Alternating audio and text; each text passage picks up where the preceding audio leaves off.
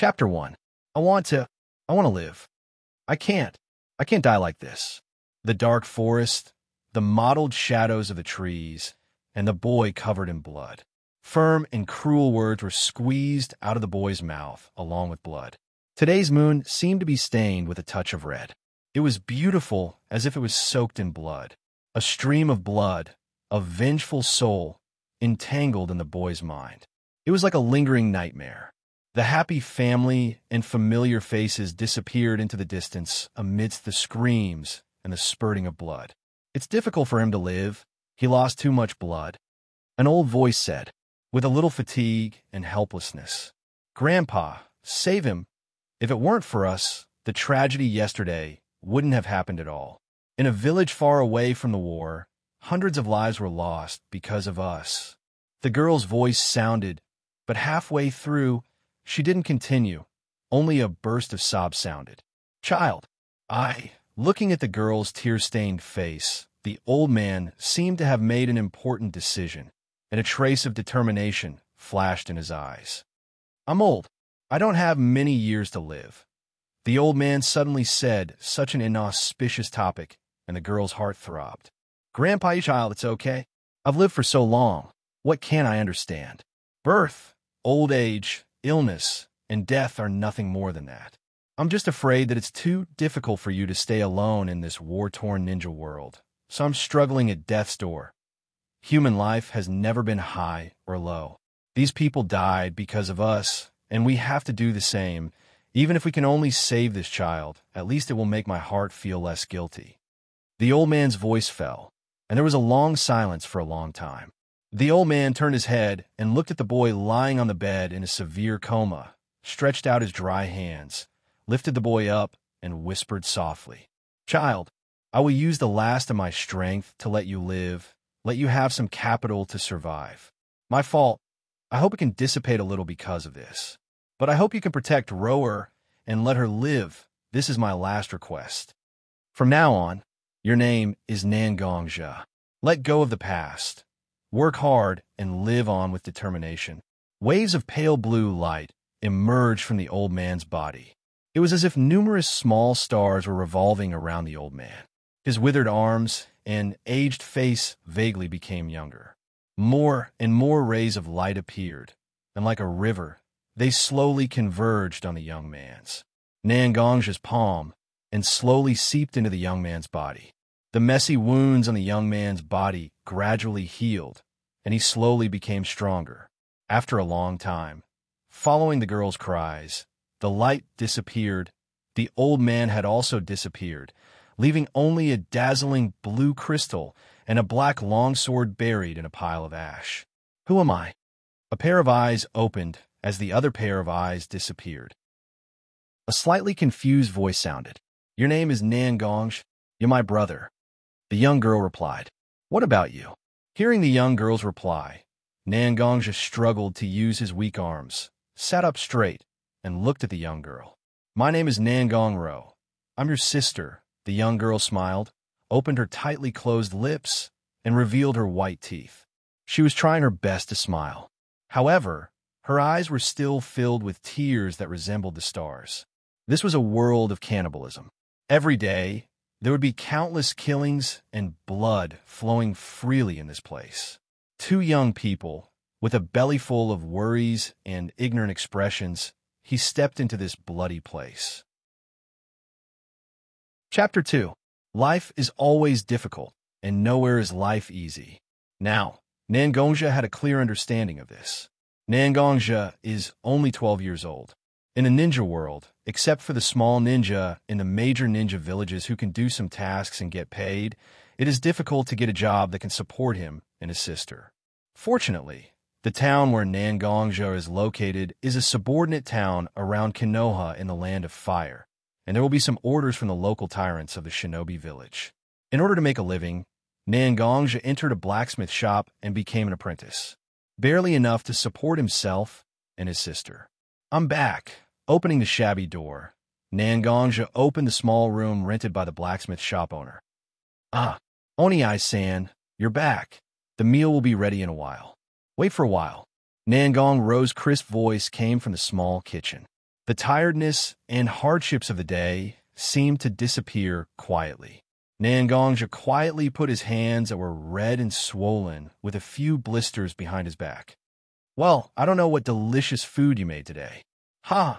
Oh, Oni-san, why are you calling me such a strange nickname again? Nangong Ro's small face looked a bit cute from the kitchen, and her slightly pouted mouth seemed to be able to hang a soy sauce bottle. What's wrong? Is meaty not good? Don't you want to eat meaty every day? Nangongja said with a bit of banter, half jokingly. Oni-san, Nangong Ro looked at her brother. Her nose was slightly sour, and a few tears filled her small eyes. Ro, don't be angry. I won't call you meaty, okay? Nangongja panicked when he saw that his sister was about to cry. He took a few steps forward and gently hugged Nangong Ro. Then, he placed his right hand on Nangong Ro's head and gently stroked it. No, brother. I'm not unhappy because you call me by my nickname. I was just wondering when we'll be able to live a better life. Nangong Ro was only 10 years old this year, and the heavy burden of life was already on her small shoulders. This kind of burden created too much pressure for the little girl. Don't worry, I can slowly use the power that grandfather left for me. Otherwise, I wouldn't have been able to find work at the blacksmith shop. When Big Brother becomes stronger, we can apply to go to Woodleaf and become official villagers. Even if it's just Woodleaf's minimum living allowance, we don't have to live so bitterly anymore. Everything will be fine. Everything will be fine. Everyone knows that there are 5 major countries in the ninja world, and each country has a powerful ninja village. But a ninja village has tens of thousands of people, and 80% of them are professional ninjas, not engaged in production. So where does the food come from? Where does the drink come from? Where do all kinds of daily necessities come from? Every ninja village has many subordinate towns that provide these things to the ninja village. Nangongja is in such a town with no name, only a number, 12th town. Well, I believe in Big Brother. Big Brother will definitely become an official villager of Woodleaf. Nangong Ro nodded her little head vigorously. With a firm gaze, she gently wiped some tears from the corner of her eyes with her small hands. Okay, get up. Let's go eat. Nangongja gently helped Nangong Ro to sit in front of the small table, and he went to the kitchen to get food. There was miso soup, a few leaves, a small plate of pickles, and a bowl of rice. However, the 2 children ate with relish. With joy after a full meal, the 2 children hugged each other and fell asleep under a slightly thin quilt. Oh, you came. Early in the morning, before the sun came out, Nangongja went to the blacksmith shop and began to prepare for the day's work. One by one, the farm tools were neatly moved out by Nangongja's thin body. The shopkeeper uncle came out from the backyard with sleepy eyes and yawned. Well, uncle, I also brought some breakfast. Let's eat together. The uncle was in his 40s, and he still lived alone. He didn't see the uncle's wife or children, nor did he see the uncle's relatives. But occasionally when he saw the uncle in a daze, there was a bit of vicissitudes in his eyes. Nangongja didn't ask about these things. Really? That's great. Xiao Ro's craftsmanship is great. I don't know which young man will be lucky enough to marry Xiao Ro. Looking at the simple but somewhat warm breakfast, the uncle opened his big mouth and said with a bit of alcohol, Ro is still young. Let's talk about it later, oh? What? You're still so young, but you already know how to protect your sister. You have the potential to be a Siscon. Xiaoxia. Uncle. Facing the uncle's teasing, Nangongja called out with a bit of a blush. Okay. I won't joke with you. Today, I received an order from Woodleaf to make a batch of shurikens. Let's go. We'll be busy for a while. The uncle gently patted Nangongja's head. Then, his rough hand rubbed Nangongja's hair into a bird's nest. Woodleaf ordered weapons from us. They entrusted us with this kind of thing. Are they going to war? Nangongja looked at the uncle with a bit of hidden sadness in his eyes. The uncle had lived for a long time, so how could Nangongja not notice the sadness in his eyes? It's okay. We're very close to Woodleaf. They won't fight here. Don't worry. Even if the situation is bad, Woodleaf will arrange for us to go to a fallout shelter. Okay, I know. Uncle. Didn't I already tell you my name? Why do you keep calling me uncle? Am I that old? You have a head of white hair, but you still say you're young. It's good enough to call you uncle. Oh, you little brat. Are you itching for a beating? The uncle used his thumb to drill Nangong's temple. Nangong could only beg for mercy. In the blacksmith shop, there began to be clanking sounds and waves of heat. Life was like this day after day. Boring, tiring. But this was Nangong's most beautiful memory. Compared to the bloody storm that followed, wasn't this calmness also a precious treasure? But Nangong didn't understand this. He only wanted to sharpen his head and enter with Leaf that magnificent door. Chapter 3. As the days passed, Nangong also welcomed a long-awaited rest day. Originally, the concept of rest days didn't exist in the blacksmith shop, but the value of a batch of wood leaf orders was self-evident. The boss uncle waved his hand and gave himself and Nangong a half-month-long holiday, wanting to let him rest for a few days. Nangong's hard work every day was seen by the uncle. It was indeed not easy for a young boy to bear the burden of his and his sister's life.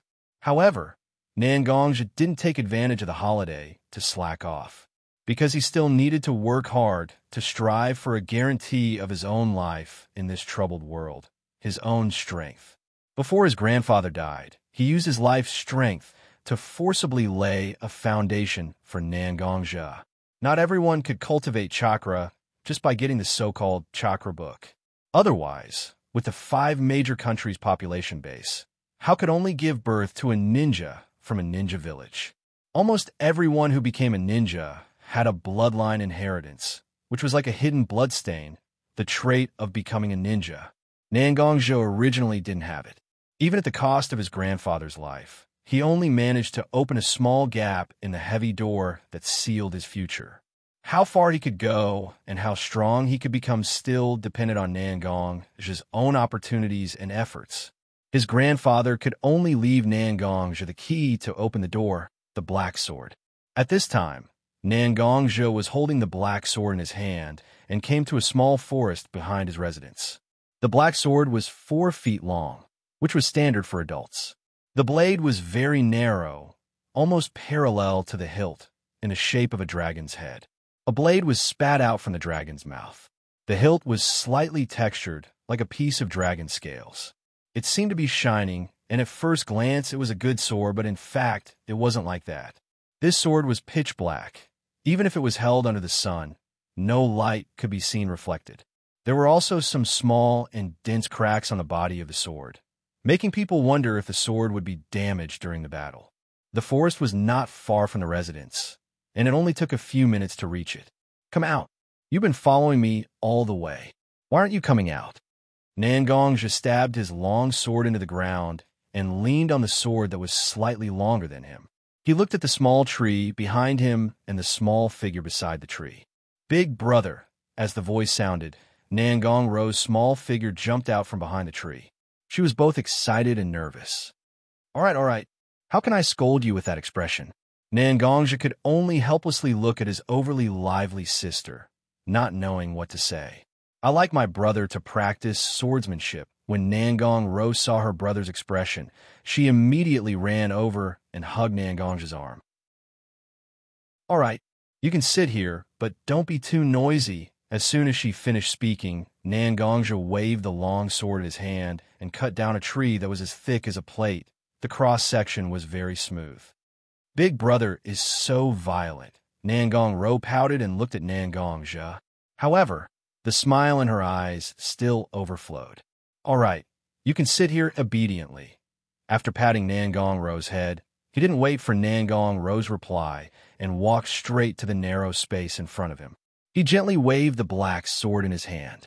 At first, his movements were very slow, so slow that it seemed like the swordsman was very tired. Perhaps in the next second, the long sword would fly out of his hand, and the swordsman would fall asleep. Once, twice, thrice, the sword became faster and faster. The black sword that originally didn't reflect light left a trail of sword marks under the effect of the speed. Intertwined, spread, and painted, the sword no longer looked like a sword, but more like a brush. Sometimes it was rough, sometimes it was light, and sometimes it was swift and fierce.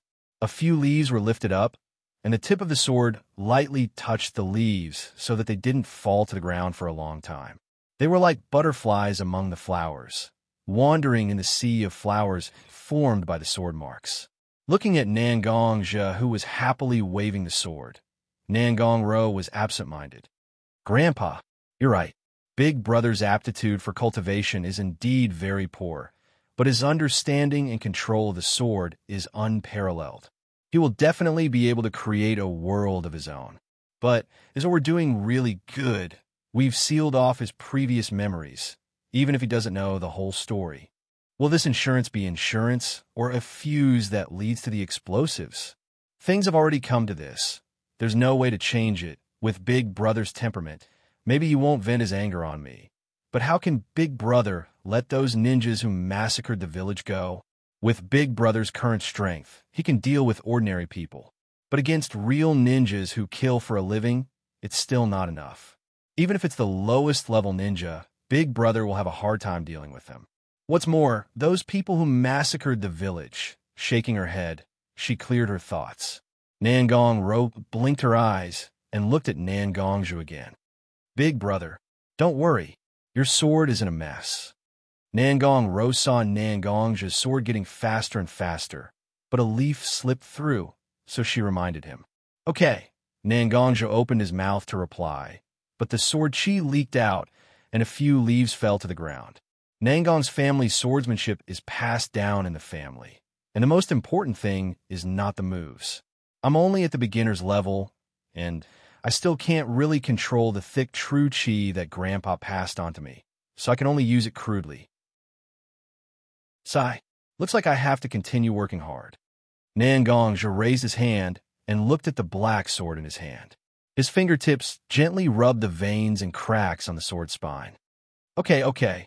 Grandpa took 3 years to reach the beginner's level, but Big Brother, you've only started for 3 months. What's there to be anxious about? Let's go home. I'll cook something good for you. Today, the aunt next door came over and brought some beef. She said she bought too much and asked us to share the burden. How is it? Are you happy? We have meat to eat." Ro looked at Xianxia's gloomy face and comforted him, changing the topic. "Is that so? The aunt next door is not doing well either. Her husband died in the war, and she's alone with her child. Ro, when we go back, take some money and buy some necessities for the aunt next door." "We can't take advantage of the aunt." "Got it." Xianxia raised his hand and held Ro's small hand. He put his sword behind his back and said, "Got it. Big Brother is so long-winded. How can I not know about these things? Stop nagging here. I'll go back and make you some beef stew." After saying that, Ro skipped to the front. Looking at Ro's small back, Xiaxia's eyes wavered. "How can I not be anxious? I just want you to live happily." Live. Chapter 4. For Xianxia, 15 days passed by too quickly. In order to avoid unnecessary trouble during the day, he would meditate at home, think about the way of the sword, and train his inner strength.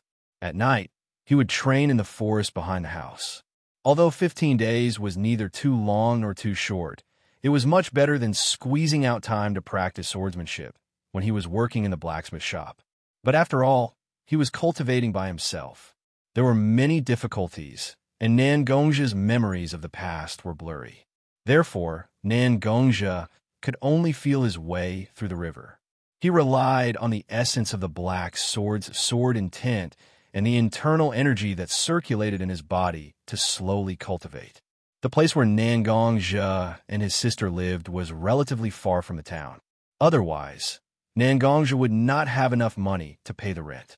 Therefore, every time Xianxia went to the blacksmith shop to work, he had to wake up early. However, unlike before, Ro insisted on going to the blacksmith shop with her brother on the first day of work. Xianxia could not withstand his sister's verbal bombardment. He could only awkwardly hold his sister's hand and go to the blacksmith shop. It's over. I'm going to be laughed at by that uncle. He always said that I have a sister complex. Now that he's like this, I don't know how long he's going to tease me." Xianxia turned his head slightly and muttered, Nangong Ro saw Nangong's expression and could not help but hold Nangong's hand tightly. Why? You're muttering. You must be up to no good. If you don't want to, I'll come with you. Can't you be a little proud with such a cute sister? Umph. Nangongja heard his sister's words and felt even more awkward. When did my sister awaken this attribute? Why didn't I notice it at all? How can that be, right? How proud can my sister be with me? All right, don't be angry. We're almost at Big Brother's workplace. Nangongja subconsciously felt that if he didn't go and laugh along, the consequences would be extremely miserable. He could only throw away his face and flatter him. Umph. Big Brother is a liar. Forget it. I'll give you some face. For some reason, Nangong Ro's little face was slowly covered with a layer of pink, bright and warm. Accompanied by the slight mist and soft morning light, it formed a beautiful picture. Nangongja could not help but stare blankly. Seeing her brother like this, Nangong Ro became even more embarrassed. She forcefully pulled Nangongja's arm. Let's go, what are you doing? Nangongja finally woke up from his stupor. A sense of guilt welled up in his heart. After all, Nangong Ro was his sister, but could it be that he was really a siscon? Nangongja patted his face with both hands in an attempt to wake himself up. Finally, he walked into the blacksmith shop. Oh, little Zhe, you're here. The uncle happened to be sitting in the main hall of the blacksmith shop. When he saw Nangongja walk in, he suddenly saw Nangong Ro standing behind Nangongja. Little Zhe, you see, I said, without waiting for the boss to finish speaking. Nangongja quickly covered the uncle's mouth and pulled him to the back hall. As he pulled, he called for his sister to rest in the main hall. Nangongja pulled the boss to the back, and, as expected, the boss began to talk about how Nangongja's siscon had awakened. However, Nangongja didn't hear a single word. He was only looking at the items on the table in the back hall. The boss finally realized that his words didn't have the effect that he had imagined, so he stopped. He followed Nangongja's line of sight and saw the items on the table. Little Zhe, let me talk to you about something serious. Oh, uncle, do you still have something serious to say? Hey. Even though we're close, I'll sue you for slander. Uncle, where did you learn this from? I don't know, I unknowingly. Wait, why did the topic change again? Don't open your mouth, don't speak. I know you're going to complain again. Let me finish first. Nangongja and the uncle always talk like this. However, when he saw the serious expression on the uncle's face, Nangongja knew that he couldn't continue messing around. He nodded slightly to show that he understood. Okay, let's talk about something serious. Little Zhe, I've seen your efforts all this time. Not only your performance in the blacksmith shop, but also your sword practice in the small forest behind the house at night. Don't look so scared. After all, I'm the one who found the house for you, so I know some things. I know that, little Zhe. You're working so hard to become an official villager in Woodleaf. You and your sister have a hard life, so becoming an official villager is naturally a good thing. That's why I want to help you. As he spoke, he picked up the things on the table and took out an envelope from his pocket. I made this gauntlet for you. I've observed your swordsmanship. Considering that the official 4-foot sword is a bit too long for you, I made this gauntlet for you. It's better than wearing a piece of tattered cloth or leather when you practice swordsmanship, right? This letter is my recommendation letter for you. Uncle, although I'm not a ninja, I'm actually from a ninja family. Uncle's family is considered a respectable family. Take my letter, and I'm sure that the people in the family will give me face and arrange for you to join with Leaf. I don't have any children, so I'm very happy with the two of you accompanying me. But I know in my heart that your future doesn't lie here. You can go even further. Let's go. Let's go to the front hall. Xiao Ro is still waiting there. Nangongja was dumbfounded by Uncle Blacksmith's words. Nangongja thought that he had hidden it well, but Uncle Blacksmith had found out everything about him. Although it didn't affect him much, the impact was still too great. Uncle Blacksmith suddenly turned around and looked at Nangongja, who was still standing there in a daze, and grinned. All right, you keep calling me Uncle Blacksmith. Do you still remember my name? Yes, I definitely don't remember. Uncle Blacksmith, my surname is Chimu. After a long time, perhaps Uncle Blacksmith had already gone to the front hall to take care of his sister, Xianxia finally came back to his senses. He hugged the slightly cold gauntlet in his arms, and an inexplicable feeling lingered in his heart. Uncle Blacksmith's kindness to him came from the bottom of his heart, and there was no ulterior motive. This feeling made Xianxia feel exceptionally warm. But Xianxia had a bigger goal than becoming a blacksmith for the rest of his life. There was no solution to this problem. Chapter 5. After receiving the recommendation letter and gauntlet from Hitaki's uncle, Xianxia was still in a trance. For a 12-year-old Xianxia, no matter how mature and steady he was still a child after all. Such a large amount of information was like a huge wave in the sea, and it almost overwhelmed Xianxia. Hitaki family. How many people in the ninja world didn't remember this family?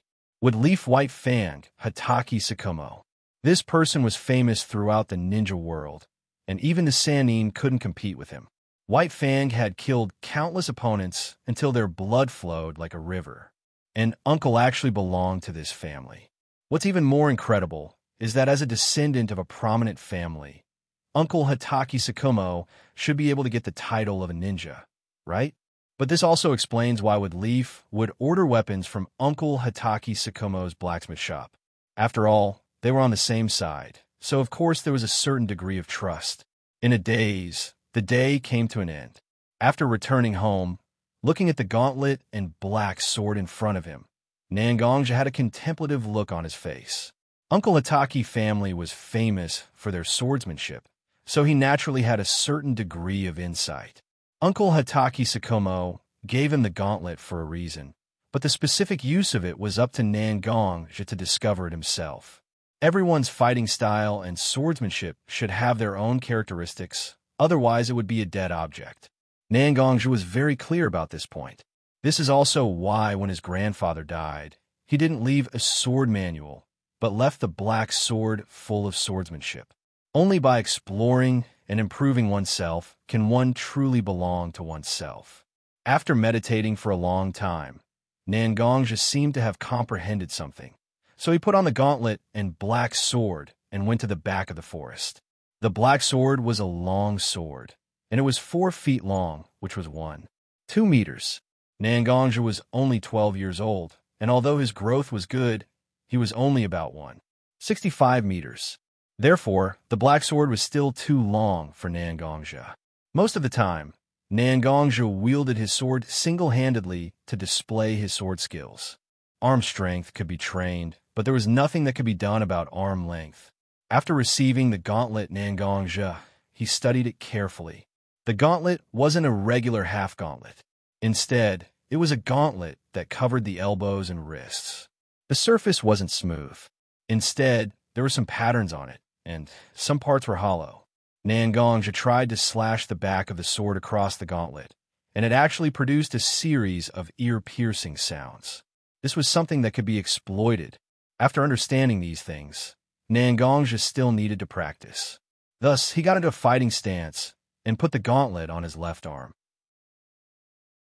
He held the sword in his right hand and pressed the blade against the gauntlet. At first, the sound was ear-piercing. Not to mention affecting the enemy, it affected the user first. However, as he practiced again and again, Xianxia slowly began to feel something. The sound of the blade rubbing against the gauntlet slowly became different. The sound, along with his breathing and heartbeat, formed a different kind of harmony. His movements became more and more coherent, and the sword mark became more and more piercing. The black sword's sword intent was stirred up, and it emitted a faint light. At this time, Xianxia began to try to transfer his internal energy into the black sword and the gauntlet. There was almost no resistance, and the edge of the black sword became a blade made of internal energy. Success! Xianxia's face was filled with joy. On a tree on the edge of the open space, Hitaki's uncle was watching with a stunned expression. This kid is really a genius. He's even more talented than Sakumo. He can change his sword path according to the changes in his equipment in just one day. It seems that I made the right choice in recommending him. The Hitaki family is now in a period of shortage. Sakumo is really strong, but the next generation is still not enough. Although Kakashi's performance is not bad, his talent in swordsmanship is not as good as Sakomo's. He can't really bear the burden of the family. Je joined the Wood Leaf family with my recommendation letter. Although he is not an official member of the Hitaki family, he is still close to the Hitaki family. Je, don't blame Uncle. Although Uncle and the old guys in the family are not on good terms, it is still my family. If there's a chance to help, naturally I will help. Uncle's eyes flickered for a while, then he shook his ankle and skillfully displayed his strength. He shuttled through the forest like a light swan, and his figure soon disappeared. Uncle.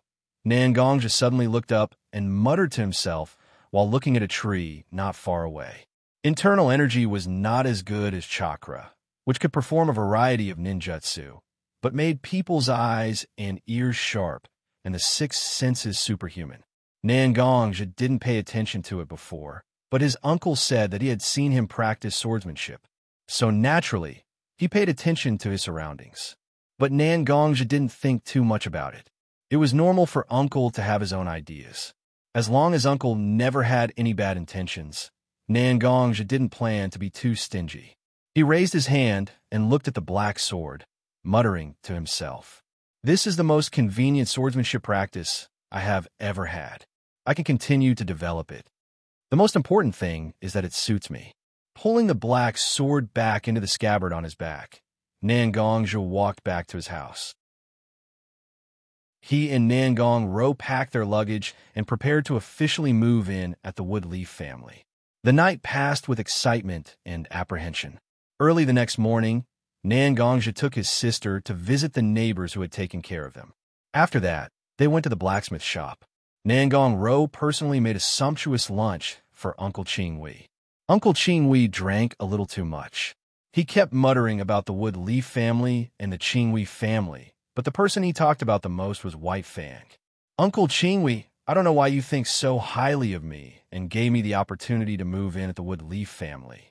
But Nangongjia will remember this favor. If Uncle Qingwei needs any help in the future, I will definitely come and help you." Nangongjia helped Uncle Qingwei to the bedroom at the back and looked at Uncle Qingwei, who was sleeping on the bed. His firm tone and serious eyes didn't show any signs of deceit.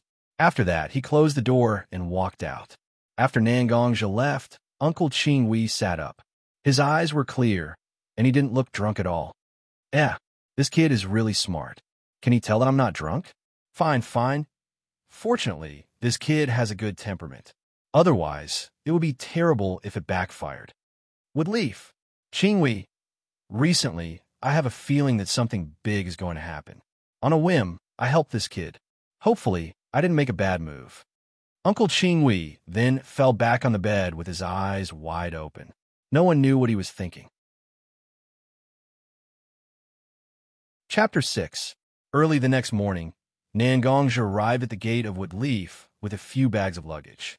Perhaps it was too early when he arrived. The gate of Woodleaf was not open yet. The magnificent gate was accompanied by the light mist of the morning, exuding a little hazy and mysterious. The red gate exuded an inexplicable feeling of iron and blood. The emblem of Woodleaf Ninja Village shone in the morning light, as if illuminating the path of hope for everyone who came here. This is the place where I'm going to start living. Very good. Then come. With the creaking sound of the door opening, the entire Woodleaf came into Nangongjia's eyes. The magnificent shadow rock, the tall buildings, and the ninjas with forehead protectors walking around. He gently took his sister's hand and walked to the gate of Woodleaf. "Hello, I'm Nangongjia, recommended by Uncle Itaki of the 12 Towns Blacksmith Shop. This is the document. Please take a look." Nangongjia walked in front of the ninja and handed over the recommendation letter and some other life documents. The ninja took it and muttered to himself, That's right. Itaki, that's strange. They almost never use the recommendation. Is this kid so powerful that he can be recommended by Hitaki?" He didn't pay attention to Nangongjia's reaction and turned around to start the relevant registration. With a bit of expectation and anxiety, Nangongjia slowly waited for the formalities to be completed. "Hey, Tanaka-kun, are you on duty today?" Thank you for your hard work. Suddenly a clear voice came from behind. The gate ninja, Tanaka, turned his head and respectfully saluted. Watergate, Sama, welcome back to the village. Oh, don't be so formal, Tanaka-kun. We're still classmates, so it's fine to be casual. The blond man scratched the back of his head and said a little awkwardly, No, Watergate, Sama's contribution to Woodleaf is worthy of my respect. Tanaka-kun sure is serious? Who is this child?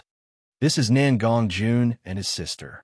They were recommended by Lord Chimu of 12 Towns and want to officially join Woodleaf Village. As soon as he finished speaking, a childish voice sounded. Ah, Kakashi. He was recommended by your family. Do you know him? Or is he? Hey. Before he could finish his sentence, the teenager began to smile in a wretched manner. Although he did not say it clearly, his teammates, who had known him for a long time, knew what he meant. He did not care that Nangongja had used the Hitaki family's connections. I don't know, a cool-looking, white-haired young man replied, but his hand was already slowly reaching for the dagger on his back. Although I don't know the reason, Obito, are you mentally prepared to humiliate the Hitaki family? Okay. Kakashi, don't be like this. Obito was just joking, you know him. And Obito, it's very rude of you to say that. Hurry up and apologize. A girl saw the tense atmosphere and knew something was wrong. She quickly came up to dissuade Kakashi and angrily looked at Obito and asked him to apologize. Rin, seeing that Rin was not on his side, Obito's brain began to go crazy again. This person obviously did not practice chakra, but he was still recommended by the Hitaki family. What else could it be? Did I say something wrong? Obito raised his voice to prove that what he said was right. To join Woodleaf, especially to become an official villager, one first had to prove one's innocence and then test one's strength. It was difficult for people without strength to join Woodleaf unless they had someone behind them. Nangongja was indeed in a disadvantageous position in this regard. This ninja? You can't judge a book by its cover. Judging a person's strength based on whether or not they practice chakra is one-sided. Is this the attitude of a Woodleaf ninja? Nangongja looked at Obito, who was so excited that his face was red, and retorted, You bastard! Looking at Nangongja's attitude, Obito immediately became angry, rolled up his sleeves, and was about to punch Nangongja to vent his anger. At this moment, the white-haired boy Kakashi stopped him. He was recommended by my family. I will deal with him. Looking at Nangongja, Kakashi continued to say, You were recommended by the elders of the family. I shouldn't say anything, but I still have to consider you. Although Obito's words are sometimes biased, there's a certain truth to them. Since you have a sword, you must also be a swordsman. We might as well have a contest, and it could be considered as a fair game. Listening to Kakashi's words, Nangongja nodded in his heart. This is the style of a ninja in Nangongja's mind. Calm, rational, and not afraid to fight. What's more, he really hasn't fought with a ninja before.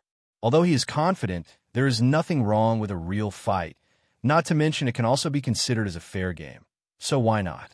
Seeing Nangongja's expression of agreement, Kakashi slowly reached his hand behind his back and pulled out his short sword. Woodleaf Chunin, Hitaki Kakashi. Woodleaf Villager, Nangongja, please.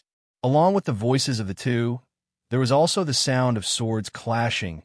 Looking at the dagger coming straight at his face, Nangongja raised his left arm's gauntlet and knocked it away.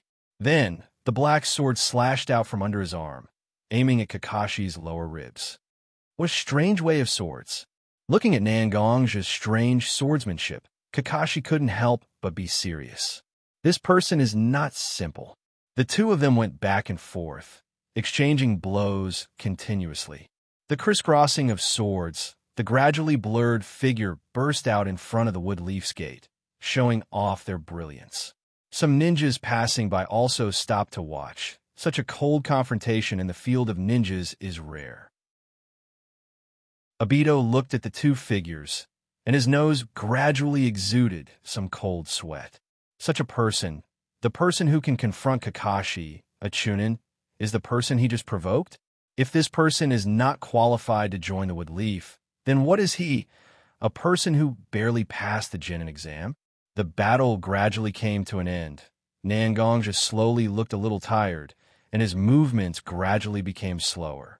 Kakashi won the advantage, and the biting cold offensive forced Nangong to retreat step by step. But the fighting spirit in his eyes didn't dissipate at all. Instead, it became more blazing. This is a ninja. This is a ninja in battle. Hot blood accumulated in his chest, and his internal force was circulating faster and faster. Fight! Fight! Fight! Not for any other reason, just for the sake of fighting. Chapter 7. Fight! Fight! Fight! If Nangong's thoughts had to be described in words, then there was only the word fight. There was nothing else. Looking at Nangong, who was immersed in the battle, Nangong Ro's eyes were in a trance. Sacrifice Heart Sutra. Pour your will, life, and even your everything into every move. There is nothing else besides this sword. Even with the guidance of the Black Sword, it is extremely difficult to enter such a state. Although I have seen my brother's talent in swordsmanship time and time again, I never thought that he would be able to reach this stage. Nangong Ro sighed in her heart. How long had it been since she had seen someone use the Sacrifice Heart Sutra? If she had not seen this strange term in the ancient books when she was young and asked her grandfather, she would not have known about the existence of such a technique. No, to be precise, the Sacrifice Heart Sutra was not a technique, but a talent and a will. Looks like I can give that sword technique to my brother. One can only learn it by sacrificing one's will. It's practically tailor-made for my brother. Without mentioning Nangong Ro's decision, Kakashi, who was fighting with Nangong, felt that the pressure he was facing was increasing. Originally, he had almost forced Nangong to the brink of defeat, but almost in the blink of an eye, Nangong's sword changed. Unlike the strange and agile sword at the beginning, Nangong's sword was accumulating a biting cold aura bit by bit. It was a kind of suppression that came from the sword. The short sword in Kakashi's hand, which was given to him by his father, was a peerless item. It had been with him for a long time, and there was a faint, strange connection between him and the short sword. The short sword also had its own feelings. This time, the short sword was transmitting fear, uneasiness, and submission to him. Sword after sword, it was like layers of huge waves coming at him. Slowly, there were one or two moves that he could not defend against due to carelessness. Bloodstains gradually began to appear on Kakashi's arms, face, thighs, and other places. Kakashi felt as if he had fallen into a pitch-black and cold quagmire. Every movement he made was met with great resistance. Finally, lightning escaped ground run. Kakashi made a hand seal and pressed his palm on the ground.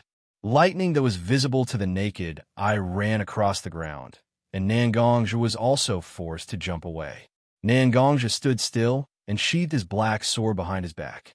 He looked at Kakashi calmly. Sensing Nangong's gaze, Kakashi slowly stood up and sheathed his dagger. Did you see that? I told you Kakashi wouldn't lose. This guy is definitely.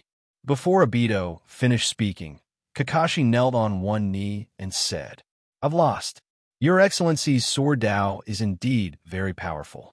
Of all the people I've met, only my father has reached such a state of mind.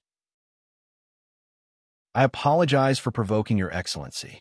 Looking at Kakashi's performance, Obito was speechless.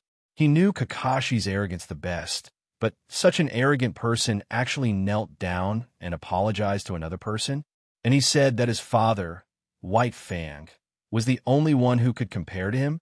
Clap, clap, clap. Suddenly there was a burst of applause. In a burst of smoke, a person wearing a haori and a bamboo hat with a big 3 written on it came out.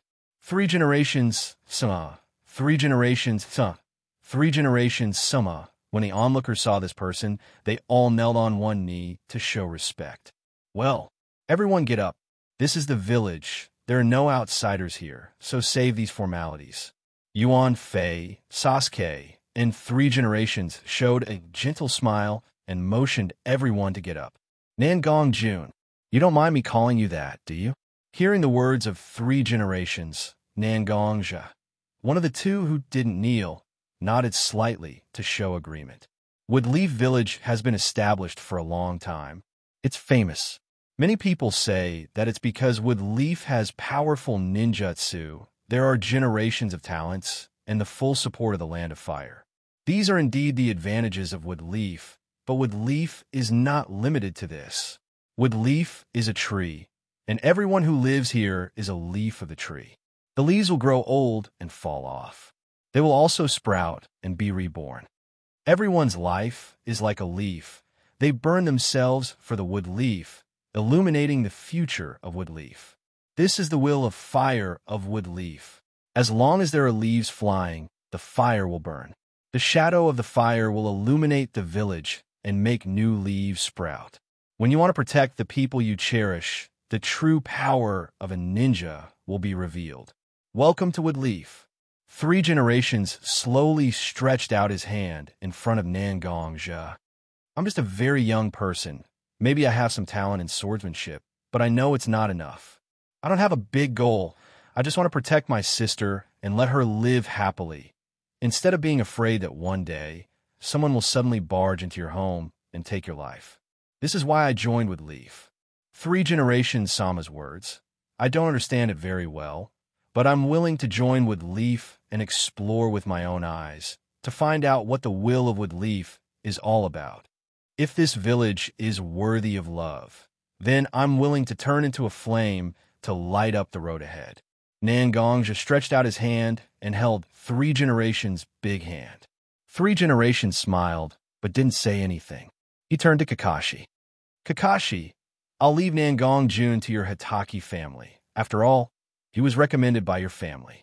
Yes, 3 generations Sama. Kakashi bowed to show that he understood. Then 3 generations Sama, my sister and I will go first. Xianxia said while holding Xianxia small hand and walked behind Kakashi, following Kakashi to the Hitaki family's residence. Goodbye, Grandpa. Xianxia waved her small hand and said with a smile. Goodbye, adorable little girl. 3 generations said to Xianxia with a smile as he took out a tobacco pipe from somewhere and took a small puff.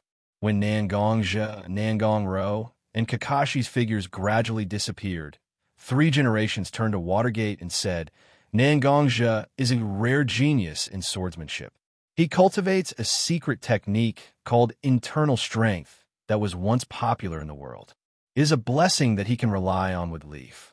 I'll have to trouble you, Watergate, to take care of the siblings. Yes, 3 generations, Sama. I understand. Then I'll go home first. After all, Xianxia is... Go. Your mission has been delayed for so long, and little Chili has been causing trouble for me. You'd better pray for yourself. Before he finished speaking, 3 generations disappeared, leaving only Watergate muttering to himself. Xianxia, that's an ancient surname. Now is not the time to think about this. Xianxia is still waiting for me. Then Watergate's figure disappeared in a flash. Chapter 8. He calmly followed behind Kakashi, holding his sister's hand and looking at the surrounding scenery. There were smiling adults, playing children, and slowly strolling ninjas. Is this Woodleaf? It's really peaceful, Xianxia said softly with his hands behind his head. Of course, the Land of Fire is the most fertile land in the ninja world, and Woodleaf is the military center of the Land of Fire.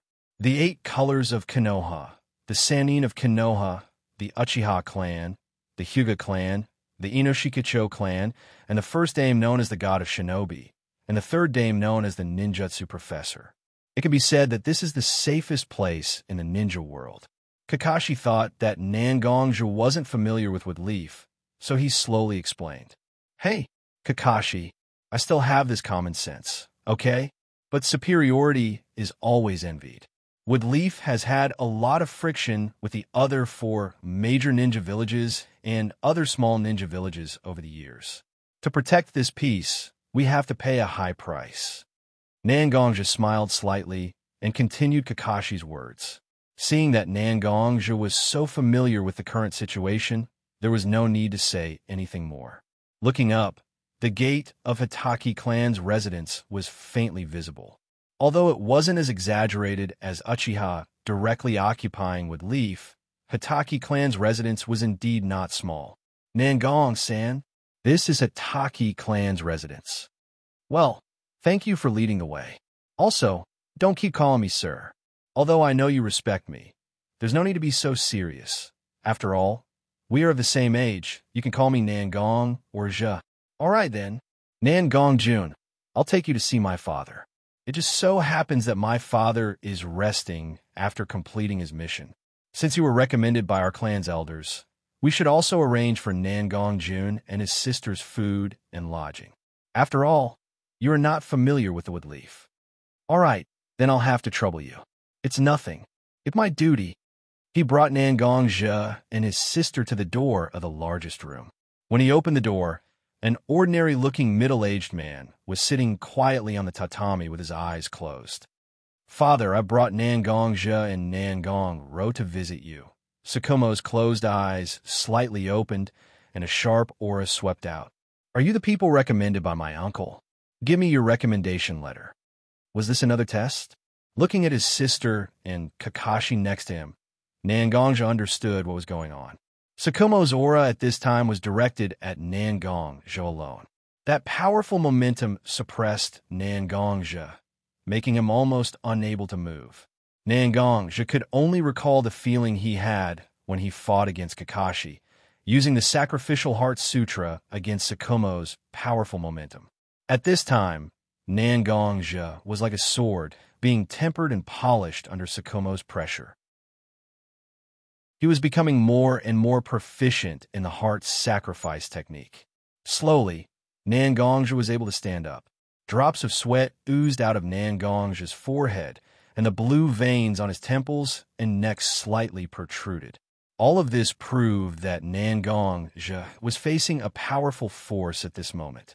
Oni-san, looking at Nangong Zhe's state at this moment, Nangong Ro was worried and wanted to get up to see what happened to Nangong Zhe, but he was stopped by Kakashi, who was next to him. It's okay. Father is just testing Nangong Jun. This is beneficial for Nangong Jun. Hearing Kakashi's explanation, Nangong Ro slowly sat down, but the worry in her eyes still lingered. 1 step, 2 steps, it was only a distance of 4 or 5 steps, but every time Nangong Zhe lifted his foot, and every time he landed, the pressure he received was indeed increasing. Originally, he was just barely coping, but under the increasing pressure, Nangong Zhe was almost powerless and was about to fall. At this time, the black sword on Nangong Zhe's back vibrated slightly, and the will of the sword slowly poured into Nangong Zhe's body. Nangong Zhe shouted. His voice was obviously very soft, but it seemed to be deafening. His whole body's muscles trembled, his body's internal force was boiling, and his bones were colliding. It was as if there were tigers and leopards living inside his body, roaring. Tiger, leopard, thunder. Bone resonance? This kid, looking at Nangong Zhe's current state, Tsukumo couldn't help but be slightly surprised. Tiger, leopard, thunder, bone resonance. This is a realm that can only be achieved by a very high degree of development of the human body. Generally, only jonins who specialize in taijutsu can achieve this. But Tsukumo has only seen one such person might die. This is the secret jutsu, internal force? I didn't expect that it could make a teenager reach the level of a jonin taijutsu ninja. Nangong Zhe finally walked in front of Tsukumo and handed the 2 envelopes in his hand to him. At the same time, Tsukumo also withdrew his momentum, and the huge pressure suddenly disappeared, and Nangong Zhe instantly fell to the ground, unconscious. Kakashi, take Nangong Jun to rest. Yes. Kakashi and Nangong Ro, whose eyes were full of tears, took Nangong Zhe out. At the same time, Tsukumo opened another thick letter written by Hitaki. After reading it once, Tsukumo seemed to want to confirm it, so he read it again and read the 20-page letter over and over again 4 times. Uncle, this kid actually has such a high evaluation from Uncle. His talent and temperament are all top grade, and his creativity and breakthrough are unprecedented. He's the one who will lead the Hitaki family to prosperity. The last person who received such an evaluation from Uncle seems to be me, right? No, even I didn't get such an evaluation from Uncle. After all, when Uncle saw my talent, he taught me the Hitaki family swordsmanship. And this Xianxia, Uncle actually thinks that teaching him Hitaki swordsmanship is a disgrace to his talent? Xianxia, where did you come from? What is your identity? This talent, this temperament is not something an orphan can have. But fortunately, Uncle's time is limited and he can't carve this unpolished jade, but I just happen to need a long rest. Let me see how incredible you are. Let's see if you live up to Uncle's final evaluation of swordsmanship miracle. With a raise of his hand, a flame was emitted, and the letter was instantly turned into ashes. Tsukumo turned around and looked at the white fang behind him. He gently pulled out the blade, and the white fang was reflected in his eyes. Tsukumo just looked at it quietly. Chapter 9. When Xianxia woke up, it was almost dusk. Kakashi had already left, and he didn't know where he went. Only Ro was still kneeling in front of Xia's pillow. Ro, I've been exhausted by all kinds of things these days, and I haven't been able to talk to you properly. I'm sorry. Oni-san, why did you call me such a strange nickname again? Looking at his sister smile, Xia's discomfort from being overloaded seemed to lessen a little. He stretched out his hand and touched his sister's head and said, "We finally arrived at Woodleaf Village and became an official villager. After that, Oni-san will apply to be a ninja and earn a lot of money so that we don't have to live a hard life." Oni-san, are you going to be a ninja? Ro was surprised. I thought we came to Woodleaf Village just to become an official villager. Why do you want to be a ninja? Ro, sometimes we have no choice. Even if I don't want to be a ninja, the 3 generations, White Fang, Kakashi, and even Uncle Hitaki in 12 Towns will force me to be a ninja. In order to quell the rumors, I had a fight with Kakashi at the gate of Woodleaf Village. I didn't know how strong Kakashi is, but after entering the village, I have been observing the younger people wearing the forehead protector. Their strength is far less than Kakashi's, which proves that Kakashi is not only a genin, but also a chunin. The fact that I broke through and defeated Kakashi may have been spread by the onlookers. This is one of the reasons to force me. At the end of the duel with Kakashi, I really didn't expect that Sandaime Hokage would appear. This hero of the shinobi world is not only a benevolent and magnanimous middle-aged man, but his decisive character is well known throughout the shinobi world. However, such a person at the gate of Woodleaf Village gave me an inspiring speech about the will of fire. On the one hand, he bribed the onlookers, but the words were also for me to hear. He hoped that I can contribute my talent to Woodleaf and become a flame that can burn for Woodleaf. This is the second reason. Finally, we came to Hitaki's house. At the very beginning, I was wondering why Uncle Chimu would recommend us to the academy. No matter how pitiful we are, no matter how good our relationship with him, he didn't need to waste the family's quota to recommend us. At the gate of Woodleaf Village's Hitaki's house, Hitaki's is his attitude. When we arrived at Hitaki, house's house, I finally understood. Here, there are targets for practicing kenjutsu everywhere. When people pass by on the street and see Kakashi, they are basically talking about how strong Hitaki's kenjutsu is. But to be honest, Kakashi's strength hasn't reached the peak that everyone praises. I originally thought that Kakashi was too young and didn't learn enough. But when I arrived at Hitaki's house, I saw that everyone, no matter men or women, old or young, high or low in strength, their kenjutsu aura is too thin. This proves that there is a problem. There is no one to inherit Hitaki's kenjutsu. When Uncle Hitaki explained to me why he recommended me, he also mentioned that my talent for kenjutsu is extremely important. Although kenjutsu and kenjutsu are different, they still have something in common. Uncle Hitaki's recommendation is a favor. If I succeed, I will naturally help Hitaki's kenjutsu. Originally, this idea was just a fantasy, and it was a bit excessive. But when I came here, Hitaki Tsukumo and Woodleaf Village's White Fang personally received me and tested my root bone. This is even more proof of this point. This is the third reason. They have a total of 3 reasons to make me a strong ninja. So how can I escape? Looking at Nangong's speech, Nangong Ro was in a trance. Oni-san, is he so smart? I can't see it usually. Hey, what are you talking about? I've always been very smart. Okay? It's just that I don't want to show my cleverness to you. This kind of scheming is for the enemy, not for the lover. Lover? Nangong Ro's face suddenly turned red. No. Oh, Looking at Nangong Ro's abnormal appearance, Nangongja was stunned and didn't know what happened. Ro, what's wrong with you? Why are you suddenly like this?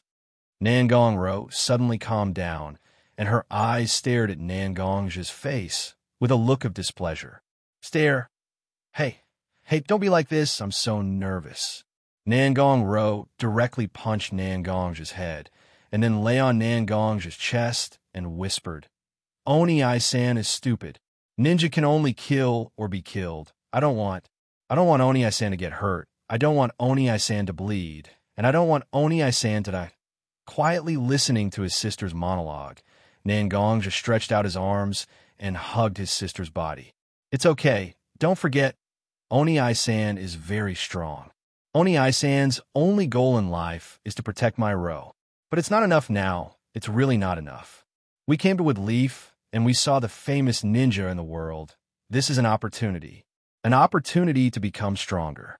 Don't worry, I will live, and I will live a better life than anyone else. Well, I know Oni-san's determination.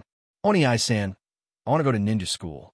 I want to be a ninja, and then I can accompany Oni-san to face the whole world. This morning, I saw Oni-san fighting alone, and when we arrived at Hitaki family, I saw Oni-san face a strong person like White Fang. I've had enough. I want to become stronger. I want one day I can also protect Oni-san. Well, I know. How can Oni-san lose to others? If you want to go, then go. Oni-san, I can't practice internal strength, but I have memorized a lot of family secrets. Today, when I saw Oni-san break through in front of Woodleaf Gate, I remembered saying I once read Sacrifice Heart Sutra. Thus, while Big Brother was sleeping, I copied down the only sword technique that I could remember, the Sacrificial Heart Sutra. I'll go get it for Oni-san. Okay, thank you for your hard work, Ro. It's nothing. I hope I can help Oni-san a little. So Nangong Ro got up, opened the door, and went out. Sacrifice Heart Sutra, swordsmanship. No matter what you hide, you are my sister. I will protect you. It doesn't matter how much I pay. Chapter 10. Not long after, Nangong Ro came in with a thick stack of paper. The ink was still wet. Brother, here.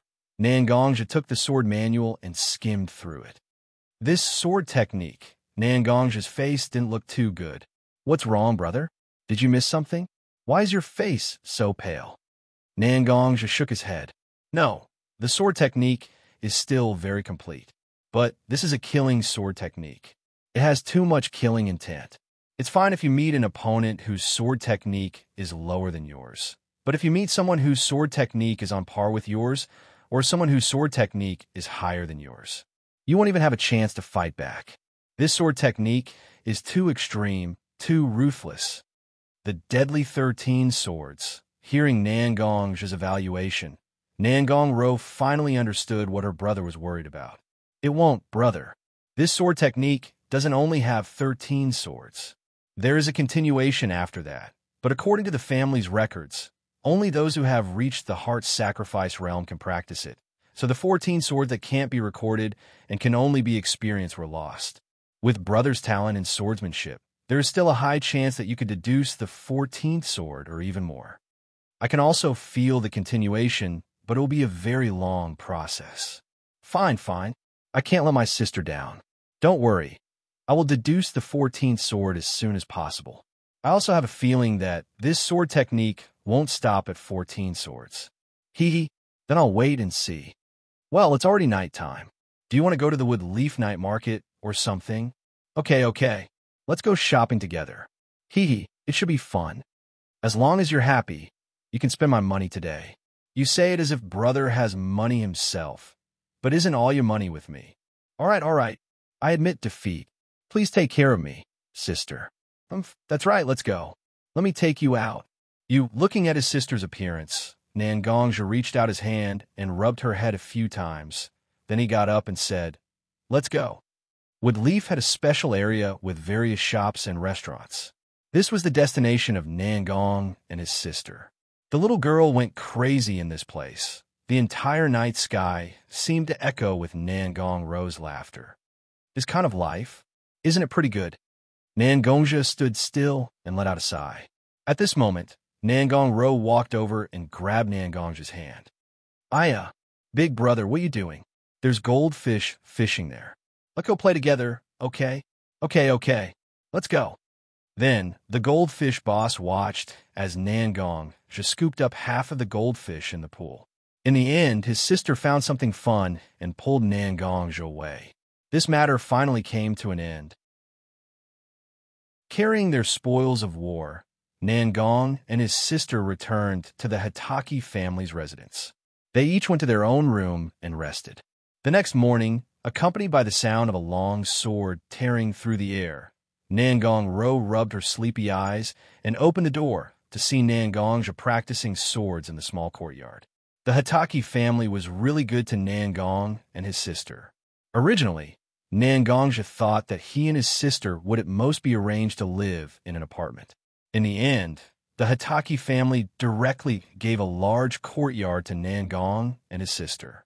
Sure enough, they were rich and powerful. Unlike in 12 towns, almost everyone in the Woodleaf village was a martial artist, so Nangongzhi could practice his swordsmanship wantonly. Therefore, this scene in the morning was created. "Brother, are you practicing Fatal 13 swords?" Looking at Nangongzhi's swordsmanship, his sister raised her doubts. "Yes, this swordsmanship is really exquisite. There are 13 moves, but each move has at least 9 variations, so there are hundreds of combinations. I was really itching to practice, so I started practicing as soon as I woke up in the morning. Why, did I disturb you?" No. I can see brother practicing swordsmanship in the morning. It feels very warm. Is that so? That's good. Well, brother, you practice first. I'll prepare breakfast. Good. By the way, I want to say hello to Tsukumo-san this morning. You can go to the Ninja Academy to study. In a while, I'll send you to school, and then I'll go to the Ninja Certification Agency to register as a ninja. Big brother, we made a promise last night. You have to stay alive. Don't worry, brother will never leave you alone. Nangong Ro didn't say anything. She just looked at Nangong just standing in the yard, then turned and went to the kitchen to get busy. Seeing his sister leave, Nangongzhi also started practicing swordsmanship again. Breakfast was soon ready, and the Hitaki family prepared a lot of daily necessities and ingredients for Nangong and his sister. As a result, Nangongzhi and his sister had a very rich breakfast, and when they went out, they all had round bellies. Holding his sister's hand, they finally went to the Ninja Academy. After going through the relevant procedures, Nangongzhi also turned and went to the Ninja Certification Agency. This agency was in the Hokage office building. When he opened the door, Nangongzhi was stunned because Hitaki uncle, Tsukumo, and Sandame were sitting in a row of benches, looking at Nangongzhi. "Wow, what a big scene. I didn't expect so many people to come." Sandame smiled. "This time, the foreign villager Nangongzhi's ninja certification will be carried out by me, White Fang, and Makoto Hitaki. Generally speaking, Konoha doesn't allow people like you who don't know much about their background to join Konoha. But this time, Nangongzhi officially joined the Woodleaf with Hitaki Tsukumo and Woodleaf Tokubetsu joining Makoto Hitaki as guarantors. Nangongzhi, in fact, with your intelligence, you should know what the Hitaki family and I are planning. It is indeed a wise decision for you to take the initiative to apply for certification. Nangongzhi stiffly pulled the corner of his mouth. Weren't these words a little too straightforward? However, considering that he was just a nobody, he didn't have much emotional fluctuation. As soon as Sandame-sama finished his words, Hitaki Makoto, who was also Uncle Hitaki of 12 Towns, stood up and started to read a document. It was the investigation of Nangong-zha by the Wood Leaf, Umbu, and Makoto Hitaki. All kinds of official words were nothing new. In general, although Nangong-zha's background was hidden, the Wood Leaf was willing to accept Nangong-zha and his sister to join the Wood Leaf and grant Nangong-zha a Chunin identity. Then Nangong-zha stepped forward to sign, received the ninja headband and the Chunin vest, and went out. Only the third-generation head and the two people from the Hitaki clan were left talking about something. Chapter 11. Out of the door of the Hokage office building, Nangong-zha's heart did not have any excessive fluctuations. He just slowly walked to the door of a clothing store on the shopping street. When he went out with his sister last night, he saw this store, and his sister pulled Nangong-zha in. She said, "You're going to be a ninja. How can you wear such rough clothes like now?" Unable to refuse his sister's kindness, Nangong-zha went in to measure the size and paid some deposit. The store owner said that the clothes would be ready the next day. Nangong-zha thought that since his sister was in the ninja academy, he would take it with him. When he opened the door of the clothing store, a girl greeted him, and when she saw Nangong-zha, she recognized him for a moment. "Ah, you're here, but you may have to wait for a while. You're a bit early, child. Wait for a while." It's okay. I'm going to register as a ninja today, so I'll come take a look." "Register as a ninja? Are you a ninja from outside the village? It's already past the time to graduate from the ninja academy."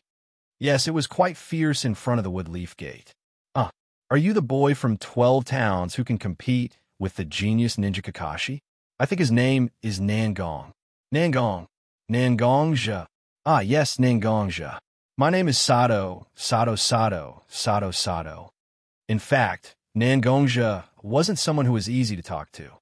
However, the girl in front of him, her pink hair and cheerful voice had unknowingly infected Nangong-zha. Thus, the two of them slowly began to chat. "Sato, don't be so polite, just call me Sato." This, Nangong-zha, who was about to say something, saw Sato's face and could only quickly change his words.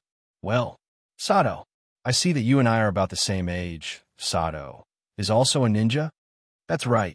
I'm not a ninja because my family doesn't agree with me being a ninja, so I've been helping at home." "That's good. Ninja's profession is too risky. In fact, there were ninjas in our family before, but they didn't achieve much, and then they opened a clothing store in Konoha. It's barely enough to make a living. When I was in 12 towns, I also helped out at the blacksmith shop, so I know a lot about what life is like." I thought you were a ninja family. Otherwise, how can you be so powerful?" "Haha." Nangong-zha smiled gently, but the bitterness and vicissitudes of life in his eyes were something that even Yichue could understand. "I'm sorry. I said. It's okay, it's all. In fact, the days there were days was. By the way, do you still remember the girl who came with me yesterday?" "Why? Is she your girlfriend?" "Sato is Sato, make-made Sato." "How could that be? That's my sister. Yesterday, she insisted on making a new dress for me before she came here. I was wondering if I should make a dress for her too, so I wanted to ask if you still remember her size." So it's Sister-chan." "Hey, that's a strange way to address me." "Hee. Clothes for your sister's age are quite easy to make. I looked at it yesterday and remember the size. You can see the style later, and I can make it." "Well, but I don't have enough money for the time being, so I can't pay the full amount. I'll give you a deposit first, and then I'll come back to get the clothes after I finish the task." "No problem. It can be like that." A woman's voice came from the back hall. "Sato, the clothes are ready. Let the guest try it." "Okay, I know, Mom." Sato turned to look at Nangong-zha. "It seems that your clothes are ready. I'll go get it for you." She didn't wait for Nangong-zha's response and turned to leave. A moment later, a tray with a few clothes and a pair of shoes was brought out by Sato. "Here are your clothes. Go try them on. The shoes are a gift from me. Is it that good?" Nangong-zha smiled and went to get the clothes without saying anything. After a series of rustling sounds, Nangong-zha came out wearing the new clothes. It was a black robe with a red lining, and there were some gold embroidered patterns on the hem, cuffs, and lapels of the robe. The left arm of the robe was a mid-sleeve, which could be fitted with Nangong-zha's gauntlet. Inside the robe was a standard ninja undergarment with steel wires, a pair of crop pants, and a pair of tall ninja boots. Nangongja rubbed his long hair and looked at Sato. "How is it? His clothes?" Sato was a little distracted, so Nangongja asked again. Sato finally reacted. "Well, it's pretty good, pretty good. Your sister has good taste. She picked a style that suits you." He. When it came to his sister, Nangongja had a silly look on his face. Seeing this scene, Sato couldn't help but say, "Damn Siscon." Nangongja had a constipated look on his face. "So, I can't escape this title?" Hee. In exchange, Sato just chuckled. After that, Nangongja awkwardly picked a Cheongsam-like ninja outfit for his sister under Sato's disdain. After paying the rest and the deposit, Nangongja was ready to go out. "Going to pick up your sister?" "Damn Siscon. Although I want to refute you, I really have to go pick up my sister." The ninja school wasn't a school with full-day classes. Basically, there were only classes in the morning, and the afternoon was reserved for self-study and self-training. After all, there were many families in the Wood Leaf region that had their own secret techniques. That was the foundation of the family's children, and the ninja school couldn't teach that. The morning of ninja registration and picking up clothes from the ready-made clothing store passed quickly. Remember to come and chat with me when you have time. Working in a ready-made clothing store is super boring. Okay. I got it. I'll bring my sister when I'm free. You said you're not a Siscon, but you're a Siscon to your bones. Nangongja didn't know what to say after being ridiculed like this, so he could only walk out of the store slowly. Seeing Nangongja's embarrassed look, Sato chuckled and went back to the store to get busy. Standing in front of the ninja school's gate, Nangongja looked at the parents waiting for their children, and he felt slightly uncomfortable. Parents? What do my parents look like? Nangongja had a lot of vague memories, including his childhood and parents. They were vague, like looking at flowers in a fog, and he couldn't see them clearly at all. "Oni-san," a voice rang out, pulling Nangongja back to reality. Nangongro was running towards Nangongja. Nangongja also opened his arms and gently caught Nangongro. "Let's go, Ro. Let's go home." "Okay, let's go home." Chapter 12.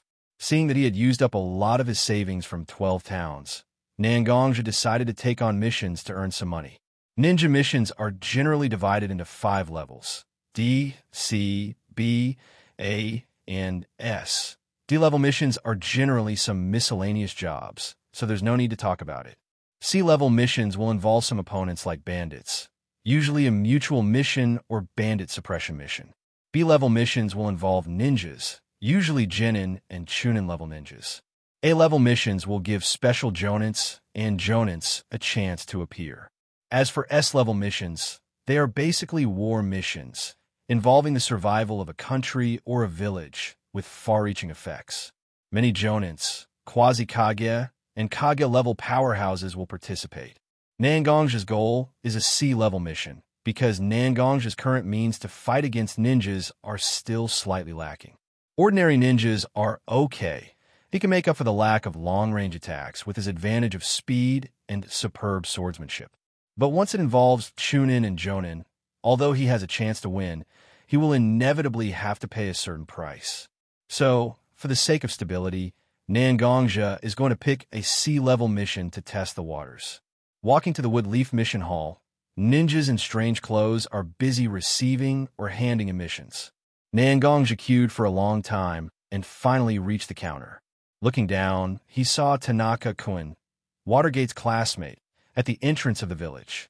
When Tanaka-kun saw Nangongja, he was also stunned, but then he reacted. He asked in a formulaic way, "Name?" "Nangongja." "Level?" "Chunin." "Chunin." When Nangongja said that, Tanaka-kun was also shocked and couldn't help but exclaim. A 12-year-old Chunin, for most ninjas, is a genius level. The ninjas in the hall also turned to look at Nangongja with a curious face. Some of them might have seen the battle between Nangongja and Kakashi at the entrance of the village, so they started to explain it to those who did not know. Well, Nangongja could be considered to be very famous now. Sorry. I lost my composure. It's nothing. Do I have a lot of tolerance at my age? Generally speaking, people who become Chunin are 20 years old or even older. Many people have limited aptitude and can only stop here for the rest of their lives. The minimum requirement to become a Jonin is to have the strength of a Chunin before the age of 18. As for you, it's not impossible to become a Chunin at the age of 12. Take the White Fang's son, Hatake Kakashi, for example. He was a genius Chunin at the age of 6. I heard that he's almost at the threshold of Jonin. This is also the reason why you were the center of attention after your battle with him. Seeing Tanaka taking care of him and explaining so many things to him, Nangongja thanked him.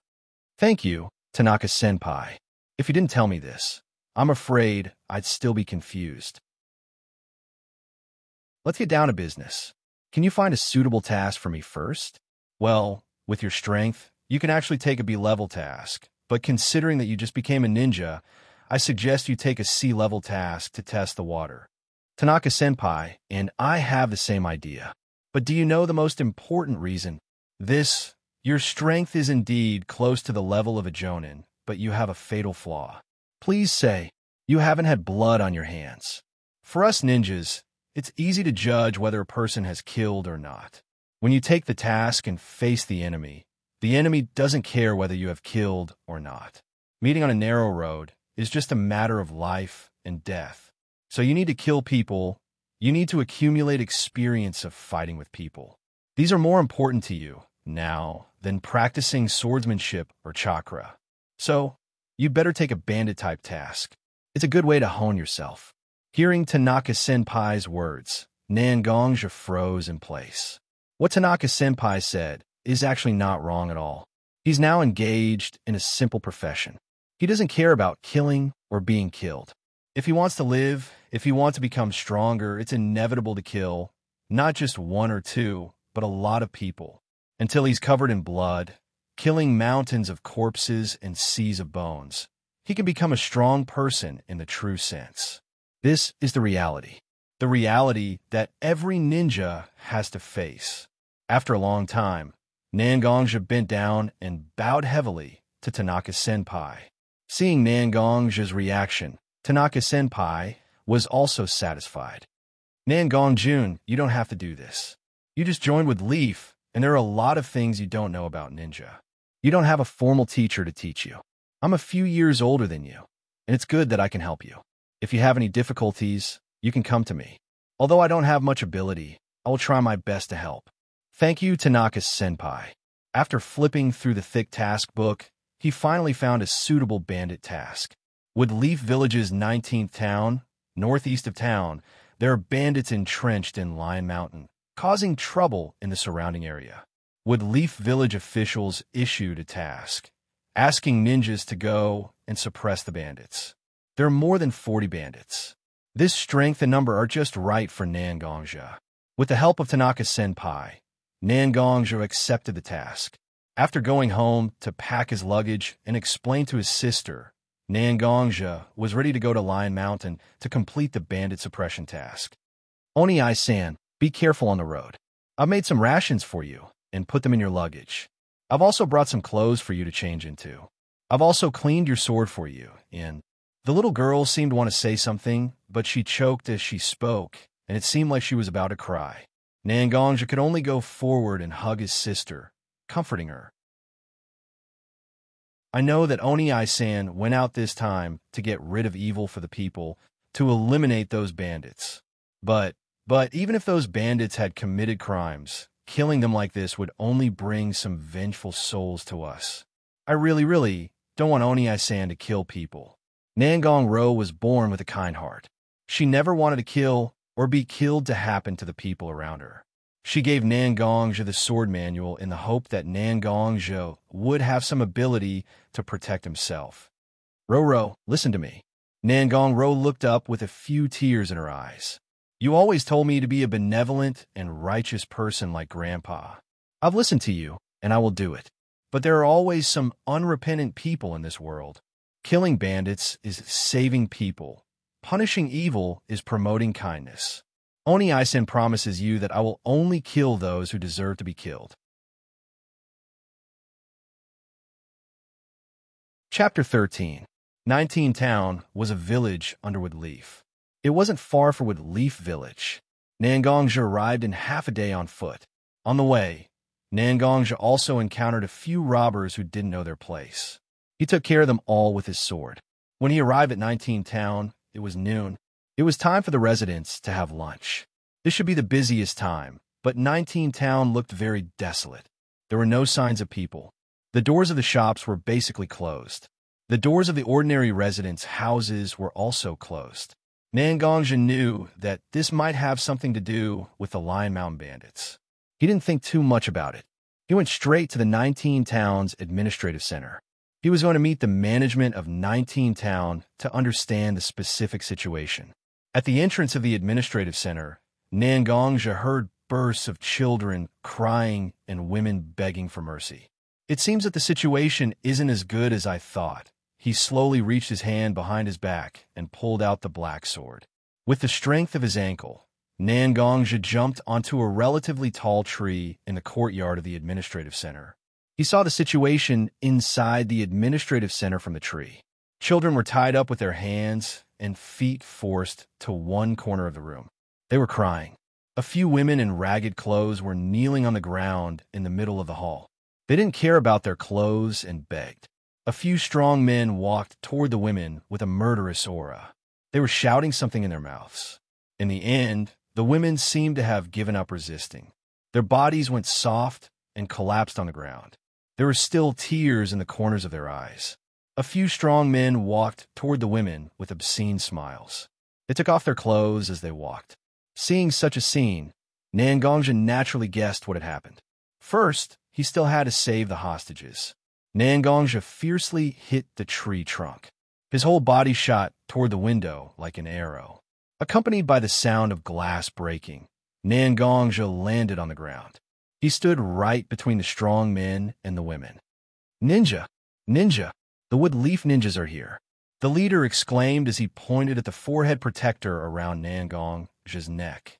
The other big men were also a little flustered, but when they saw that Xianxia was very young, they slowly calmed down. He raised his weapon and rushed towards Xianxia. "You're just a kid. Watch us take care of you." The leader slashed his saber at Xianxia. Xianxia raised his left arm and used his gauntlet to knock the man's blade askew. His black sword followed up with a series of stabs. In the blink of an eye, the leader's arms and legs were crippled. He wailed and struggled on the ground. Without waiting for the other men to react, Xianxia rushed forward and left a sword mark on their throats, causing them to bleed. "All of you deserve to die." Xianxia's expression was extremely fierce. He felt a sharp pain in his head, as if something had been stimulated and was about to rush out. Speaking of which, all of this happened in just a few seconds. By the time the stunned women reacted, Xianxia had already untied the rope that bound the children. Seeing that the women had regained their senses, Xianxia walked over with his black sword. The black sword that was still dripping with blood seemed to have frightened the women. Xianxia swung the black sword to get rid of the blood, and then sheathed the black sword. "All right, it's okay. I'm Xianxia with Leaf Chunin. Can you tell me what happened here?" Xianxia's question was like an explosive. The women immediately hugged each other and started crying. After a long time, an older woman finally calmed down and walked towards Xianxia. "I'm sorry, Ninja-sama. We lost our composure. It's okay. After I came here, I understood that something bad must have happened here. It's understandable that you have some ups and downs. Ninja-sama, you must have seen the bandit suppression mission issued by our town 3 days ago. That's why you came in 19th Town, right?" "Yes, this mission was indeed issued in the Ninja Hall 3 days ago. This town was captured by the bandits of Lion Mountain 2 days ago. They also kidnapped all the people in the town to Lion Mountain. I don't know what they want to do." The woman wiped the tears from the corner of her eyes and said sadly, "Every town has its own self-defense force. Although they are civilians, they shouldn't have fallen so quickly. Could it be?" Xianxia suddenly had an unusual idea in his mind. Lion Mountain is not just an ordinary bandit. There are ninjas in it. The woman then answered Xianxia's doubts. "Ninjas, ordinary self-defense forces can't stop them. Gongja turned his head and looked at the muscular leader who had his tendons cut by him. He pulled out his black sword and pointed it at the muscular man. "Tell me, what's going on?" Gongja wanted to keep the muscular man as a mouthpiece. It seemed that everything that happened in Lion Mountain had to be extracted from this muscular man's mouth. "Please, Ninja-sama, don't kill me," the muscular man wailed. "That depends on the value of your contribution." Gongja looked at the brawny man with an emotionless expression on his face. It was this expression that provoked the muscular man even more. "Yes, Ninja-sama, our village did have a wandering ninja 2 days ago. That ninja helped us kill the town manager and several important leaders of the self-defense forces. Then we took advantage of the chaos to capture the town. Please don't kill me. I've told you everything I know." Gongja pushed the black sword in his hand, and the black sword immediately went through the man's head. "How can you not die?" This sentence seemed to be asking the muscular man, but it also seemed to be asking himself. He looked back at the older woman. "What about you? How did you survive until now when the town was captured?" "We took the children to the shelter in the town under the cover of the self-defense forces. We were just caught and brought here." "You've suffered a lot." Then Gongja took off his backpack. He took out the dry food and water inside and handed it to the woman. "You must have been scared for a long time. You and the children can share the dry food and water first. Several bandits blocking the way from Woodleaf to here have been cleaned up when I came here. If you want, you can go to Woodleaf to seek shelter first." "Thank you, Ninja-sama. It's nothing.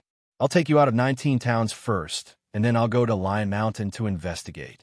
I'll eliminate the bandits as soon as possible and release the kidnapped people so that you can go home smoothly." The women went to Gongja and thanked him. Then they quickly ran to their children and comforted them. After a while, the women left 19 towns with the children accompanied by Gongja and walked in the direction of Woodleaf.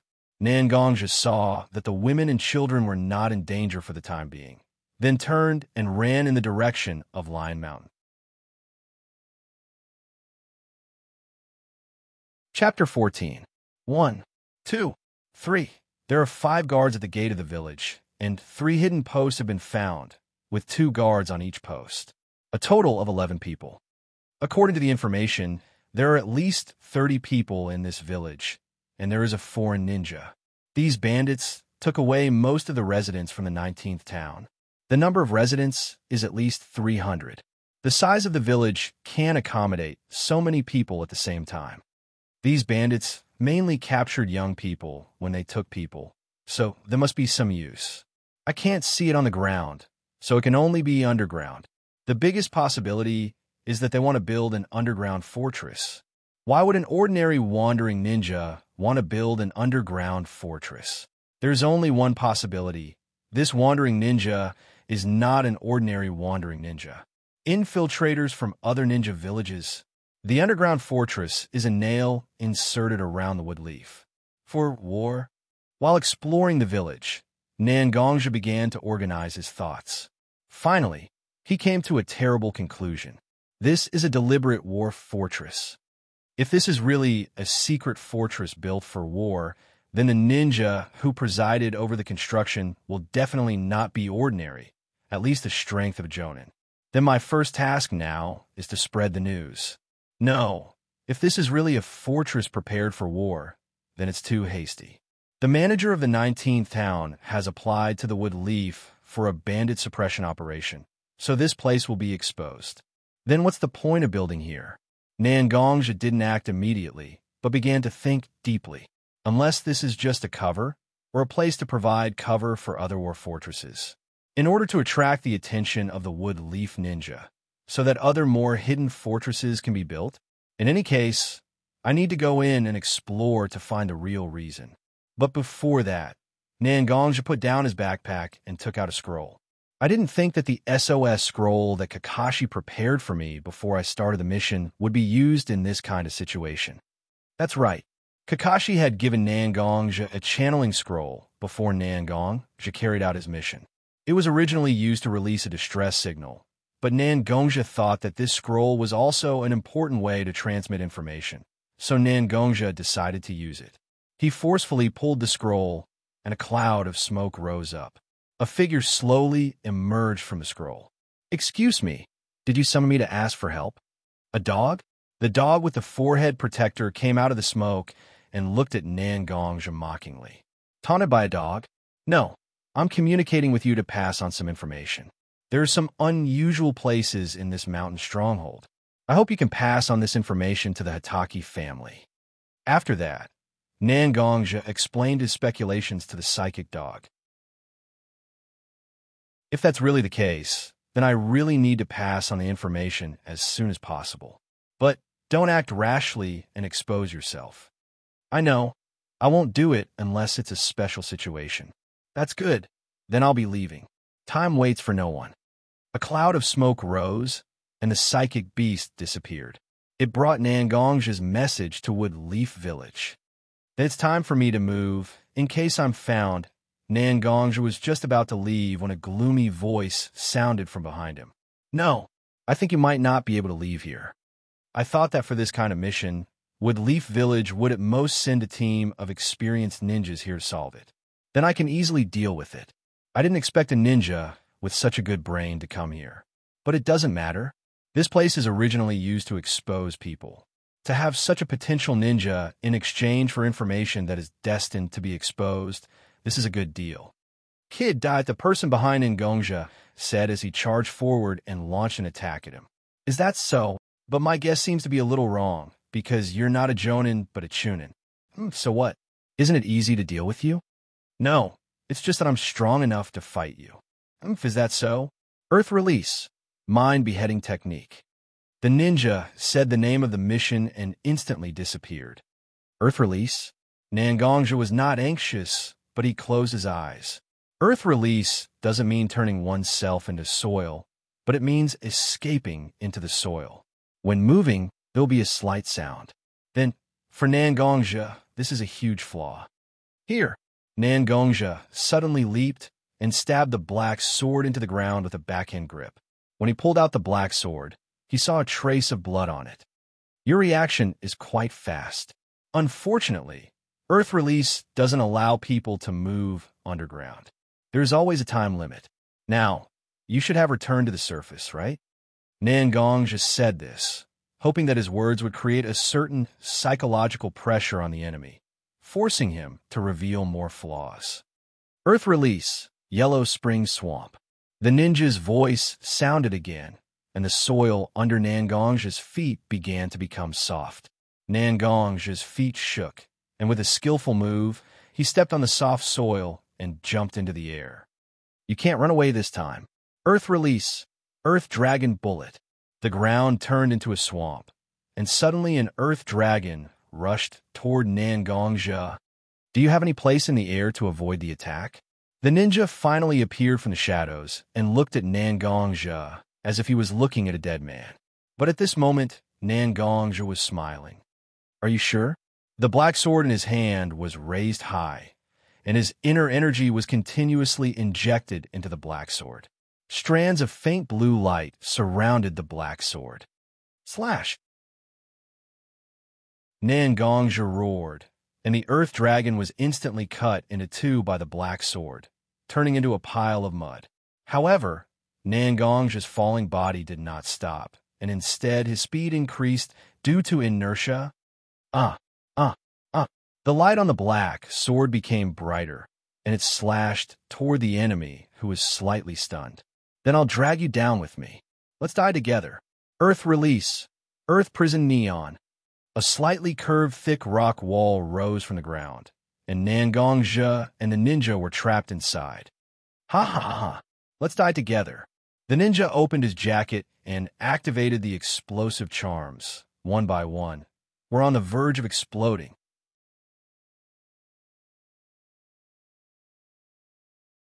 Chapter 15. Bang! A loud sound reverberated in the air, and a figure flew out at an extremely fast speed. This figure was naturally Nangongzhi. Nangongzhi saw that his opponent was covered in explosive charms and knew that he was in trouble. He immediately changed his direction and used his sword to cut through the walls of the earth prison. The black sword that was wrapped in inner energy was swung quickly, but every time he swung it, he could only remove a little bit of the earth prison soil. Quick, quick, quick! Nangongzhi increased the output of his qi and brandished his sword in a frenzy. He could faintly feel the heat wave that was about to come from his back. He immediately curled up his body and leaned against the wall that he had slightly shaved off. Then, a huge force hit Nangongzhi's back. The wall that was cut by Nangongzhi instantly cracked under the huge impact, and Nangongzhi shot out like a cannonball. Along the way, he kicked up a lot of dust and crashed into many trees. Nangongzhi also fainted. In a daze, Nangongzhi regained consciousness, but he could not open his eyes. He could only feel a bottomless darkness entangling him, like a bottomless quagmire, deeply entangling him. He could not even curl his fingers slightly. Roar! A huge beast's roar sounded in Nangongzhi's ears. The beast's roar was deafening. This is a lion? Nangongzhi carefully distinguished the beast's roar and realized that it was very similar to the lion in his memory. However, this roar was obviously not the roar of an ordinary lion, because it was just one sound, but when he listened carefully, it sounded like the roar of 100 beasts. Kid, open your eyes. A majestic voice sounded in Nangongzhi's ears. No, I can't open my eyes. Nangongzhi struggled to speak these few words. Kid, you can do it. Even if you can't, you have to try your best to open your eyes, or else you'll lose your life. That was right. I was caught in the explosion of dozens of explosive talismans. I should be in a severe coma right now, right? No, I can't. I can't leave little meat alone like this. Nangongzhi roared. His throat, which used to be laborious to speak, now seemed to have activated a different kind of vitality. I want to live. I can't die yet. There's someone else. Someone is waiting for me. There are still people waiting for me to come home. How could I? How can he die just like that? Roar. At this moment, Nangongzhi roared like a lion. His muscles, bones, and blood vessels began to rumble. Back then, the tiger leopard thunderous roar that had been released coincidentally had also been activated. He was like a ferocious beast, struggling for a chance to live. Finally, Nangongzhi opened his eyes. His black and white eyes shone brightly. In the depths of his eyes, there were faint traces of a lion's head. Brat, you're indeed worthy of being someone I value. You've really woken up. Not bad. Not bad. Nangongzhi turned around and saw a man wearing a black fur feather weave. The man looked strong and powerful. Even the loose feather weave could not hide the man's sense of strength. His hair was spread out, and he had a tiger's beard. His pair of round eyes stared straight at Nangongzhi. At this moment, Nangongzhi suddenly realized that there were no injuries on his body at all. Moreover, he was in a huge white space. This is? Nangongzhi asked. This is your spiritual space. The big man realized that Nangongzhi did not respond to his praise and said in a bad mood, Spiritual space? Then who are you? Why are you in my spiritual space? Nangongzhi bit the word mine heavily. Brat, you're very cautious. This is indeed your spiritual space. And me? I'm just a soul. Soul. That's right. The appearance you see now is not my original body. You're not a human. Hearing the big man say original body, Nangongzhi suddenly had an unimaginable guess. That's right. I'm not a human. I'm a demon. My original body is a lion. Then the lion roar I heard just now was also a lion. Yes, that's me. I've seen spiritual beasts before. They can indeed speak human language. But to transform into human form, this is really beyond my imagination. Is this a demon? Because a long time ago, spiritual beasts were not called spiritual beasts. They were demons. At that time, all of the leaders of the various demon clans could transform into human form. However, the demon clans were massacred. All of the royal clans that could transform into human form were killed. Now, only that old toad that knows his destiny, that sinister snake, and that old slug that can't be killed no matter what, are still alive? The spiritual beasts of the Sannin? Oh, looks like you know their clans. Yes, they're the spiritual beasts of the powerful ninjas of today. No. The ones you see should be the descendants of those fellows I mentioned. But that's nothing. Kid, do me a favor. I can help you recover quickly and even improve your body's constitution. How about? What favor? I died in the last battle at this place you call Lion Morning Mountain, but my race hasn't gone extinct yet. If you help me find them and protect them, I'll willingly turn my soul into your familiar and serve you at your beck and call. After all, with your strength, you probably can't use spiritual techniques, right? If you don't mind my lack of strength, I'm willing to help you. What's wrong with benefiting others and myself? Good kid, you've seen through it. Then, the big man suddenly emitted a pitch-black light. Slowly, the light began to expand. In a moment, the black light had grown to the size of a small mountain. The black light dissipated, and a black lion with a golden mane appeared in front of Xianxia. The black lion's eyes shone with a golden light. There was a golden flame burning on its tail. Let me send you back. The black lion leaped up and pounced on Xianxia. The huge figure instantly turned into an endless black light belt that twined around Xianxia's body. I can't be wrong about your aura. You were my ally in the past. Let me become your familiar once again. I'll conquer the world for you. At this moment, Xianxia had lost consciousness. Only the black lion's voice echoed in the empty, spiritual space. A golden light flashed. As expected, I was right to place the flying thunder god's curse on him as a precaution. I knew it was going to be bad when I borrowed Kakashi's message. I didn't expect this to happen, even if I rushed over immediately. I'll send him back to Woodleaf first. Windblast Watergate turned to look at the brightly lit stronghold. Let's take care of this place later. Another golden light flashed, and the figures of Xianxia and Namikaze's Minato disappeared.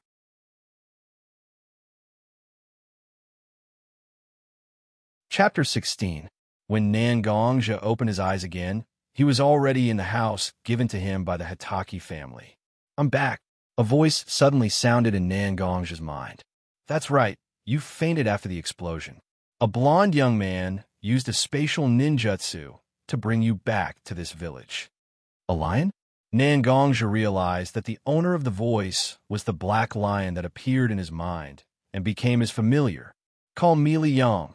The black lion Liang said to Xianxia. Vassal beasts? What exactly are they? A different type of summon beast? Remembering that Liang was his familiar, but he didn't know what a familiar was, Xianxia quickly asked. Familiars aren't summoned beasts. A person can only sign a contract with one familiar. From now on, the two of them will live and die together. Unless both of them agree to terminate the contract, it will never end. The two of us will share our lives. In other words, you will share my long life with me. Is that so? While Xianxia was still thinking about familiars, he heard the sound of the door being unlocked. When Xianxia opened the door, she saw her brother standing at the door looking at her with a smile. Brother! Xianxia immediately threw herself at Xianxia. You're awake. You've been unconscious for 3 days for unknown reasons. At that time, you were covered in blood. I was really scared, brother. Xianxia had mixed feelings. He just tightly hugged Xianxia and didn't say a word. After a while, Xianxia seemed to have vented her emotions and came out of Xianxia's arms. Brother, wait, I'll go cook for you. You must be hungry after sleeping for so long. Okay. Seeing Xianxia go into the kitchen, Xianxia started talking to Liang again. Liang, what happened? Although I don't know how long you've lived, I know that you must be very experienced in battle. This time, I was in such a dangerous situation even though I was fighting against someone of similar strength. Indeed, it was my own lack of cultivation. It doesn't matter if I die, but I don't want my sister to live every day in fear. I want to become stronger, even stronger. I understand. Once upon a time, I thought that a good friend of mine was like you, who also cultivated inner strength and used swordsmanship. I think that he might be your ancestor. Although I didn't learn from him systematically, I still have a certain amount of understanding under his influence. As for my battle experience, I will do my best to impart it to you. After all, our lives are now the same. If you die, I die. I will help you. Ancestor, I didn't expect my family to have such a long history. By the way, you still need to make a trip to Lion Mountain. Lion Mountain? That's right, I died at Lion Mountain. My physical body is there, and the existence of my soul also requires energy. Go to my physical body and take my spirit nucleus. I can also use the power of the spirit nucleus to help you strengthen your physical body and fulfill my promise to you. Moreover, Lion Mountain is also a place suitable for your training. I know. I will accompany my sister, and then I will find a way to go to Lion Mountain to practice for a while. At this time, there was a knock on the door. Xianxia opened the door and saw Watergate standing at the door. Watergate-sama, well, Xianxia, now that you are awake, come with me to see the Hokage and explain the specific process of this mission. Okay, I will go and explain to my sister. Of course, this is what you should do. Xianxia went inside the house and told Xianxia that he was going to see the Hokage. Then he went out the door and went to the Hokage's office with Watergate. Speaking of which, I have to thank Watergate-sama for rescuing me. The two walked side by side on the street. Xianxia turned to Watergate to express his gratitude for being rescued. It's nothing. The scroll that Kakashi gave you is actually Kakashi's summoned beast. I happened to be with Kakashi, and when I heard the news, I knew it was bad, so I immediately rushed over. I hope you don't mind that I left a space ninjutsu mark on your body. After all, 3 generations, Sama asked me to take care of you. Watergate frankly told Xianxia that he left a mark on his body. I have to thank the mark, otherwise it would have been difficult for me to come back. The explosion at that time was bound to attract the bandits, and I fell into a coma without a trace of resistance. Watergate, Sama coming to save me is already a blessing. It's good that you don't blame me. The conversation between the two ended at the door of the Hokage's office. Watergate knocked on the door and said respectfully, Hokage-sama, would Leaf Jian and Watergate, would Leaf Chun and Xianxia come to report the mission? Come in. The voice of 3 generations came from the room. Xianxia walked in the office behind Shui Min, who pushed the door open. Sandame wasn't the only one in the office, with Leaf's 2 consultants, Zhuan Xiaochun and Mito Manitis, Root's leader, Shimura Danzo, and one the Sanin, Jiraiya, were all sitting in the office. Metro-sama, Shimura-sama, Sensei. Seeing several people, Watergate saluted one by one, and Xianxia saluted one by one. Well, Watergate, let's talk about the discovery of this mission. Yes. Then Xianxia will explain his guess to you first, and I will add to it. Watergate turned to Xianxia and said, Xianxia, please talk about what you saw and your guess. Okay. Xianxia nodded. He slowly said his guess about the identity of the so-called wandering ninja. The town's residents were kidnapped to build the underground fortress, and the Lion Mountain was used as bait. After I sent Xianxia back, I also went to the Lion Mountain. Seeing Xianxia finished, Watergate also continued. After cleaning up the remaining bandits, I went down to the underground fortress they built under the leadership of the residents. The structure is of war level. It is impossible for such a project to be supervised by only one Chunin. There must be more ninjas sneaking into the Land of Fire. We need to conduct a search around the important places. I have a general understanding of the situation. After listening to Xianxia and Watergate's explanation, the 3 generations pondered for a moment and finally said, it is indeed necessary for us to conduct a search. Recently, the friction at the border has become more and more frequent. At this time, there must be no mistakes in the country. The 3 generations turned around and looked at Shimura Danzo and said, this cleaning operation will be carried out by the root. Danzo, thank you for your hard work. I am the root of the wood leaf. Eliminating the obstacles of the wood leaf is the right thing to do. Then I will go and arrange the operation first. Well, you can go back first. And Watergate and Xianxia, you can also go back. Next, we have to discuss. Yes, Sandame-sama. Watergate and Xianxia responded in unison, and then retreated together. Danzo took a deep look at Xianxia and disappeared.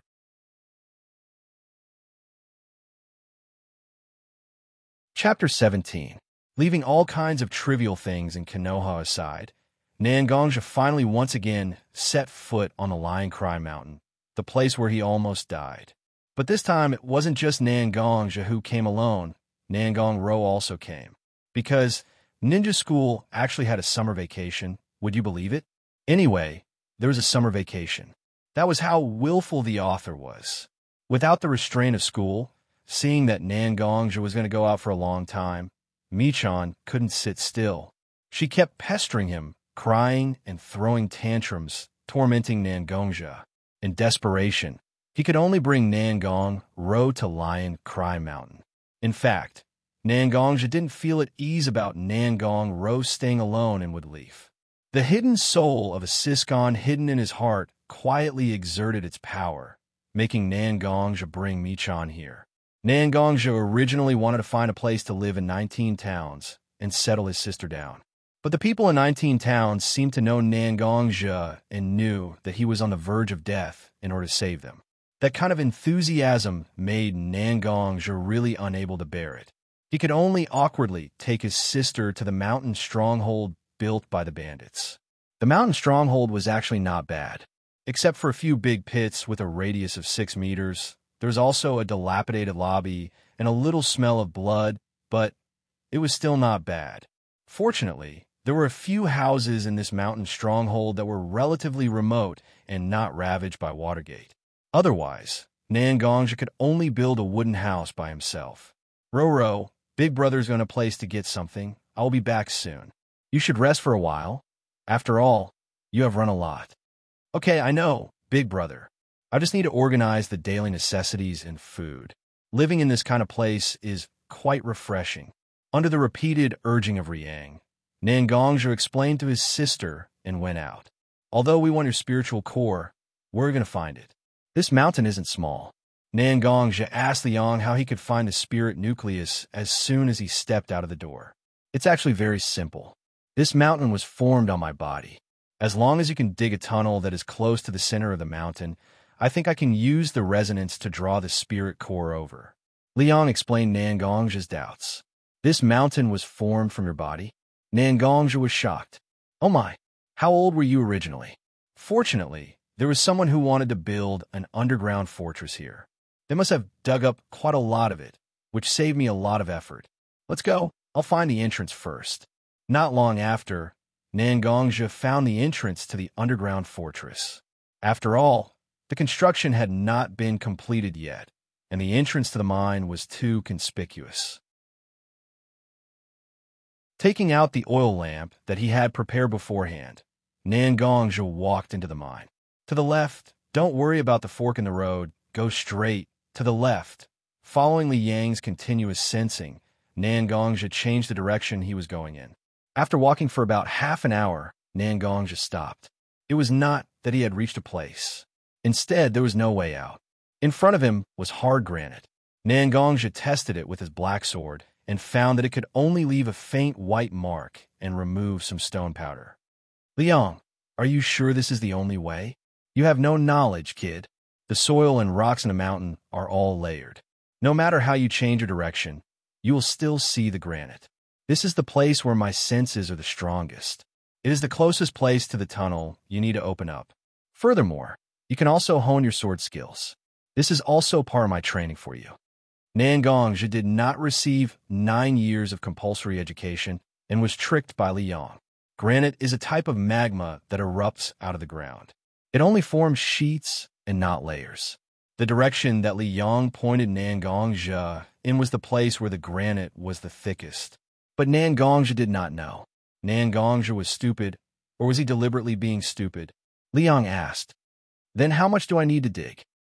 About 100 or 200 meters? With the hardness of this rock, this is not something that can be done in a day.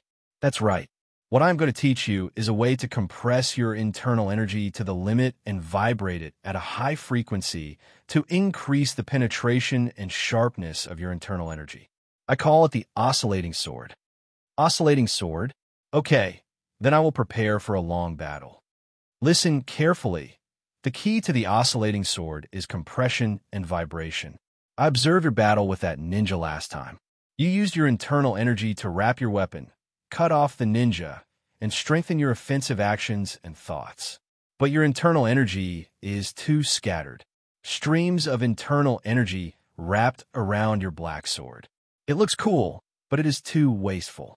Now, slowly try to use the oscillating sword to attack these rocks.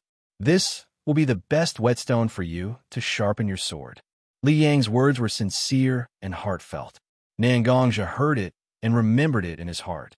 He did not say anything and only nodded solemnly. The empty tunnel finally quieted down. Only the sound of metal clashing could be heard. Roro, I am back. Nangongzhi finished his afternoon of training and finally returned to his temporary residence. Oh, brother, you are back. Before Nangongzhi finished speaking, she saw Nangongzhi enter the door. Before she finished speaking, she opened her small mouth and exclaimed, Brother, did you go to work on the stone? You are covered in stone powder. I am dying of laughter. Ha! Looking at Nangongzhi's mocking expression, Nangongzhi was helpless and did not know what to say. This can't be helped. There is a small lake behind the house for training. I will take a change of clothes and go there to wash. Anyway, it is summer, so it does not matter. Michan was still laughing wildly. Nangongzhi could only helplessly run into the house to take a change of clothes and go out. This time, I have lost a lot of face. Nangongzhi soaked in the lake and muttered to himself. But your performance today is still not bad. This afternoon, you have gradually mastered the oscillating sword technique. You have advanced by a full 5 meters. With your speed of improvement, you will be able to integrate the oscillating sword into every move in half a month. Li Yang replied, Whatever. Are you encouraging me? Uncle, Nangongzhi said jokingly. You brat, you still have a long way to go. Take it slow. I know, but now, it is more convenient to take a good bath. After Nangongzhi finished speaking, he dived into the lake and swam. The cold lake water was stirred up by Nangongzhi. It seems that the big lake of the ninja world is about to rise.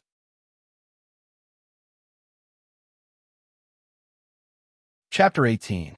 Finally, I finally made it. An excited voice echoed in the empty tunnel. At this moment, Nangongzhi was in an extremely sorry state. His hair was long and draped over his shoulders. It was dry and shiny, and white stone powder was scattered all over his hair. His clothes were in tatters and hung on his body. Both of his hands were wrapped in bandages. When he gripped his sword, his hands were trembling slightly. It's been 3 months. I finally made it through. Originally, Li Yang estimated that Nangongzhi would be able to break through the tunnel and reach his body in half a month. Nangongzhi did it in half a month. However, Li Yang was unable to summon his spirit core. Because of the long years, Li Yang's strong body had begun to turn into stone. His body, which had been tempered to an unknown level, actually prevented the spirit core from responding to the exchange and breaking out of his body. There was no other way. He could only continue to dig. A month ago, Michan's summer vacation ended, and she returned to the Ninja Academy to continue her studies. After Michan left, Nangongzhi almost never left the cave. This was also the reason why Nangongzhi was in such a messy state. Li Yang, summon it. Let me see what the spirit core that I worked so hard for 3 months is. Nangongzhi said as he looked at the overbearing lion head imprint on the deltoid muscle of his left arm with its sharp teeth wide open. The lion head imprint glowed faintly. You've already seen it. What did you say? Nangongzhi was very confused. The spirit core isn't a crystal. It's an invisible existence. It's scattered all over my body. This is also why my body can take care of everything. So you're saying that everything you said about the summoning was fake? Li Yang laughed lightly. My existence is the strongest attraction to the spirit core. When you broke through the stone wall and came into contact with your body, the power of the spirit core slowly began to seep into your body. This is also the reason why I can transform into the lion head seal and solidify it on your body. Right now, you're very close to the legendary sage body of the shinobi world, but you still can't freely use the natural energy outside your body. The body of an immortal, could it be the legendary immortal of 6 paths? That's right, it's that damned old man. I'm sure he would never have thought that the 9 little pets he casually raised back then would become so popular that the world would go crazy over them. Nangongzhi could hardly contain his astonishment. Liang sounded like she was quite familiar with the immortal of 6 realms, and there wasn't much of a difference in their time and identity. All right, don't think too much. The dead were already gone. What was the point of thinking so much? Old Man Six Paths was not going to come back to life. But it's time for you to go back to Woodleaf. It seems to be quite chaotic outside. Liang could tell what Nangongzhi was thinking about, so she interrupted Nangongzhi's thoughts. He urged Nangongzhi to hurry back to the ninja village. Is it a war? When Nangongzhi found this war base, he already had a hunch that war was coming. He didn't expect that in just 3 months, the war had already broken out. That's right. My psychic sense sensed that the residents of 19 towns were shrouded in fear and panic. Except for the war, he thought. According to my judgment, your current strength is above Jonin level, but below Kage level. As long as you don't seek death, you won't die so easily. I need to digest the energy hidden in your body. When I'm done, you can summon me and fight side by side with you. Fight side by side? How about it, young man? You're looking forward to it. I, Liang, can only show my strength on the battlefield after all. All right. You should go and digest the energy. I'm looking forward to fighting side by side with you. After 3 months of constant companionship, Nangongzhi and Li Yang's relationship became closer day by day. Their souls were bound, and their lives were shared, which laid a strong foundation for the two of them to trust each other. Therefore, Nangongzhi didn't show any reaction to Li Yang's concealment. Now, Liang was like a brother to Nangongzhi. He taught him how to fight and how to conduct himself. Please show me your ID card. Nangongzhi arrived at the gate of Konoha and saw the long-awaited gate. Just as he was about to step in, a voice sounded from his side. Ah, it's Tanaka-senpai. You are Nangongzhi? How did you end up like this after training for a few months? Well, it's a long story. I'll go home and clean up. I'll talk about the rest later, okay? Of course, no problem. Tanaka agreed, but then he seemed to think of something and said to Nangongzhi, you should also be prepared these days. Konoha is now at war with the sand of the wind country, the water country, and the rock country. Since you are a Chunin, 90% of your training will be sent to the battlefield. You have to be mentally prepared. Tanaka's sad tone was difficult to hide. It seemed that he had experienced something bad. Nangongzhi didn't ask much. He just nodded solemnly. Okay, I know. I'll be prepared. After all, I'm starting to like this village a little bit. Nangongzhi smiled. Although it was a little stiff, the brilliance contained in it couldn't be concealed. I also believe that you, Nangongzhi, will definitely be able to create your own world. Tanaka said. Nangongzhi got up and ran in the direction of his home. Thank you for your kind words. Only the lingering sound gradually came from the air. This kid, maybe he can really become a legend like the Hachima and the Sanin? Tanaka muttered to himself as he walked to the sentry booth where he was on duty. When Nangongzhi arrived at home, he immediately took out a change of clothes and tidied himself up. After all, if his appearance was seen by his sister, he wouldn't know how much he would be scolded. Well, it looks good, that's it. Nangongzhi finally finished tidying up and looked at his appearance in the mirror. Now Nangongzhi has grown a little taller. He was almost 7 meters tall. His overall appearance was tall and strong. His body's muscles were streamlined, and the black robe that was a little loose now fit him. His shoulder-length hair was casually tied behind his head. Woodleaf's ninja headband was also tied around his neck. A black sword and an arm guard were also equipped on his body, shining with cold light. The current Nangongzhi was like a sharp sword that radiated light in all directions. He was just waiting to gallop on the battlefield.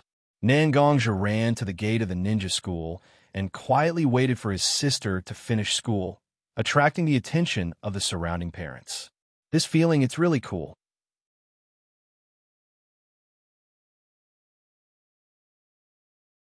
Chapter 19.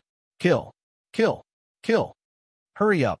Back up with ninjutsu support. Watch out for the left. Don't let the enemy rush up. Hold on. Medic. Medic.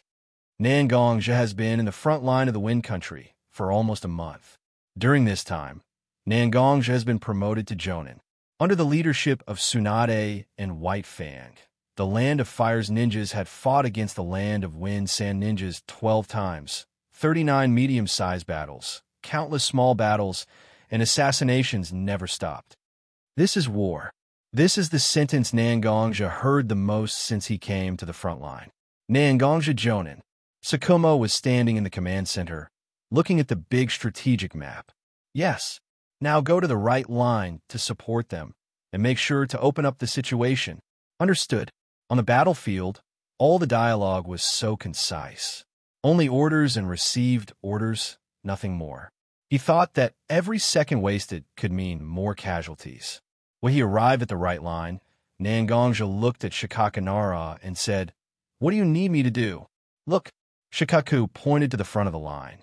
The Sand sent 3 puppet squads, which greatly hindered the advance of the front line. You need to destroy the puppets as much as possible. Roger.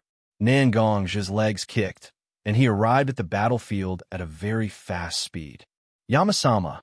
The frontline ninjas saw Xianxia and greeted him. Yama. This is Xianxia's new nickname. Xianxia's number of kills in the previous battles was second only to White Fang, so he got such a nickname. Don't worry, send a few melee ninjas to join me. Yes. In a flash, 6 ninjas came behind Xianxia. Then, let's go. There were no motivational words, just a simple request to charge and kill. This was a ninja. He didn't need more than that. He only needed instructions. Oscillation sword. Ice blue flowing light instantly covered the black sword, and the edge of the blade sparkled with white light. This was the profound oscillation sword skill that Xianxia had honed in Liang and on the battlefield. He waved his black sword and quickened his pace. Before the enemy ninjas could react, Xianxia instantly appeared behind one of the enemy's puppets. Slash! Xianxia cut off the chakra wire that the sand ninjas used to control their puppets. Without waiting for the puppet to reconnect, the black sword swiftly destroyed all of the puppet's joints. I'll take care of the puppets. You guys take care of the enemy ninjas without puppets. Yes. Xianxia didn't look at the fallen puppet or the shocked puppeteer behind it. Instead, he quickly gave the order and ran towards the other puppets. 3 minutes later, all of the puppets were under his control. When Xianxia was ready to report, there was a commotion in the enemy's camp. Xianxia took a closer look and saw a large storm coming towards Konoha's battle formation. Wind release, great breakthrough. A neat voice came from the sand camp. This group of sand ninjas. Was he forced into a corner? Ignoring their own frontline ninjas, Xianxia's heart palpitated as he looked at the enemy's crazy actions. Liang, it seems that it's your turn. Ha ha, boy. It's finally my turn to exercise my muscles. On the 10th day of Xianxia's arrival, Liang had finished digesting the energy and was ready to attack at any time. However, in order to preserve his trump card, Xianxia didn't use Liang to fight. This time, in order to protect the frontline ninjas, Xianxia decided to use this trump card. Thunder of the 9th heaven, majestic heaven, furious lion, thunder descends. Come out, my familiar. Black Lion Liang. Xianxia bit his right thumb and pressed his blood-stained finger on the lion head seal on his left shoulder and shouted a few words to summon his familiar. In an instant, the blood on his fingertip merged into the lion head seal. The original pale, golden lion head seal turned blood red, and a magic circle appeared in the palm of Xianxia's right hand. The palm stretched forward, and the magic circle on the palm of his hand expanded countless times. Roar! Roar! Roar! Liang's roar resounded throughout the battlefield. A huge head slowly emerged from the magic circle, slowly revealing Liang's figure. Its whole body was covered in black fur, golden eyes and mane, and its tail and 4 claws were burning with golden flames. Liang looked up to the sky and roared again, and the originally clear sky was suddenly covered with dark clouds and thunder.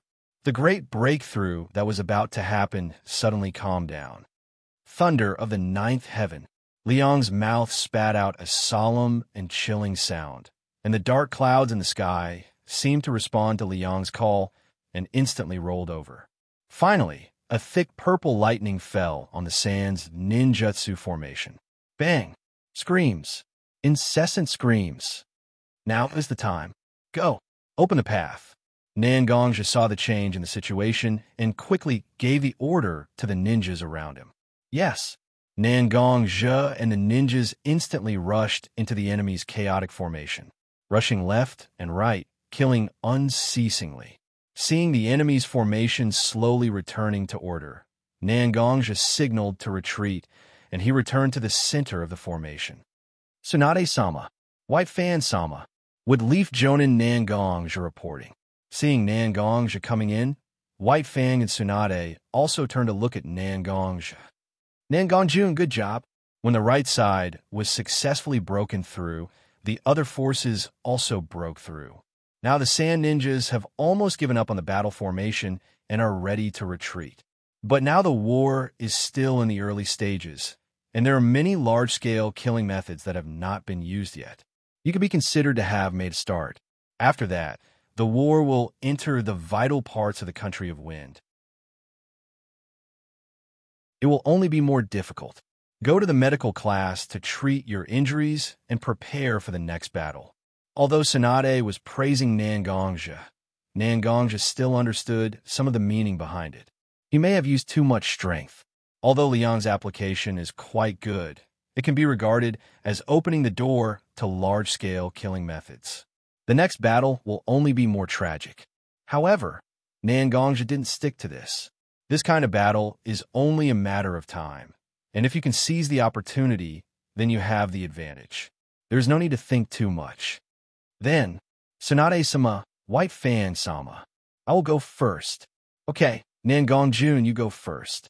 I will look for you later. Your swordsmanship is still a little flawed.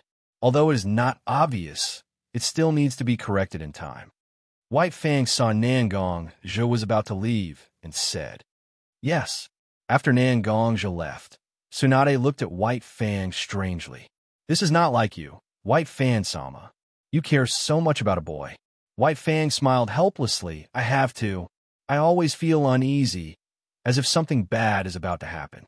Even when I was about to die, I didn't feel this strong. I will teach Nangongja more now, and it can be regarded as a little more at ease. Is that so? Tsunade heard White Fang's words, bowed her head, and muttered, the village has been forced to this point. High merit can't be tolerated. White Fang sighed softly and said no more.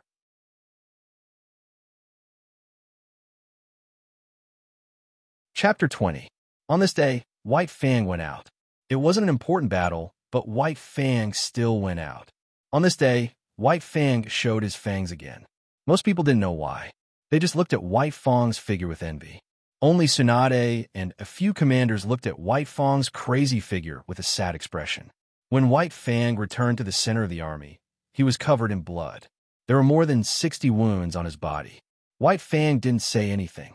He just bandaged his wounds and called Nangongja to his tent. Chimu-senpai, what's wrong with you? You're not like you at all today. You're just killing without any purpose.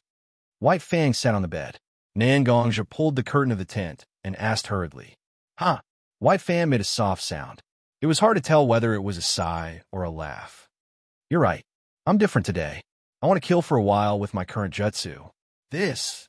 Nangongja was puzzled. Why? You've always been smart. You understand the way of the sword and the human heart. That's good. White Fang suddenly praised Nangongja. However, there are some things you can't think of. If there's light in this world, there will be darkness. When you decide to become a sharp blade, you have to be prepared to be put away in the end. Is it because the sharp blade isn't good enough? Of course not. Most of the sharp blades are put away not because they're dull, but because they're too sharp. Now, I'm a blade that's going to be put away. Chimu-senpai, you mean the village? Nangongja opened his eyes wide. He couldn't believe it. It's good that you know. There's no need to say it. White Fang waved his hand to signal Nangongja to stop talking. But we're in the middle of a war right now. Why would they? Nangongja was still confused. It's because of the war that they have a chance. White Fang looked at the ceiling of the tent and let out a long sigh. Little Xia, you and I have been together for a long time. Although we are not related by blood, I do see you as my nephew. In the future, I will not be able to protect the Hitaki clan. Kakashi will definitely suffer a great blow. At that time, please help him. Senior Chimu, you can choose. Nangongja looked at White Fang with sparkling eyes. No, actually, I had already reached the point where I had no other choice. Whether it was the 3 generations, Danzo, or many others, none of them left me with a choice. Or rather, I've cut off all the options. White Fang said, in my life, I have never been willing to submit. I thought that life should be like a sword, and I would rather break than bend. But now, I understand that the real one must be full of resilience. Otherwise, it's too easy to suffer. Little Xia, you have to remember this. Senior Chimu, I have already lived a good life. The whole world is my legend. To be able to leave a trace of myself in the world is enough. What more can a man ask for? What more can a man ask for? What more can a man ask for? Looking at White Fang, Nangongja was stunned for a moment. At this moment, White Fang's brilliance was unparalleled. Nangongja turned and walked out of the tent, returning to his own, holding the black sword. A sword. Hitaki Sakumo is the strongest swordsman I have ever seen. But that's not why I admire him. The reason I really admire him is because he is a sword himself. His whole life, he was extreme to the sword, extreme to the love. He infused everything he had into his sword moves. But it is such a person. Now, he has reached the end of the road. He even entrusted his son to me. What's the point of this peerless sword? Even if the sword is peerless, it can't overcome the good and evil of human nature. Will I one day embark on such a path? Nangongja didn't know how he fell asleep, but when he woke up, he found the black sword tightly in his arms. Walking to the headquarters, he saw Tsunade. Tsunade-sama. Tsunade heard Nangongja's greeting and turned to look at Nangongja speechlessly. Her slightly red and swollen eyes seemed to want to say something. White Fan went on a mission and, finally, is that so? Nangongjun, do you know? Now, Konoha doesn't look like the home I grew up in. My grandfather and second grandfather gave up their lives for the sake of Konoha. But it is such a wood leaf that has become more and more wrong.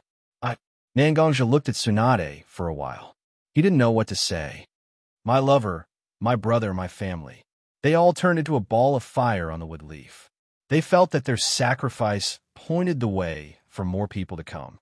However, when a ball of fire was ignited, it also indicated that a patch of darkness had appeared. After this war, I may have to leave here. Tsunade-sama is also leaving. Well, you're just a child. Why am I telling you this? Just forget it. Tsunade's gloomy face instantly returned to normal. I understand. Then, with Leaf Jian and Nangongja, seeing Tsunade suddenly looking at him seriously, Nangongja knew that another mission was about to be issued. Now order Nangongja to go to the Rock Ninja battlefield to assist Minato, Watergate, and Jiraiya in the battle. Understood. Is she trying to send me away? Nangongja didn't know why such a dark guess suddenly appeared in his heart. As long as I'm still here, how can I let White Fang take the risk? Nangongjiaonan, just follow the order, don't think too much. You don't have a right to think too much now. Tsunade saw Nangongja's suspicion and scolded. Yes, even if I'm here, what can I do? I'm just an ordinary Jounin, and I'm even a Jounin with a serious problem. Can I help White Fang? He had underestimated himself too much. Kakashi is in the Rock Ninja battlefield, right? Nangongja suddenly remembered White Fang's request and asked. Yes, Watergate is with his team to support the Rock Ninja battlefield. I heard that the team's performance is not bad. After this period of training, almost all of them have reached the Chunin level. Kakashi has become a Jounin. Okay, I understand. Nangongja will go to the Rock Ninja battlefield. How good trip. Nangongja went back to pack his belongings and left. On the way to the Rock Ninja battlefield, Nangongja passed by the Wood Leaf Ninja supply point and heard the news that Wood Leaf's White Fang Sakumo gave up the mission and returned to Wood Leaf to commit suicide. A legend of a generation withered away. This is the legendary, most peaceful ninja village in the world, with Leaf.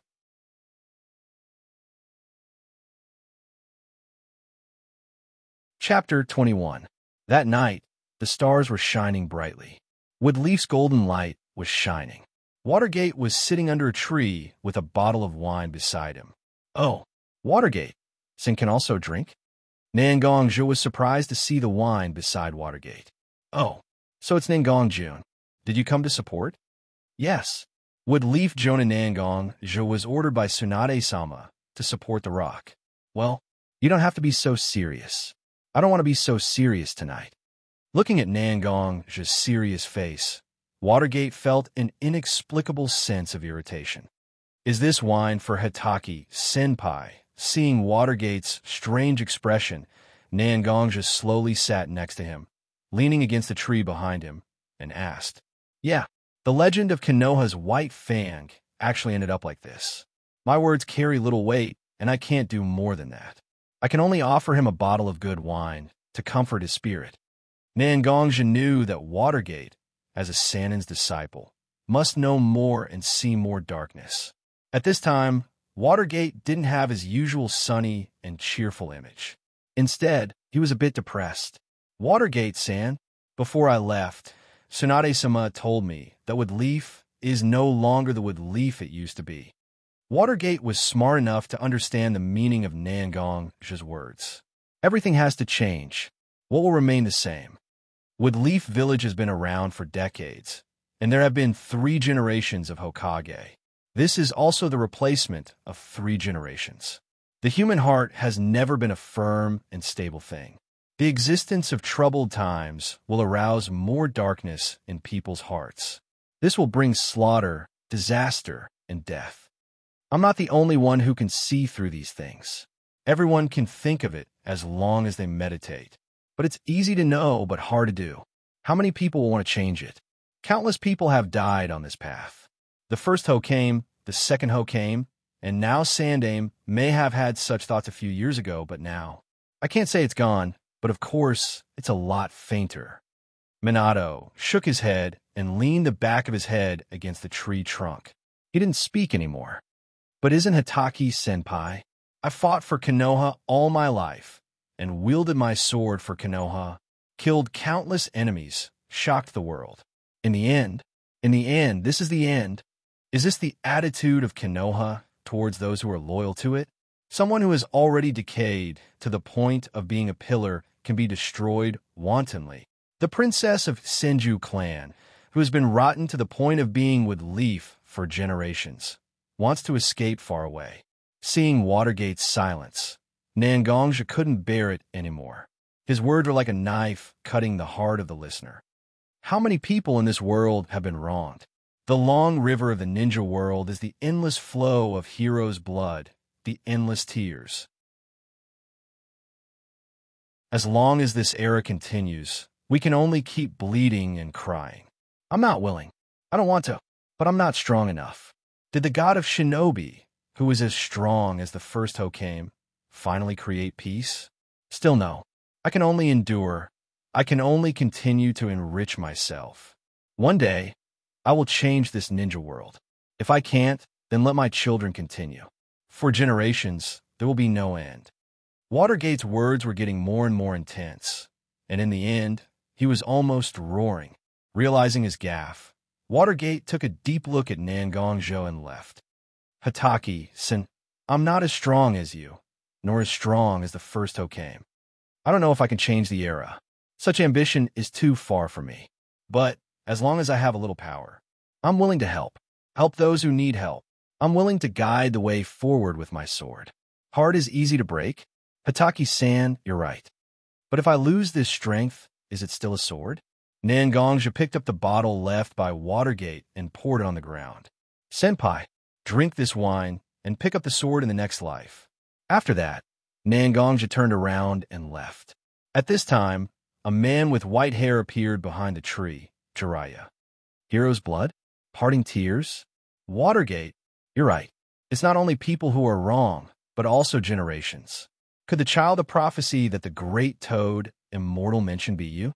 Tsunade, are you leaving? Then what's the point of me staying here? Ha ha! Is it rotten? This tree, with a desolate laugh, Jiraiya also left. Kill. People who give up the mission are not worthy of sympathy. I'm a ninja. Ruthlessness is the way of the ninja. Oh, Kakashi crazily slashed the training post in front of him. Kakashi. Nangonja appeared behind Kakashi and looked at Kakashi at this moment. What's wrong? Kakashi turned his head and looked at Nangonja. His eyes changed. It was not like the arrogant and confident when they first met. At this time, his eyes were filled with anger, killing intent, and bottomless indifference. If you want to practice sword, I'll accompany you. Seeing Kakashi, who was a bit broken at this time, Nangonja didn't know what to say. In that case, they could only fight for a while and vent their frustrations. Nangonja slowly pulled out the long sword on his back and crossed with Kakashi's sword. White Fang, what's wrong? Kakashi, what's wrong? Just because of some inexplicable speculation and intention, you can take away a hero who sacrificed his life for the village? Destroy a boy who was originally a promising boy? None of this should happen. But what can I do? I can't do anything. Why? Why Father Sama is the person who deserves the title of ninja the most. But he killed himself because he gave up the mission and was forced by everyone. Coward.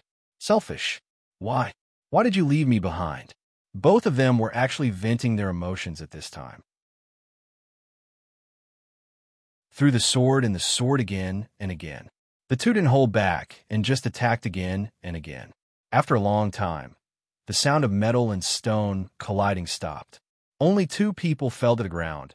Each of them had a lot of wounds on their body. Kakashi, do you hate your father? Nangonja, one of the two people who fell to the ground, suddenly asked. I hate him, but I don't hate him for giving up the mission. I hate him for killing himself. He shouldn't have left this world like this. There are some things I can't say. I can't say more. This matter is not as simple as it looks. Ha! Nangongjun, don't forget. I'm the young master of the Hitaki family. With Leaf at this moment, I don't know everything, but I know a lot. That's right. I actually forgot about this. I can't be so rational now. Only madness, only suppressing emotions can avoid more persecution. After this battle, I'll apply to join the Dark Group and leave some people's sight. But this is not over. Of course, even if you want to end it, I won't end it.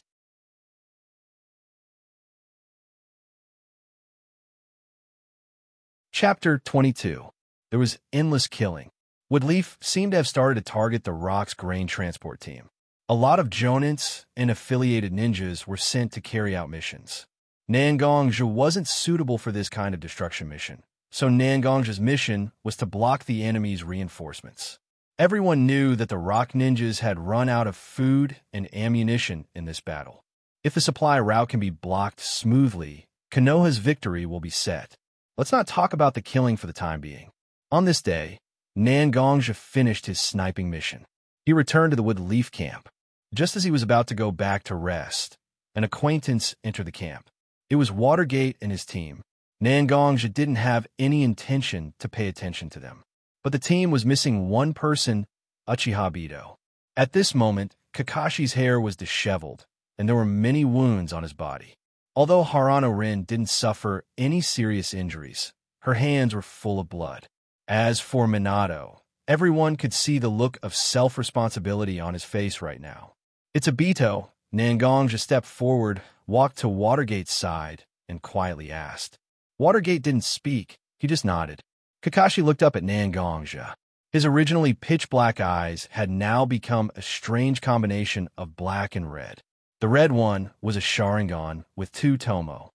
In order to protect me, Obito was hit by the enemy's ninjutsu. In the end, there was nothing left of him, Kakashi said in a seemingly indifferent tone. But the red eyes and slightly trembling shoulders all confirmed Kakashi's feelings at the moment. It's hard to break the pot away from the well, and it's inevitable that a general will die in battle. Since you're a ninja, you have to be prepared to die. We can't do anything, because we're the ones who put our lives on the line. Nangonja tried to comfort Kakashi. Nangongjun, don't worry. When I stepped onto the battlefield, I was already mentally prepared. But although I often have some conflicts with Abito, he has always been my best friend in my heart. It was always hard for a good friend to pass away. Abito gave me this eye, so I will try my best to use it to see all kinds of things in this world for Abito, and use it to help Abito see the day when the shinobi world is stable. Hearing Kakashi's words, Nangong's heart that had been hanging in the air finally calmed down. However, Nangong just suddenly thought of something and turned to look at Watergate. This Sharingan is also a disaster. Everyone knows what kind of people the Uchiha clan is. But this Sharingan fell on Kakashi's body. Would the Uchiha clan give up so easily? Watergate was also embarrassed. This is indeed a disaster. But looking at the sadness in Kakashi's eyes, Watergate also hardened his heart and said, I will work hard for the Uchiha clan. Kakashi's heart and Abito's last wish. I will try my best to keep it. Since Watergate already has a plan in your heart, then I won't say anything more. You have also returned from a mission. Go and rest. Then we will take our leave. Watergate slightly bowed to Nangong and left with Kakashi and Rin. Abito, although that kid is stupid, but he just left like that. It's really a ninja. This is a ninja. Looking at the surrounding fog, Nangong was embarrassed because the fog was so thick that he couldn't see anything. Yes, Nangong went to all 3 battlefields of Woodleaf. Now the sand battlefield is continuing to advance, and the rock battlefield is becoming more and more stable with the completion of the food robbery plan. As a result, Nangong was assigned to the mist battlefield. Known as the blood mist battlefield, the intensity of the battle is several times worse than the other 2 battlefields. At this moment, Nangong's task was to chase an Umbu sent to investigate the Woodleaf. This fog is too thick. I just got assigned to the mist battlefield, and I have to face such a thick fog. It's really unfortunate. Nangong actually taught himself how to pick up girls. Nangong seemed to be unable to tell the direction at the moment. He just kept moving forward, following the footprints left on the ground. Brush! At this moment, Nangong suddenly heard the sound of a ninja tool behind him. The ninja tool was about to hit Nangong's back. At this time, Nangong suddenly unsheathed his black sword. Ding! Ding! Ding! Several shurikens were shot down by Nangong. Is this all the Mist Ninja's tricks? Nangong suddenly said jokingly. Yes, Nangong had been pretending to be relaxed, waiting for the enemy's Umbu to attack. Although Nangong just arrived at the Mist battlefield not long ago, he had some understanding of the Mist Ninja's methods. Even if they were being chased, most of the Mist Ninjas hoped to escape with their lives. At this moment, the Umbu didn't know what Nangong expected. Leaving footprints on the ground, you want me to keep going in circles, wear down my patience, and wait for an opportunity to counterattack. Aren't you underestimating Konoha's Jonin too much? Oh, suddenly, there was a clear laughter in the fog. Is that so? You're the one who underestimated the Mist Ninjas. Water release, Mist Jutsu. The fog around him became thicker. A figure suddenly jumped out from Nangong's right side. The kunai and the black sword collided, and sparks flew. You want to play sword jutsu with me? You're still too young. After a long time of killing, Nangong was very familiar with the 13 swords that Nangong gave him. Every move was full of murderous intent. After only 4 or 5 exchanges, Nangong's opponent was knocked to the ground with a single slash. Nangong said with his sword at the opponent's throat, "Die!" At this time, there was a clear laughter under the mask. Not good. Water doppelganger. Nangong stabbed the water doppelganger, but at the same time, the splashing water began to gather. Water release. Water prison jutsu. A small white hand appeared on top of Nangong's head, and countless splashes quickly gathered into a huge water ball that wrapped around Nangong. Under the lack of oxygen and water pressure, Nangong began to lose consciousness. At this time, a figure appeared in front of the water ball, and it was the real body of the Mist Ninja. Now it's my turn to kill you. The Umbu took out a kunai from his back and was about to stab Nangong. The corners of Nangong's mouth opened. Although he drank a few mouthfuls of water, he still had a bright smile on his face. No, it's my turn to kill you. The ice blue light instantly covered the whole black sword, and the oscillating internal force made the water ball tumble. Bang! A loud sound was heard, and Xianxia quickly rushed to the enemy.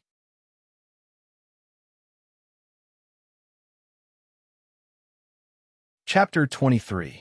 Just as Xianxia was about to stab the with his sword, the sound of hidden weapons came from both sides. Another ambush? Xianxia immediately jumped back and dodged the hidden weapon that was shot at him. Come out!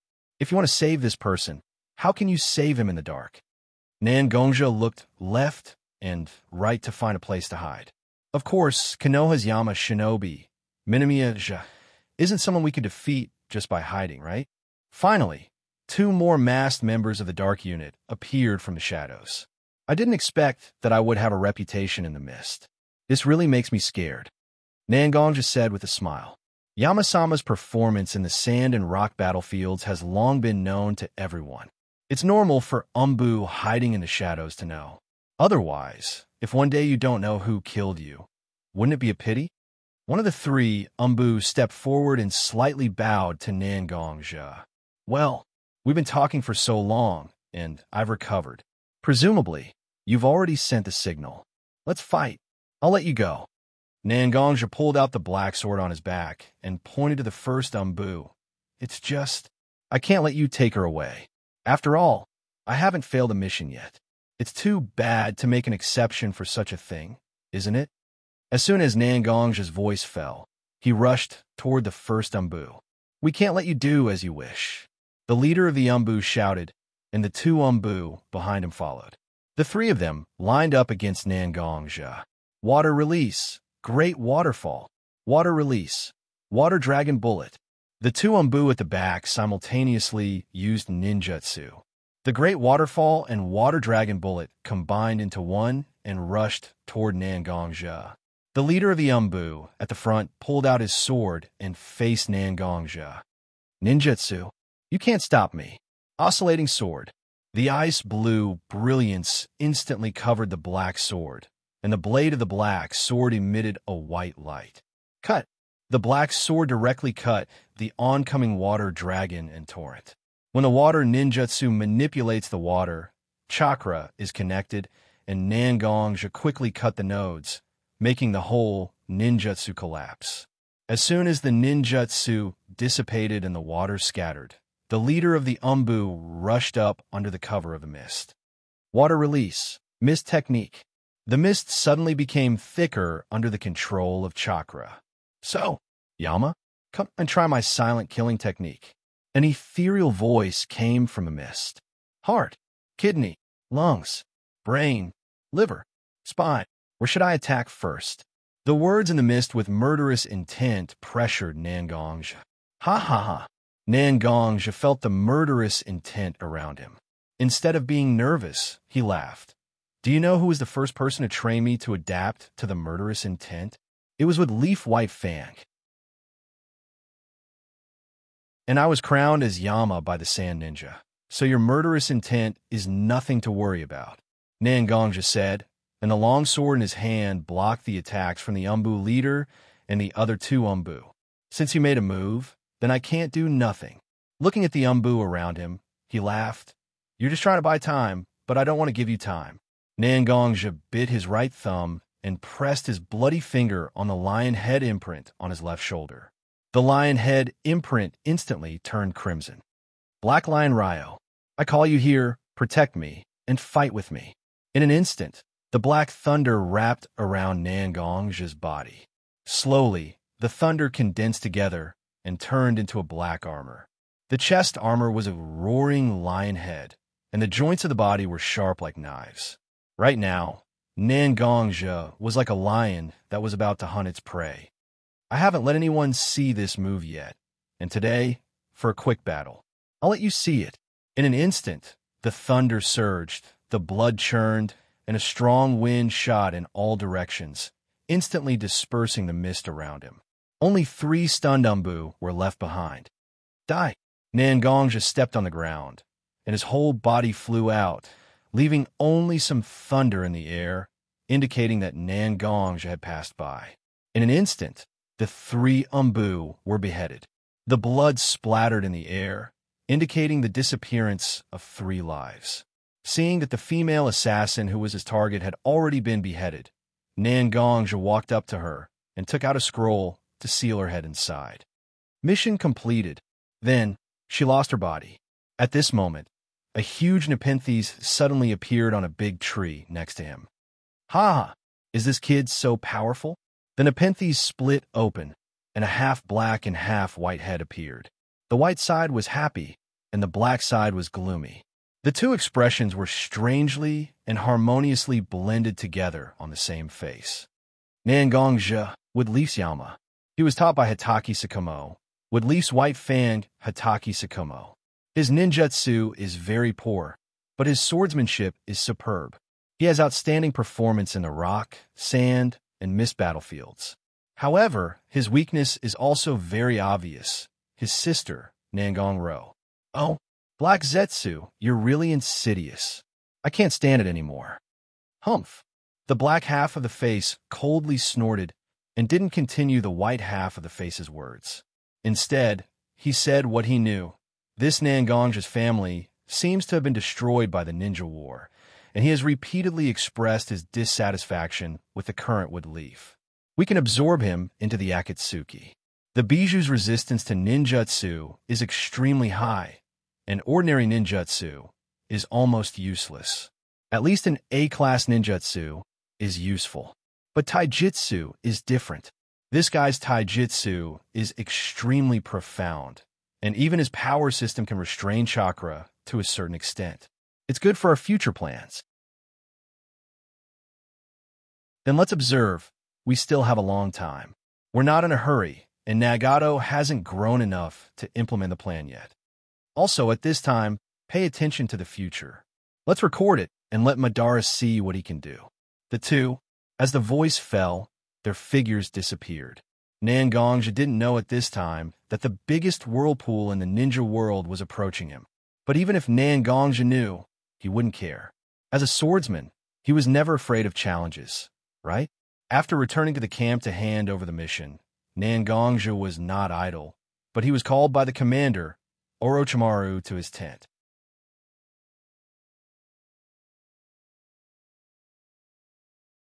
Chapter 24. Everyone is here now. Xianxia walked into the tent, followed by Orochimaru's unique, somewhat gloomy and hoarse voice. I have gathered 9 jonins and 15 shunins for a total of 24 ninjas. I want to give you an important order, Orochimaru said as he turned to face the map hanging behind him and pointed with the bamboo pole in his hand. Here will be the final battle between us and the mist. Now we have almost all the advantages, but the enemy has been attacking for a long time. I have some of the reasons why we can't break out of this situation. First, we are not familiar with the battlefield. At this moment, most of the battlefield has extended to the territory of the water country. Although we have specialized ninjas to observe the terrain and climate here, the variability is beyond the scope of observation. Second, the influence of the climate. Konoha's ninjas mostly use fire release and earth release. Although we also have water release ninjas, the water release of the mist ninjas is better than ours. The climate here is humid, and the ground is full of mud. The suppression of fire and earth release is too strong. The power of a ninjutsu will be reduced by at least 20%. Third, the training mechanism of the mist ninjas has caused many of them to be extremely aggressive.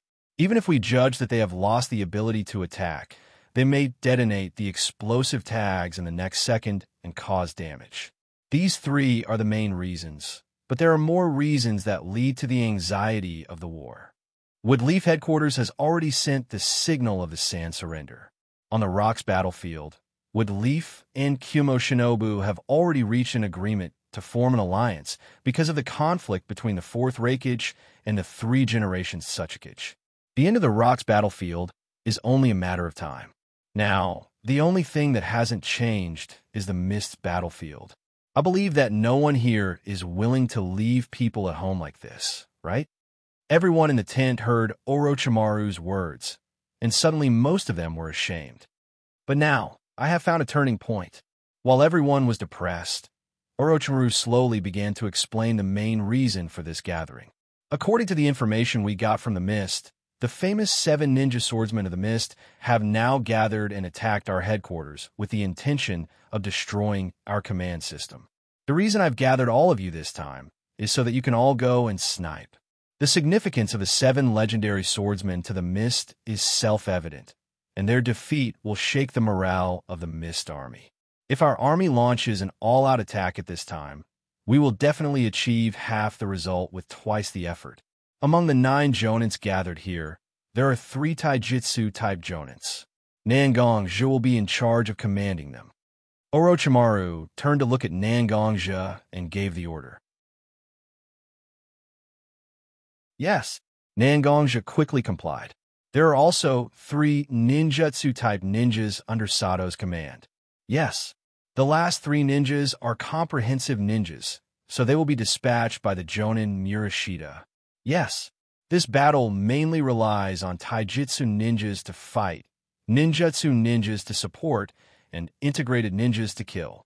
The 15 chunins will be assigned by the 3 jonins themselves. Next, let the staff introduce the information about the 7 ninja swordsmen. As soon as Orochimaru's voice fell, a ninja walked up to the podium, and several ninjas followed behind him with many scrolls and pictures. Now, let's introduce the 7 ninja swordsmen of the Mist. We already know the names of these 7 swordsmen, but we still don't know the specific functions of several of them. Here are the pictures of several swordsmen drawn by our intelligence ninjas. You can study them later during the tactical discussion. The 7 swordsmen are Fong, Needle, Kabuto, Shark Skin, Flat Eyes, Beheading Sword, and Flying Foam. Among them, Fong is held by a ninja named Kurosawa. The information we have is that this saber can control lightning, but we don't know the specific effects and power. Needle is held by Saso, which is an auxiliary sword of the 7 ninja swordsmen. It plays the role of a medical ninja. Of course, its attack is also good. Kabuto is held by Nakamura, and this sword seems to exist as a vanguard. Shark Skin is held by the watermelon mountain puffer fish. This sword has been wrapped in bandages. We don't even have a record of its true appearance. Please be careful. Flat Eyes is held by Hozuki Mangetsu. Hozuki clan's Kekkei Genkai is very difficult to deal with. We don't know the ability of Flat Eyes yet. Beheading Sword is held by Biwa Juzo, and there is no specific record of the ability of this sword. The last sword is called Flying Foam. There are many explosive tags on this sword, and it must have a lot to do with explosion. The owner is Shinhachi Wu. Under the analysis of our headquarters staff, Kabuto and Beheading Sword should be the vanguard. Fong and Flying Foam are mainly responsible for range attacks. Beheading Sword and Shark Skin are responsible for single attack. As for the last Needle, it should be responsible for wandering left and right, waiting for the opportunity to attack. These are just the contents of our summary, based on the existing intelligence. It is very likely that there are omissions, and you can only use it as a reference, depending on the situation. After the staff finished speaking, he bowed to Orochimaru, and Orochimaru then walked to the stage. I know that many of you have been summoned as soon as you finish the mission. Although the 7 people have been summoned, it will take at least 3 days to reach the battlefield. I hope that you can complete the rest and make a good battle plan during this time. Orochimaru finished his speech and looked deeply at the 24 ninjas in the tent. Your mission is extremely important. It is very likely that there will be a large number of casualties, and I hope that everyone can do their best. I wish you all the best. After Orochimaru finished his last sentence, he actually bowed to all the ninjas, which was a rare sight for him. It seems that this mission is not as simple as it was introduced. The Mist Ninja 7 swordsmen are all Jonin, and with the strange ninja sword and their respective sword skills, their strength has reached the level of elite Jonin. And the 7 people have not acted together for a long time. The combination of the 7 swords and the effect of the staggered attack is unknown to everyone. This battle is not simple. With a heavy heart, the 24 ninjas walked out of the tent and returned to their camp. It was unknown how many ninjas had a sleepless night. Nangongja was the same. This is the first time that Nangongja faced such a famous ninja. Even Nangongja was responsible for the lives of 2 other taijutsu ninjas and the chunin who was about to be assigned to his name. Nangongja's eyes were wide open with a hint of excitement as he looked at the distant horizon that was slowly turning white.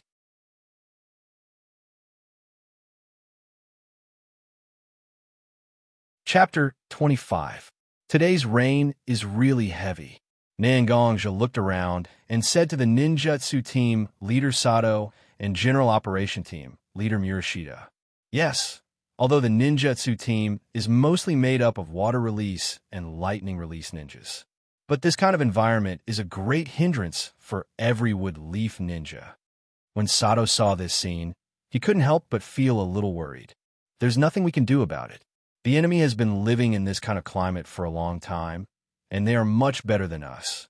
This rain is a test for our vision and movement, and these are all advantages for us. Nangongja said helplessly. Konoha had a lot of discomfort in fighting in this kind of environment. "Okay, let's stop." Sato stretched out his hand and signaled the troops to stop moving forward. The ninjas behind immediately stopped and waited for instructions. "From here, we are out of wood leaf territory and entering the war zone. Everyone, start paying attention." After Sato's reminder, there was no response. Instead, there was the sound of ninja preparing ninja tools. Considering that the enemy has a total of 7 Tokubetsu Jonin strength, Nangongja, Sato Jonin, and Murashita Jonin planned to form a 3-layer defense circle with these 15 shunins and 9 jonins. 15 shunins were responsible for patrolling outside. 6 jonins were behind to support all sides and put out the fire when something special happened. Nangongja and the other 2 jonins were in the innermost layer, responsible for command. Ka! Amidst the torrential rain, a crisp mechanical sound rang out quietly. "Trap! Trap!" The chunins on the periphery suddenly called for help. Many shurikens, kunai, sunban, and other hidden weapons were shot from all directions. Ninjutsu, ninja ready. Water release, water wall, release. In order to block the hidden weapons coming from all directions, Sato ordered to release ninjutsu. Walls of water began to appear around the formation to block the hidden weapons. "Wait, quickly remove the water wall." Nangongja's blood suddenly surged. He subconsciously felt that releasing the water formation wall would cause very dangerous consequences. "Withdraw." Sato didn't ask anything because the sixth sense was more meaningful than the answer on the battlefield. Many ninjutsu ninjas began to remove the water wall at the same time.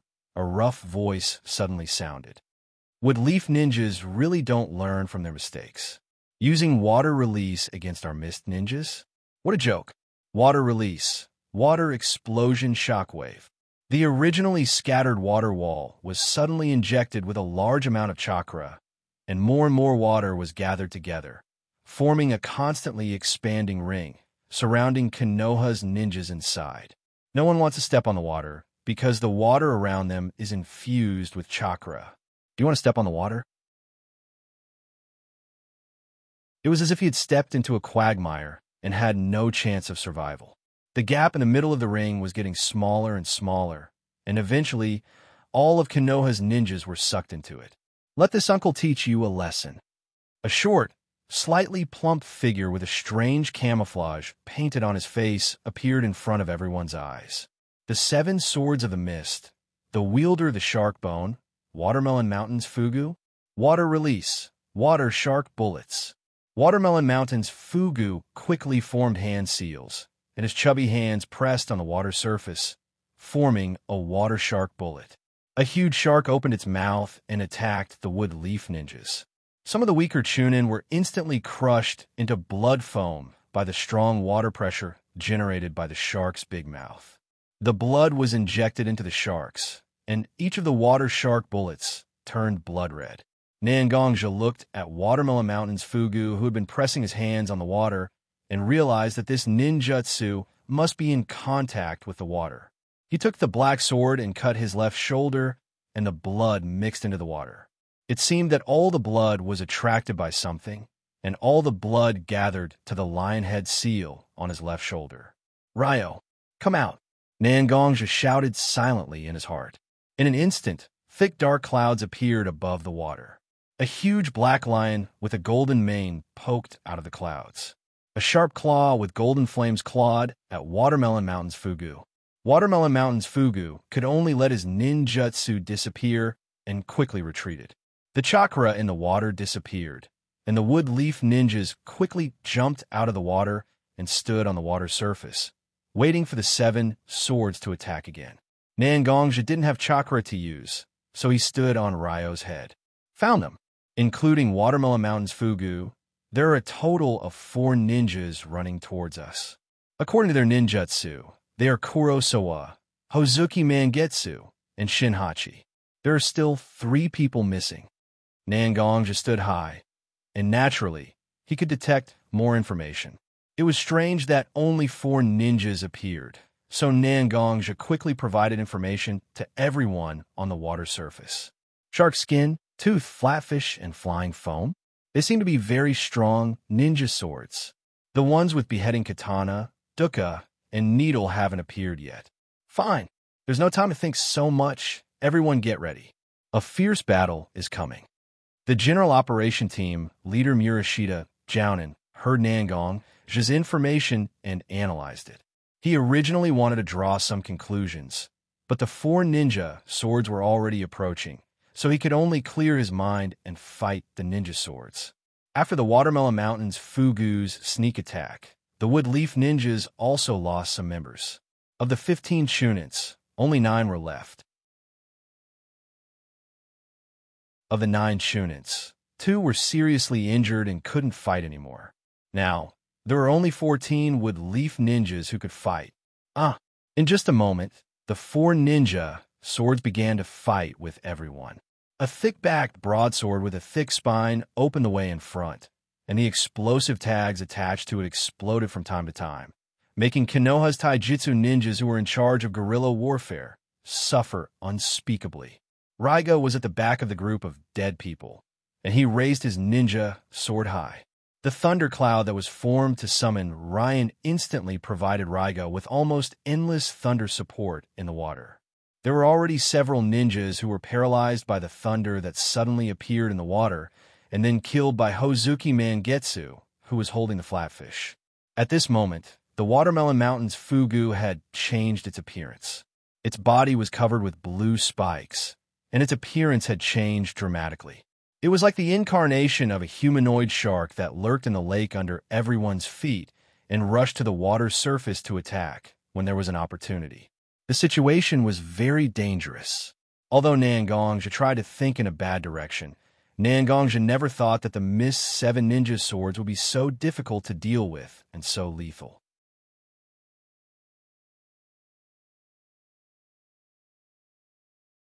Chapter 26. This is really, seeing the situation that everyone was facing, Nangongja felt that it was very tricky. Raiga used his teeth to control the lightning and blocked the sky. Hozuki Mangetsu and Xianxia were on the ground. They were fighting. Watermelon Mountain's pufferfish was attacking underwater. Almost all the possible places where there might be a breakthrough were strictly guarded. Woodleaf's few remaining jonins were also entangled by Xianxia, Raiga, and Watermelon Mountain's pufferfish. Hozuki Mangetsu was holding a huge flounder and rushing left and right among the Chunin, wantonly killing. A few jonins are fine for the time being, but the Chunin are really in danger. Save them first. Let them go back to Orochimaru and tell him that 3 ninja swordsmen are missing. Nangongja thought a little and could only come up with such a strategy. Liang, protect me. Turn into my armor. Haha, brat, let's have a good time killing them. Liang responded to Nangongja's call, and his huge body suddenly scattered and turned into a little bit of starlight, attached to Nangongja's body and turned into a black armor. Hozuki Mangetsu noticed the change in Nangongja and looked up. Konoha's Jonin, Minamiya Zetsu, is known as Yama. Let me see just how capable this King Yinluo is. He waved the huge flounder in his hand, forcing away several wood leaf chunin beside him, and a burst of chakra surged on the flounder. Show your strength. Flounder. Hozuki Mangetsu waved the flounder in the direction of Xianxia, and the chakra attached to the flounder turned into a curved chakra blade and rushed towards Xianxia. Oh, it's a bit similar to my ability. But why would I want to fight you head-on? Xianxia's black armor was surging with lightning for a while, and he stepped heavily into the void. A wave of air appeared behind Xianxia, and Xianxia also moved forward like an arrow. Looking at the chakra blade that was about to cut him, Xianxia moved sideways and cleverly avoided it. He rushed straight towards Hozuki Mangetsu. As expected of Yama, good courage. Seeing Xianxia forced his chakra blade, Hozuki Mangetsu, he couldn't help but praise him. It's easy to say, but how many ninjas can face the sharp chakra blade head-on and avoid this deadly attack by a hair's breadth? I don't want to be entangled with you. Let's end this quickly, and I can support the other Chunin and break the situation. Xianxia held the black sword in his hand. The black sword was instantly covered in a layer of icy blue light. The black lightning that wrapped around his body also spread to the sword. Is that so? Seeing Xianxia's black sword stabbing towards him, Hozuki Mangetsu didn't retreat. Instead, he directly rushed up and let the black sword stab his body. The huge flounder also attacked Xianxia under Hozuki Mangetsu's wave. Do you think Hozuki clan's Kekkei Genkai is a problem for me? Xianxia looked at Hozuki Mangetsu's movement and knew that Hozuki Mangetsu wanted to use his clan's Kekkei Genkai to exchange injuries with Xianxia. Hozuki clan's Kekkei Genkai was almost immune to all physical damage, and it was almost overwhelming for Xianxia, who was a taijutsu-type ninja. But Xianxia was different. At this time, Xianxia's sword carried Li Yang's thunder power. Although Xianxia didn't know the details of Li Yang's strength, but he knew that Hozuki Mangetsu absolutely can't block it. The black sword stabbed into Hozuki Mangetsu's body, but Xianxia didn't feel a trace of pain. Liang, I'm counting on you. This kid is really arrogant. Let me teach him a good lesson. On the lion relief on the chest armor, the golden eyes suddenly shined brightly. More and more black lightning was produced from the armor and poured into the black sword. Impossible. I can't guide this lightning into the water. Hozuki Mangetsu screamed, and in a moment, Hozuki Mangetsu's whole body turned into water, and his whole body bulged as if it was boiling. Bang! A huge explosion sounded, and Hozuki Mangetsu was killed. In fact, Hozuki Mangetsu shouldn't have been killed so easily. At least when he found out that Xianxia's black sword had a problem, Hozuki Mangetsu could have turned himself into water and hidden it. At this moment, there was still the watermelon mountain pufferfish in the water, and Xianxia couldn't do anything in this situation. However, Hozuki Mangetsu's mistake was that he underestimated Xianxia's sword, and the lightning wasn't ordinary lightning that could be guided into the water. After Hozuki Mangetsu died, the huge flat-eye flounder instantly turned into a large cloud of smoke and disappeared. It was probably sent back by the mist ninjas. After all, such a weapon couldn't fall into the hands of the enemy, and Xianxia didn't have any ninjas who were proficient in sealing to stop it. Xianxia didn't have time to think so much at this moment, and he just rushed towards Raiga. The three swordsmen were able to entangle so many Jonins, mostly relying on Raiga's timely lightning to paralyze the wood-leaf Jonins. You, don't come over. Looking at Xianxia, who had just defeated Hozuki Mangetsu, rushing towards him, Raiga panicked. This wasn't the mist ninjas who had been through a lot, but a fresh batch of swordsmen. Obviously, Hozuki Mangetsu, who was much stronger than him, died, and Raiga didn't have any confidence at this moment. Lightning escape. Lightning ball. A ball of lightning struck towards Xianxia, but it didn't have any effect at all. Instead, it was absorbed by Xianxia's black armor. Have you forgotten who summoned these thunderclouds? Xianxia asked jokingly. Raiga certainly knew that these lightning balls couldn't cause any results, but his heart was in a panic, and he could only do this to seek a sense of security. One after another, lightning balls were sent out, but it didn't stop Nangong's footsteps. No, no, no, I don't want to die. Raiga suddenly began to roar. Nangongja looked at his crazy appearance and quickly prepared to fight him in close quarters. Raiga quickly rushed towards Nangongja, brandishing the two blades in his hands. Just as Nangongja was about to use his gauntlet to block and counterattack, Raiga quickly turned and fled. This guy, seeing Raiga running away, Nangongja was speechless. But Nangongja wasn't going to chase after him. It was better to break one finger than to injure all 10. He looked at Xianxia, who was surrounded by several jonins, and smiled, and he also joined the battle. Watermelon Mountain Pufferfish saw that Xianxia was surrounded and quietly retreated. But before he left, he muttered in his mouth, "Raiga is really a coward, but it doesn't matter. He has been entangled for so long, and it's enough. I hope the plan goes well."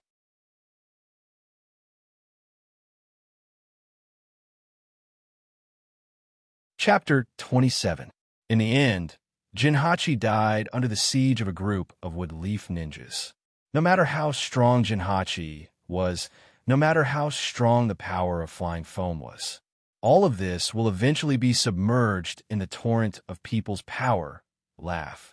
Just like Hozuki Mangetsu's ninja sword after his death, the flying foam also disappeared without a trace in the smoke. I think we have to go back. The escaping Watermelon Mountain Pufferfish and Kurosawa have lost a lot of combat power and are extremely tired. If they dare to attack our army in this situation, they're looking for death. But at the moment, there are still 3 ninja swordsmen whose whereabouts are unknown.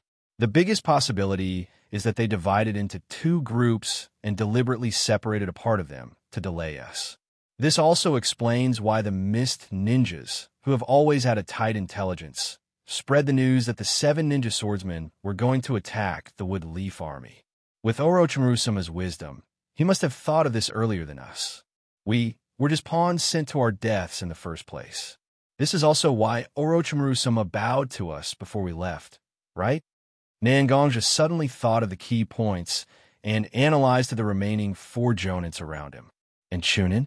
They have long been reduced to cannon fodder in the melee. The psychological quality of a ninja who can become a jonin is not covered. Although they know that they have been abandoned, they don't have any extreme thoughts. There are always sacrifices in the war, and they can pay a small price to get more results. This kind of behavior is common in the eyes of ninjas, even if they are the ones who are abandoned. In that case, let's go back and help defend the remaining 3 ninja swordsmen. The jonin immediately gave the order. Several jonins nodded together. They quickly moved towards the Wood Leaf camp. Bang! A huge cloud of smoke suddenly burst on the way back. It seems that the 3 ninja swordsmen are blocked in that direction. Nangongja understood what was going on for a while. He turned to look at the other 3 ninjas and said, "Everyone, relatively speaking, my movement speed is a little faster. I will rush to support first. Please go as soon as possible." Of course. The 3 jonins nodded again and again. Seeing that they agreed, Nangongja also increased his speed and rushed to the battlefield. In the huge smoke, a figure wearing a green tights rushed out, and at the same time, 3 mist ninjas appeared in the smoke. The Wood Leaf ninja in the green tights was naturally Mike Day. This ninja, why don't I have any impression of him? How can such a powerful taijutsu ninja be unknown? Nangongja was confused for a moment. He already knew Wood Leaf's famous jonin Nangongja, but this person was too unfamiliar. No, there's something wrong with this person. After careful observation, Nangongja discovered that Mike Dai's entire body was emitting a terrifying red chakra. His eyes were almost completely white, and his muscles and tendons were constantly being torn apart. Forbidden technique.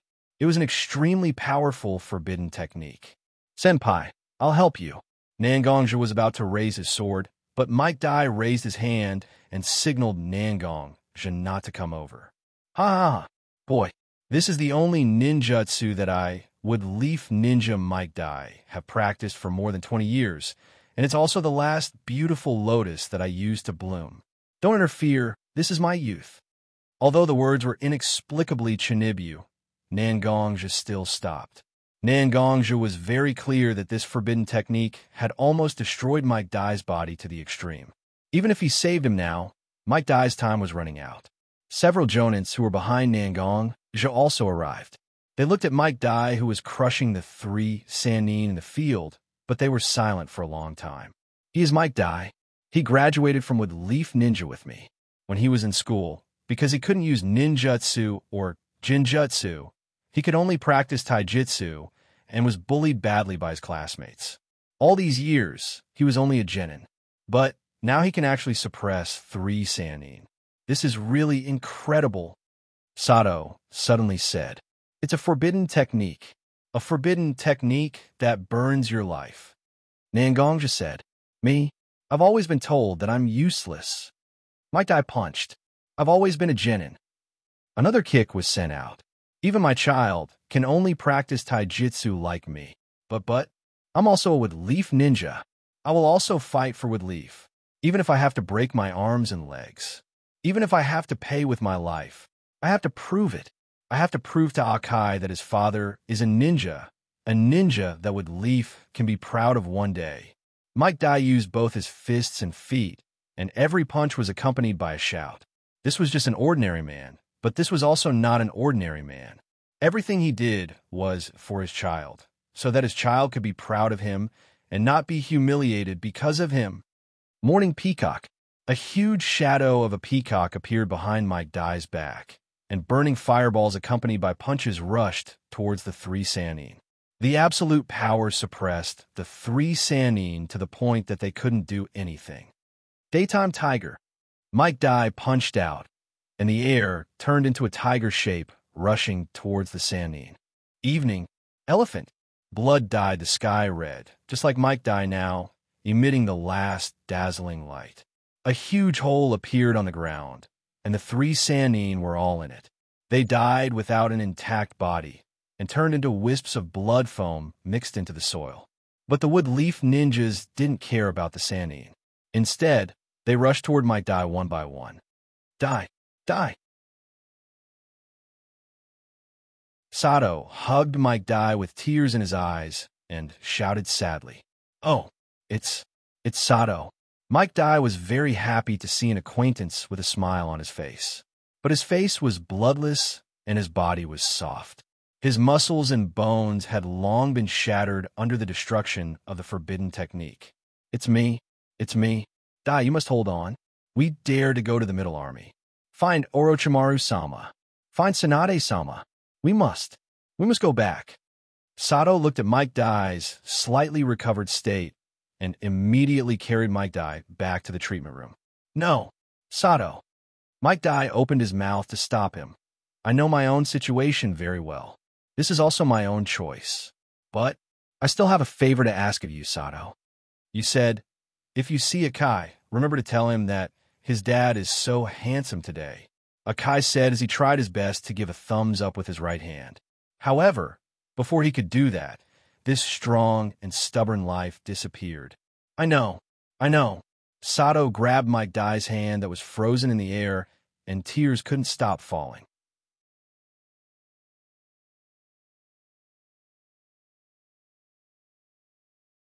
Chapter 28. Mike Dai died just like that. Sato's body was brought back to the camp. No one spoke along the way. There was no joy of completing the mission. Because in order to complete the mission, the entire team suffered too much damage. 21 lives, including Mike Dai, were lost forever. This is a ninja. Whether it's victory or defeat, it's paved with blood and lives. Orochimaru looked at the people who came back, asked a little about the situation, and left. The indifference that seeped into his bones made people's hearts turn cold. About half a month later, the 3 countries that were fighting with Leaf all proposed to surrender and negotiate peace. After that, the top leaders of Wood Leaf and the Fire Country's government decided to divide the interests of the other 3 countries and so on. She no longer had anything to do with Nangongja, who had no status. Nangongja just followed the army back to Wood Leaf. A lot of people gathered at the gate of Wood Leaf, including children and women. They were looking forward to the return of their families. But most of them only got an urn, and many of them didn't even get an urn. They only got a letter from their family. Nangong Ro was also in the crowd, worried and uneasy, afraid that she would get the same bad news as many people around her. And I-san, you must come back safely. The Rock's ninjas were the first to enter Konoha's village. There's almost no meat grinder in the Rock ninjas' battlefield. Everything went smoothly, so everyone was basically full of energy. But the eyes of the team that lost their comrades were full of tears, moving forward silently. Among them was Kakashi, who had lost his father and his best friend. His eyes were somewhat empty, and he now only had one eye. Several Uchiha ninjas were tightly staring at Kakashi. After the Rock ninjas completely entered, they took Kakashi away without paying attention to the eyes of the crowd. Watergate saw Kakashi being taken away and followed. Presumably, it was because of the Sharingan. After that, it was the Sand Ninjas. The Sand Ninjas should have lost a lot of people. But Tsunade was the commander. Most of the medical ninjas trained by Tsunade also followed her to the sand battlefield, so the ninja casualties were not very high. The higher-ups of the ninja village must have seen such a result and made up their minds to develop the training of medical ninjas. However, the few people who knew Tsunade's plan looked bitter. Woodleaf's Princess G's medical ninjutsu level was so high that it was simply unheard of since ancient times. After she left, Woodleaf's medical ninjutsu could be considered to have fallen. However, the higher-ups should have reached an agreement with Tsunade. Tsunade will at least leave a training plan to assist Woodleaf in training medical ninjas. The last ones to enter were the Mist Ninjas, who had suffered the most casualties. The blood mist also caused great pain to the Woodleaf. Compared to the time of the expedition, the number of people in the entire army was reduced by almost half, and those who returned alive were almost all injured. Disabled ninjas with missing arms and legs account for a large proportion of them. The cheers of the two troops when they entered the village instantly stopped. Only sorrowful cries could be heard. "Dad! Dad!" The young Kai rushed to the front of the procession and wept bitterly to Sato Kami, one of his father's few friends. "Your Guy." Nangongja walked to Guy's side and said, "Your father is a great ninja. In the end, he was so handsome. He will be the one we will remember for the rest of our lives. He is the hero of Woodleaf." I know. My dad will be so handsome in the end."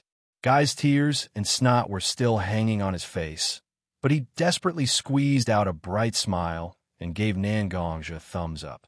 "If you don't mind, I'm also a taijutsu ninja. I can help you train. You can find me later." Nangongja saw Guy's appearance and his heart throbbed. He unconsciously made a promise. Guy promised him. This person is very powerful, and he earned the title of Yama on the battlefield. "I'm sure he can teach you." Sato said, "Yes, I will definitely become a great ninja and make Dad proud of me." Guy turned to Nangongja and bowed deeply. "Sensei." "Okay, then I will be your sensei. Go back. I will look for you later." Nangongja replied softly and comforted Akai to go back. "Yes, sensei." Guy turned and left, but Nangongja seemed to hear Guy's cries. The cries didn't disappear, but became louder and louder in Nangongja's ears and in Nangongja's mind. All the troops were assembled, and Sandaime also gave a speech. Nangongja didn't listen to a single word. He just kept silent. "Oni I-san." Nangongja went home after finishing a bunch of trivial matters. Nangong Ro came up and hugged Nangongja. "Oni I-san, I was so scared every day when you were gone. I was scared that an umbu would suddenly come to my house and send me letters that I didn't want to see. People have been receiving these letters for the past few days. Many of my classmates have also lost their loved ones. I was so scared, so scared." Nangong Ro cried loudly. Nangongja even felt that his chest was wet from Nangong Ro's tears. Ro. Nangongja rubbed his sister's head and said, "I'm back." Nangong Ro raised her head and looked at Nangongja's face. "Welcome back. Oni I-san." Nangongja slept at home for a long time, and when he woke up, he found that he had slept for 2 days and 2 nights. He could only make use of the time to put on a morning robe and walked to the Wood Leaf's memorial tablet with his sister. He reached out his hand and caressed the coal names on it. White Fang, Senpai, Mike, Senpai, and the many ninjas who fought with me. Although your bodies have disappeared, your appearance and your persistence are still remembered by us who are still alive. You have never disappeared. Heroes never disappear. It's just that their bodies rot.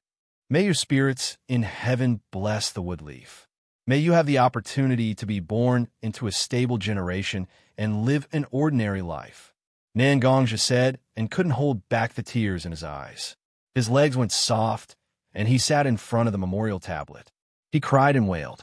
Xianxia looked at Xianxia and just silently walked forward and hugged Xianxia's trembling body. The heroes fell into eternal sleep. But will this ninja world really be peaceful because of their blood and sacrifice? No one knew. Everyone was just working hard and looking forward to it. Perhaps one day, there would really be someone who could turn the tide and save the entire world. It's just that these people will never be seen again.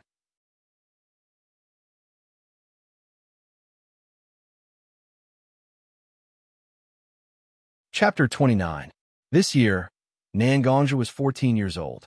He experienced exile, settling down, in the Third Shinobi World War. Even if his experiences continued to accumulate, the souls and blood in his hands continued to deepen. But it still couldn't change the fact that Xianxia was still a teenager. Some things can't be changed by age. Therefore, Xianxia cried and wailed in front of the Soul Consolation Monument. Finally, Xianxia was tired of crying, and he didn't want to cry anymore. He stretched out his hand to wipe the remaining tears from the corners of his eyes and stood up. He looked at his sister who had been hugging him. I made you worry. I don't know why, but my heart suddenly collapsed. No. Xianxia also stood up and looked at Xianxia. I know what Oni-san is facing. So many familiar faces have disappeared, including White Fang, Senpai, who helped us a lot. If Oni-san really doesn't have any emotional fluctuations, then something is wrong. Xianxia stood in front of Xianxia, stood on tiptoe, hugged Xianxia's head, and slowly stroked it. With Ruru here, Oni-san doesn't need to pretend or suppress. You just have to be yourself. Xianxia never thought that his sister would say such words. In his impression, although his sister was sensible, sometimes she was very willful, just like a child who hadn't grown up. But at this moment, Xianxia made Xianxia feel that she had grown up. I'm sure you've been through a lot while I was gone, right? Xianxia didn't say anything. He stretched out his hand and took Xianxia's hand and walked to the residence. After a few days, Sato took Guy to Xianxia's house. Hello, Sato Jian and Guy. Seeing the two standing at the door, Xianxia quickly greeted them. Xiaoro, prepare some refreshments. We have guests. Xianxia shouted. After hearing Xianxia's response, he led the two of them to the living room. Sato, did you bring Kai here because of what I promised you before? Xianxia remembered that he had promised Kai to teach him physical skills when he returned to the village. He immediately understood why the two of them had come together. Big brother, who are these two? Before Sato could say anything, Xianxia came out of the inner hall with a tea tray. There was a pot of tea, a few teacups, and a few plates of pastries. Speaking of which, I haven't introduced him to you yet. This is Jonin Sato, a senpai who fought alongside me. Hello, Jonin Sato. Xianxia bowed slightly. As for this one, she's the child of someone I admire. His father didn't come back, so I promised to teach him physical skills. His name is Michael Kai. Xianxia turned around and looked at Kai. Hello, Kai-kun. Although Xianxia was a little speechless, she didn't say anything. She still smiled sweetly and said hello to Kai. Just call me Guy. Guy seemed to be shy and hurriedly said. Then you guys talk. I'm going to tidy up the house. Xianxia felt that she couldn't talk to them anymore, so she left. Let's continue, Jonin Sato. Xianxia saw his sister leave, so he talked to Sato about what happened just now. Yes, we did come to let Xianxia teach Guy. Sato told Xianxia the reason for his visit. I will definitely teach Guy. After all, I promised him. I'm going to take a long vacation in a few days, so I hope I can take Guy with me. But I don't know if Guy's instructor will agree. Nangongzhi expressed his doubts with a bit of embarrassment on his face. Woodleaf's instructor has a lot of control over the genin, and teaching someone else's student without the instructor's permission is very hateful. So Nangongzhi has to be cautious. That's not a problem. Hearing Nangong Zetsu's doubts, Sato suddenly smiled. After this great shinobi war, Konoha reorganized the genin squads because of the severe losses. Most of the teams have changed their instructors. Now I'm Guy's instructor, so if you want to train Guy, you can arrange it. That's fine. When I'm ready to leave, I'll inform Guy. Good. After a few words, Guy and Sato left. Seeing them leave, Nangong walked to Nangong's side. Oni-san, are you sure you want to be Guy's teacher? Some of our secret techniques can't be taught. Before Nangong finished her words, Nangongzhi interrupted her. Don't worry, Oni-san knows what to do. Guy's father is a great ninja and a great father. I just promised to help him train, not to accept him as an apprentice. Don't worry, Oni-san, it's good that you know what to do. Nangong nodded, and then said, Oni-san, did you just say that you want to go out of the village to train? Yeah? What's wrong? Nangongzhi was a little confused. Can you take me with you? Nangong looked at Nangongzhi with hope in her eyes. Maybe you can't go with me. I'm mainly training strength and endurance. If it's technical training, it may be useful for a ninjutsu ninja like you. But if it's purely physical training, you can't do it for the time being. Guy can do it. Nangong looked puzzled. Guy's family has a problem with their physique. They can't practice ninjutsu or jinjutsu. So Guy has been training taijutsu since he can remember. His physical foundation is extremely solid, and he has reached the level of training with me. Now, he only lacks skills and the accumulation of time.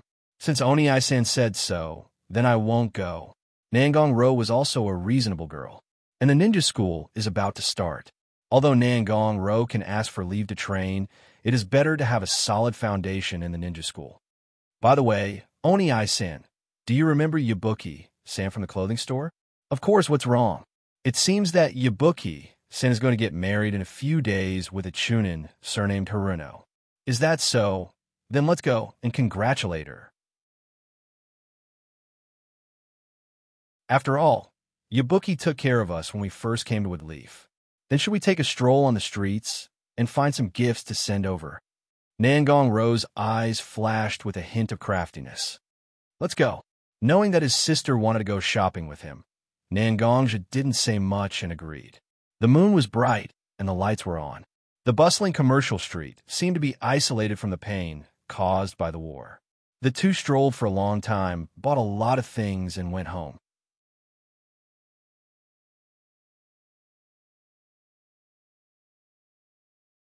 Chapter 30. The next day, Nangongzhi and Nangong went out early to help out at Mahabaki's house. The two of them were very familiar with Mahabaki, so they were considered her family. Nangong-jun and Mayo-chan are both here. Seeing that Nangongzhi and Nangong were both here, Mahabaki was very happy.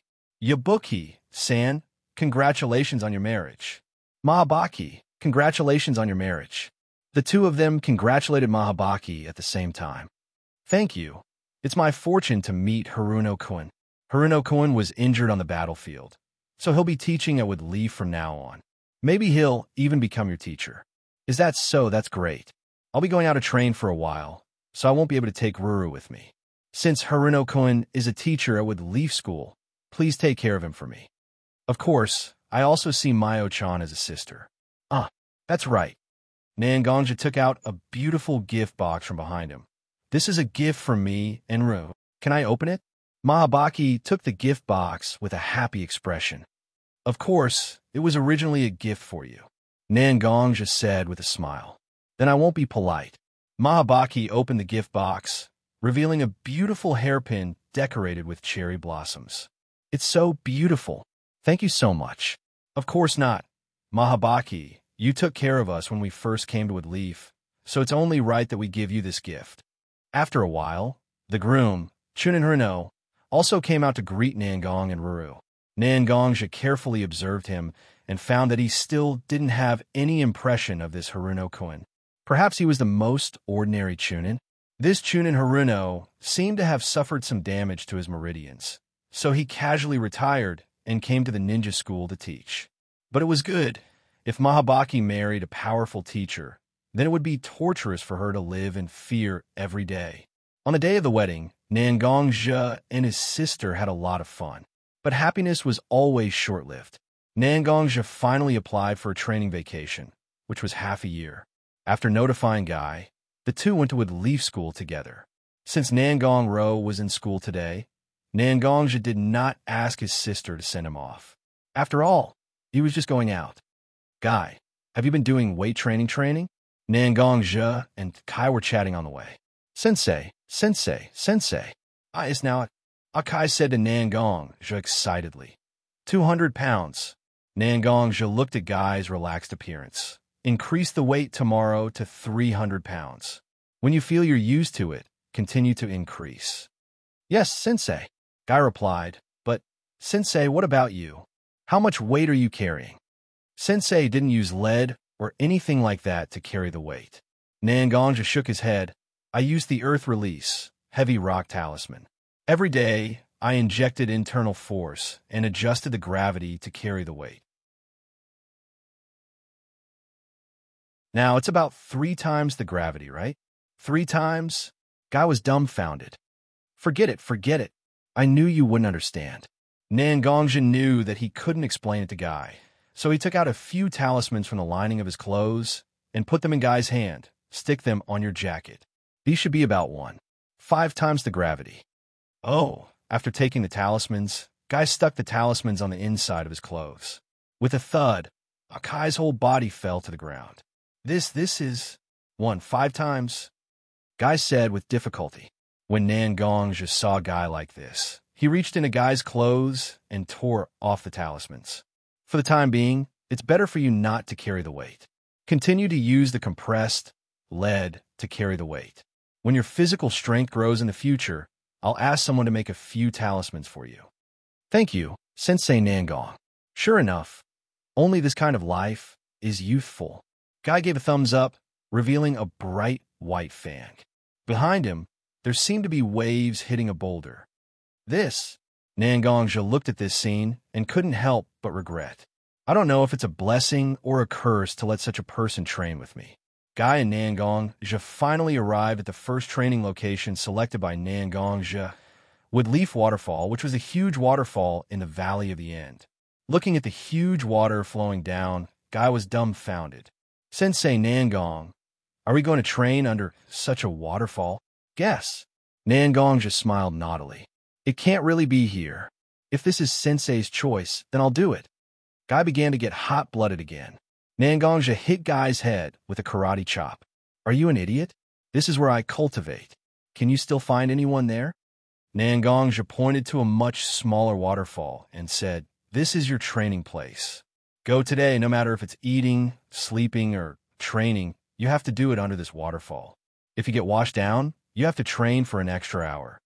Understood, Sensei. Looking at Guy excitedly walking towards his waterfall, Xianxia began to tidy up his clothes, put on his jacket and shoes, and took the black sword to the bottom of the waterfall. The huge impact swept Xianxia's body. The black sword almost flew out of his hand, and he was about to lose his balance. Hold on. Change the center of gravity. Maintain the balance. After a long time, under the guidance of Liang's voice, Xianxia was finally able to stand firmly under the waterfall. Xianxia tried to swing his sword. The power of the waterfall poured onto the sword, bringing great pressure to Xianxia's wrist. Hack, stab, flick, wipe, chop. A few basic sword techniques were demonstrated by Xianxia one by one. Slowly, Xianxia's speed became faster and faster. The basic sword techniques also slowly changed to the fatal 13 swords that his sister gave him. As time passed, Xianxia's body was tired and his mind was tense. Finally, Xianxia slipped and fell into the river. Fortunately, Guy noticed the abnormality and pulled Xianxia out. Otherwise, his life would have been in danger. After Nangongzhi woke up, he ignored his fatigue and walked to the bottom of the waterfall. Nangongzhi was forcing himself to break through his limits. Not only was it a physical limit, but it was also a mental limit. Guy looked at Nangongzhi's crazy appearance and his heart was moved. He also started to practice crazily. Both of them were exhausted after every training session, but neither of them complained. They just worked hard to practice.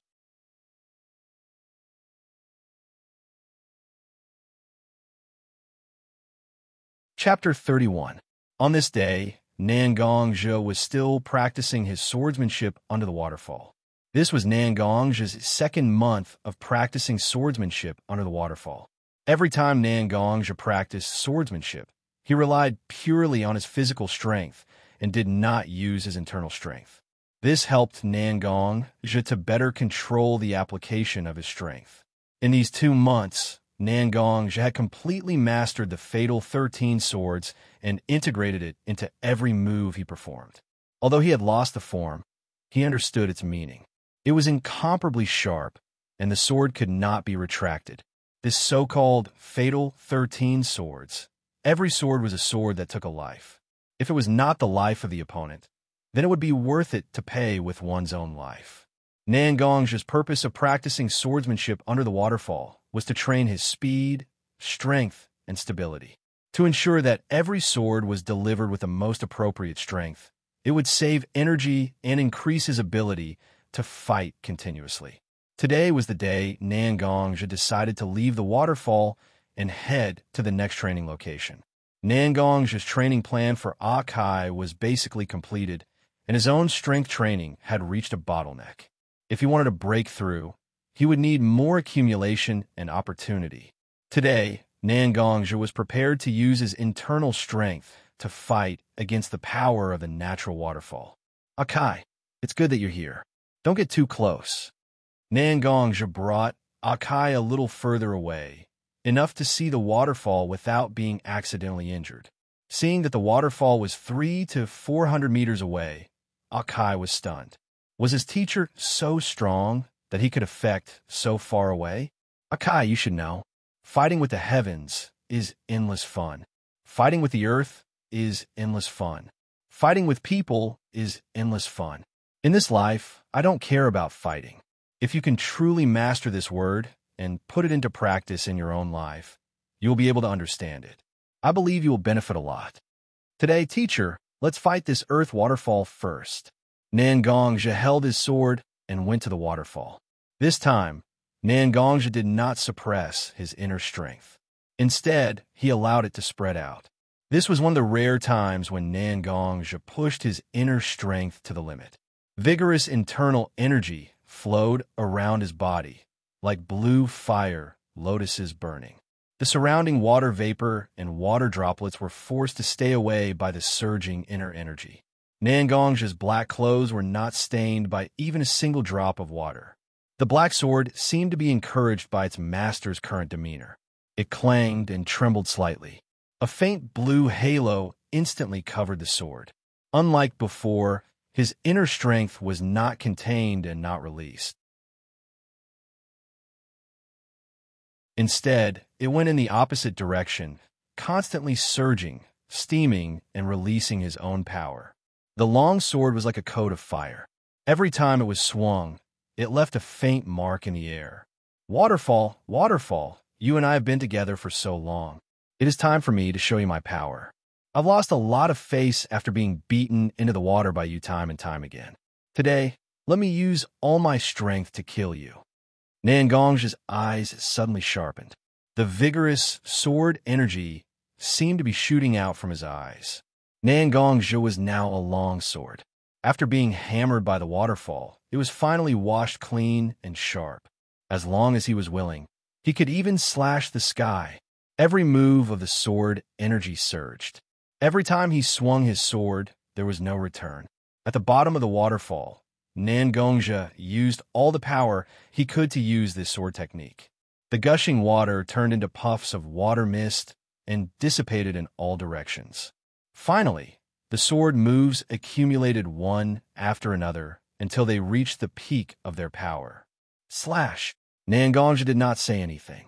He only used his heart to slash. A huge amount of inner strength gushed out from the direction of the sword. The huge waterfall was instantly divided into two parts. Even the part of the waterfall near Nangongja followed the sword energy and went against the flow straight into the sky. This guy looked at this scene and was shocked speechless. Although he knew that his sensei was very powerful and was once regarded as the successor with Leaf White Fang, he did not expect that pure taijutsu would be so strong. One had to know that although White Fang was strong, he was strong in assassination. A real head-on fight is extremely disadvantageous for a ninja who is proficient in taijutsu. The enemy's ninjutsu attack is very long range, and the power is also very strong. But what about a taijutsu ninja? It's just a punch, a kick, or an extra weapon. Even if it's the longest weapon, how can it have a longer range than a ninjutsu attack? So most of the time, taijutsu ninjas are used as meat shields to entangle strong opponents. Among the famous ninjas in the ninja world, there are almost no taijutsu ninjas. Even Reikage is proficient in taijutsu, which is the combination of ninjutsu and taijutsu. So Nangongja's performance at this moment made Guy more confident about the development of his taijutsu in the future. Because even if it's only taijutsu, a taijutsu ninja can be very strong. Not to mention that Guy's father left him an extremely strong forbidden technique, Hashiman Tanku. Nangongja was also very happy when he saw the scene that he had created, because these 2 months had not been wasted. The internal force in his body can finally be condensed like a blade. His internal force has reached the next level, and he can really compete with those elite ninjas. Leaving the waterfall, he went to Guy, who was blasted with water on his face. "How is it? What do you think? Look, I split the waterfall. It's really incredible. A taijutsu ninja can be so strong." "That's natural. No matter what kind of path it is, as long as you can persevere and firmly go down, you will not be disappointed in the end." "Guy, you and I are actually about the same age. We are young. Young people should have the hot-bloodedness and arrogance that young people should have. Only in this way can you not waste time. You and I still have a lot of time. This is our capital. We must not waste it easily. We should go all out, temper ourselves, and make ourselves stronger." Youth, hot-bloodedness. Guy, will listen to Sensei's teachings. "Good. Let's do 500 frog jumps first." Guy turned around and went a frog jump. Nangongja was very clear about Guy's character. After all, they have been together for a long time. Nangongja said those words on purpose, because Guy is really talented and hardworking. But what a taijutsu ninja needs is not hard work, but desperation. Only by desperately breaking through your own limits can you make long-term progress. This is Nangongja's view of taijutsu ninja. If the attack range is not enough, then I rely on speed to make up for it. If the power is not enough, then I temper my strength to the extreme. As long as there is a way to make up for it, even if it is difficult, it is meaningful.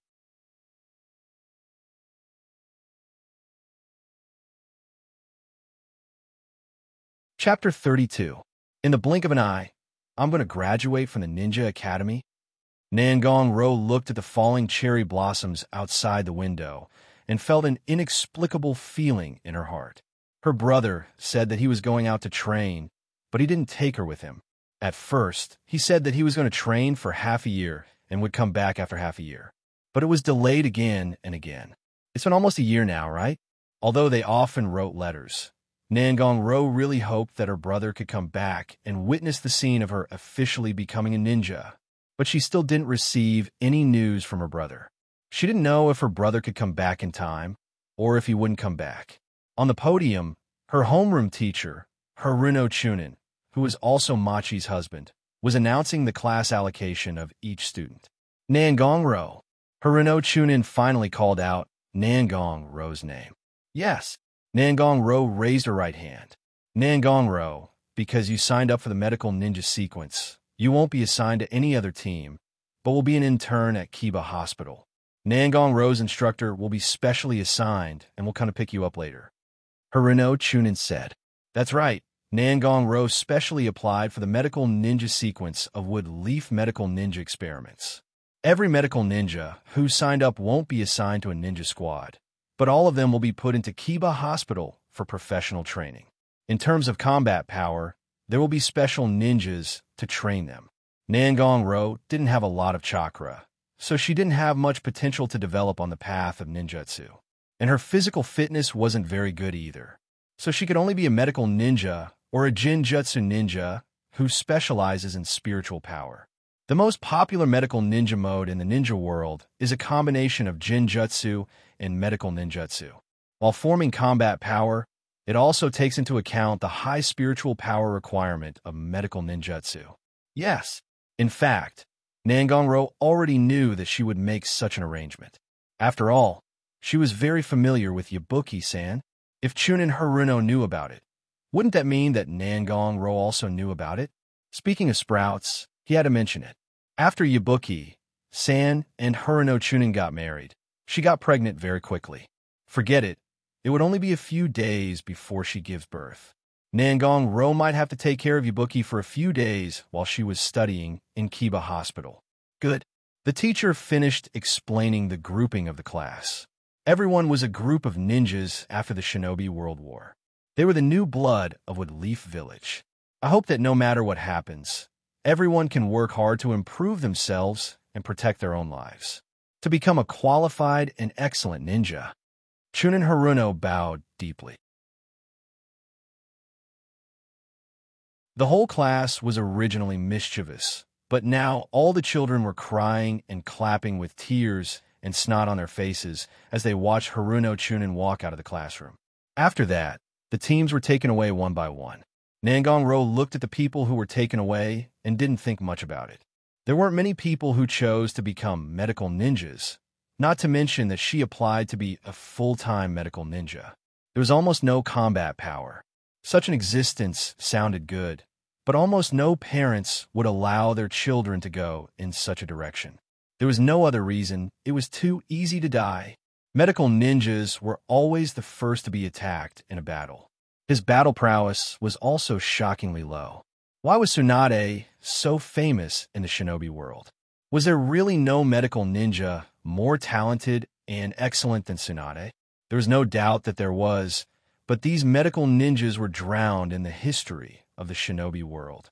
Because they weren't strong enough, they were fragile instruments destined to be abandoned after their value was squeezed out. A medical ninja who understood the hidden dangers of your body, as well as various drug resistance and medication status. It was like holding a ninja's life, and no ninja would allow such a threat to exist. Therefore, only Tsunade could be famous. Because before everyone praises her as a great medical ninja, everyone will always remember her as Konoha's Super Strength Heim, such a name that relied on strength to fight for her. Time flew by, and after a while, when Nangong Ro regained her senses, she was the only one left in the classroom. A breeze blew, and a few cherry blossom petals fell on Nangong Ro's long black hair, but Nangong Ro still didn't know. A pair of hands appeared on Nangong Ro's black hair, and a few petals were flicked off for her. You've obviously grown up, but you still don't pay attention to your image at all. I haven't seen you for a year, but you haven't grown much. Hearing the familiar voice, Nangong Ro slowly put the kunai in her right hand into the backpack behind her waist. Oni-san.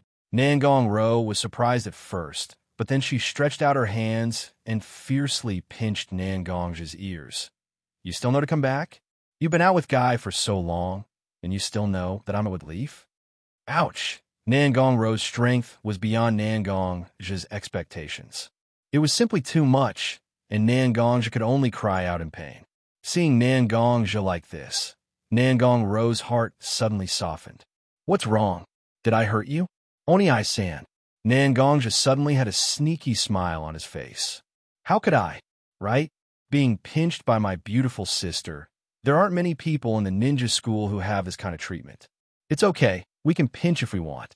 Let those little brats see that the cold princess in their eyes is just a cute little girl here. Although Nangongja hadn't been at Woodleaf for a long time, he still had a lot of news about Woodleaf. Perhaps Nangongro didn't like to play with these kids who were younger than her by 1 or 2 years. She was also quite pretty, so there were a lot of suitors. Nangongro didn't have any reason to. That's why she got the strange nickname of Woodleaf's Ice Princess. Hearing Nangongja mention such a shameful thing, Nangongro knew that Nangongja must also know about that strange nickname. She also turned her head angrily and ignored Nangongja. Okay, Nangongja rubbed his sister's head and said, "Let's talk about business." Woodleaf Jin Nangongro was assigned to Kiba Hospital, and her instructor is Nangongja. You don't have to wait, we can go. Oni Isan is going to be my instructor? Nangongro was surprised.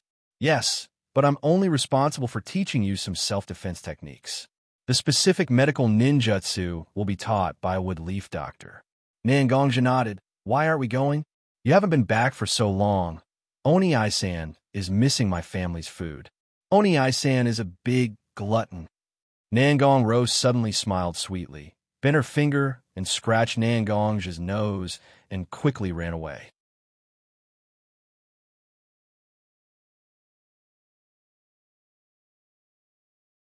Chapter 33. Nangongja hasn't returned to Woodleaf Village for nearly a year.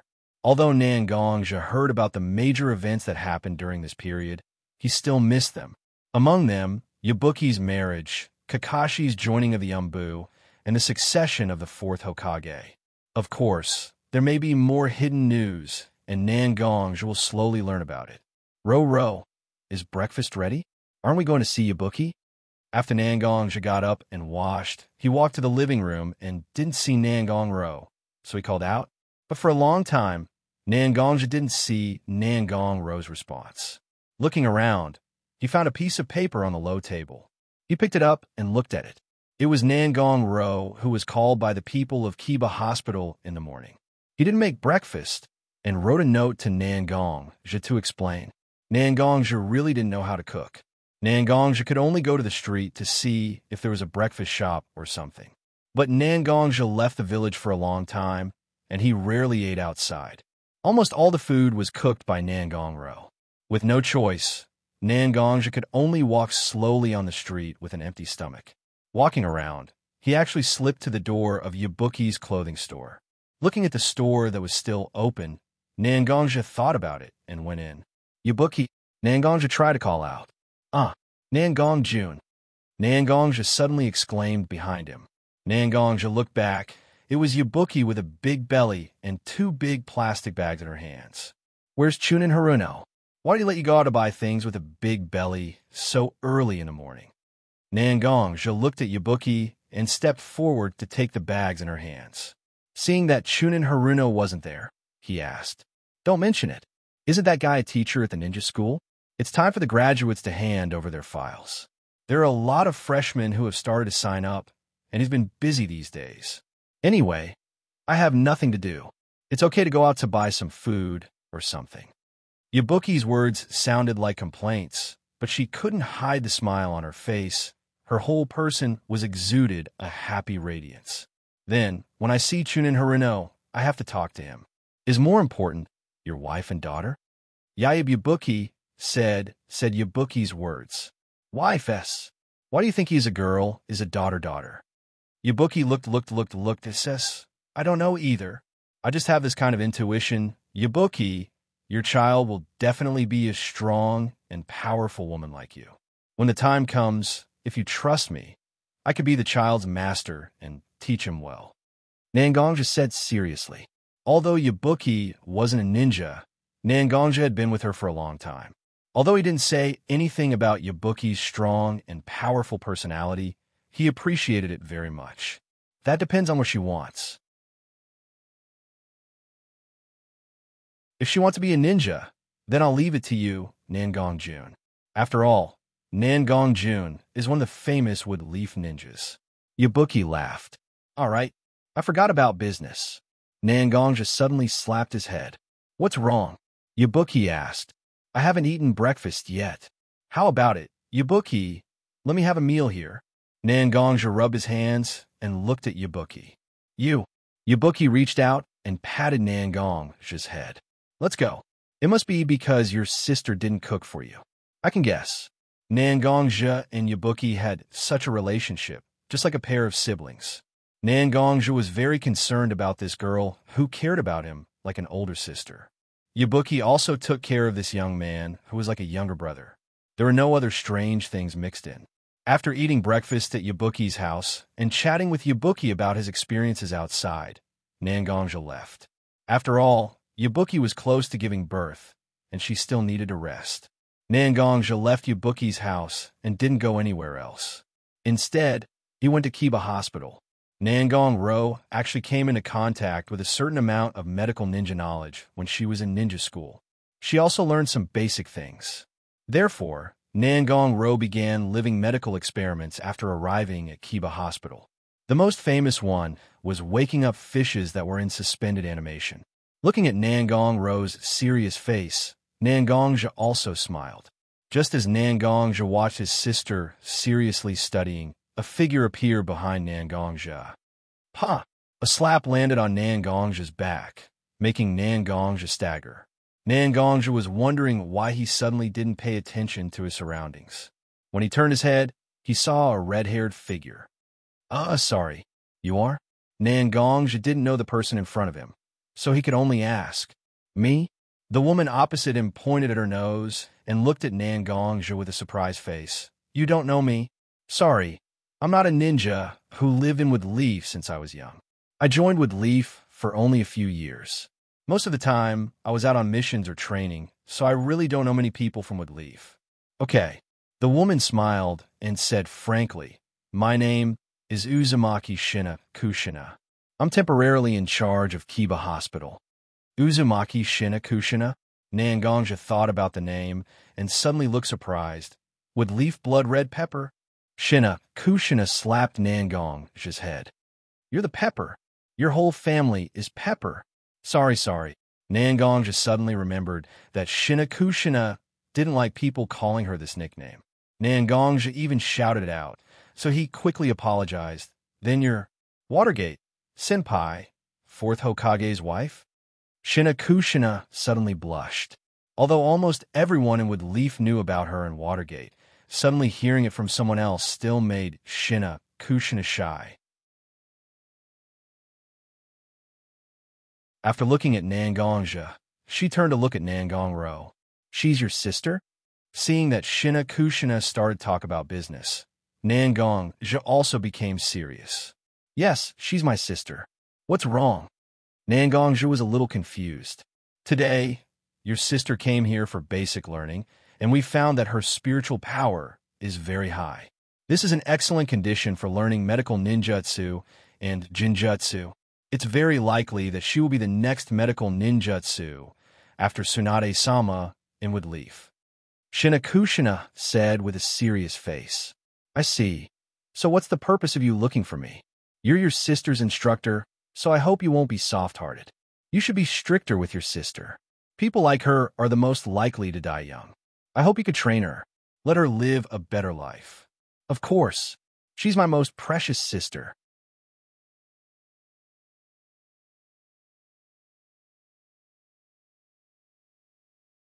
Chapter 34. After leaving Kiba Hospital, Nangongja returned home. Since Nangongja was Nangong's mentor, he wasn't given many missions, and none of them were far from the Woodleaf. Nangongja's days could be said to be leisurely and carefree. However, it wasn't easy either. Nangongja had been haunted by a strange dream recently. Those dreams seemed to be memories of his childhood. There was a father, a mother, and himself living a very ordinary and simple life. His father worked in the fields, and his mother took care of things at home. Everything was very natural and warm. But what was missing? That's right. His younger sister and the grandfather in his memory were not in his dream. Nangongja didn't say anything to his sister, but he felt very uneasy. An ominous premonition slowly enveloped his entire body. Nangongja was drinking tea, and a teacup in his hand shattered on the short table. What's wrong, brother? Nangong saw Nangong Nangong's expression and quickly took a cloth to wipe the boiling hot tea on the table. Even though the boiling hot tea flowed on Nangong's hands, Nangong seemed to have turned a deaf ear to it, and he seemed to be in a trance. No, nothing. Nangong took the cloth from his sister's hand, wiped his hands carelessly, stood up, and returned to his room. He took out the black sword that never left his side and looked at it. The irritation in his heart became heavier, and he casually threw the black sword in his hand to the side. "Liang," Nangong said. "What's wrong?" Liang saw Nangong ask her, and she stopped silent. "You and I have the same soul, so you should have noticed my dreams these few days, right?" Nangong closed his eyes and immersed himself in his own spiritual space, and he saw the huge figure of Liang. "You mean those memories?" Liang said with some surprise. "Memories?" Nangong suddenly felt a sharp pain in his heart. "Those are my memories?" "Yes, those are the memories in the depths of your mind. I don't know why, but your memories seem to be blocked by some kind of power. A large part of your memories are wrapped in it. These days, your cultivation has made great progress in your body and spiritual power. So your spiritual power seems to have begun to attack the power that sealed your memories. Your so-called dreams are actually just a small part of your sealed memories." Li's explanation very casually. She even snorted from time to time. But Nangong was different. At this moment, Nangong didn't know how to describe his feelings. He quickly left the spiritual space as if he was running away and closed his communication with Liang. He hugged his knees and sat in the corner. His body was still trembling. The next day, Nangong went out early and went to the mission hall to receive a remote escort mission and left the Woodleaf. After Nangong Ro woke up, she didn't see Nangong. Nangong also had some thoughts in his mind. Is it memories? Other than that, Nangong Ro really couldn't think of any other reason that could force her brother, who cared about her, to do this. At this moment, Nangong Ro didn't know how to face Nangong because the hidden things were not as simple as memories. There were all kinds of things involved, and it might even make Nangong unable to continue being a Woodleaf ninja. Whatever, two people who didn't want to face reality were trying their best to escape. Maybe time will give them a proper attitude to face each other, or maybe they'll be speechless. Who knew what would happen at this point? When Nangong left the Woodleaf, he was in a hurry to receive a mission that would allow him to leave the Woodleaf as soon as possible, so he didn't carefully look at the details of the mission, because most of the escort missions were B-rank or D-rank missions. For Nangong, it wasn't difficult, but Nangong didn't think that he would accept such a troublesome mission. The mission client was an artist who seemed to be quite famous in the Fire Country. The mission was to escort her to various countries to collect paintings. That's right, it was her, a female artist. Nangong went to a small town near the Woodleaf and found his client, Xinghun's real name. "Hello, are you Miss Xinghun?" Although Nangong wasn't in a good mood, a professional ninja couldn't let his bad mood affect his mission, so Nangong still politely knocked on the door of the hotel, wanting to see his client. After a long time, there was no response, so Nangong could only open the door himself with his own skills. That's right, skills. When he opened the door, he saw his client. When he opened the door, Nangong was stunned because this room was really too messy. The whole room was filled with all kinds of clothes and bags of snacks. Nangong looked around, but he couldn't find where his employer was hiding. But soon, Nangong was stunned because of a huge oil painting on the wall in front of him. A blue sky with some purple clouds, a tender green grass, a thin river embedded in the grass, a few horses galloping on the grass, and a child holding a whip standing on a small hill. Nangong had seen similar scenes before, but he had never seen such a beautiful scene. A soft groan came from under the pile of clothes, and after a while, the whole mountain of clothes was pulled open from the middle, and a girl came out from it. The young girl had a head of brilliant golden hair and deep red eyes. Her delicate and pretty face constantly displayed the charm of a young girl. But her sleepy face and the saliva on the corner of her mouth ruined the picture. "Miss Xinghun," Nangong tried to call out. "Woo!" The girl rubbed her eyes, and seemed to wake up a little, and asked, "Mister, are you a pervert? Why are you in my room so early in the morning?" When faced with such a question, Xianxia only wanted to say that his sad mood had been fed to the dogs. "I'm a wood-leaf ninja that you hired to protect you when you go to various countries to gather information. As for being a pervert, please believe in my professional integrity." Wood-leaf? Ninja? Seems like there is such a thing. When I first gave you the mission, your people insisted that I pay more, saying that it's too dangerous and that it's an A-rank mission. No one has accepted it, and it's been almost a month now, right? The girl knocked on her head and tried hard to recall, with an adorable look on her face. Indeed, now is not the best time to travel. You're tuning in to the Eternal Immortal Ballad YouTube channel. Don't forget to subscribe and join us on this journey to catch the most captivating stories.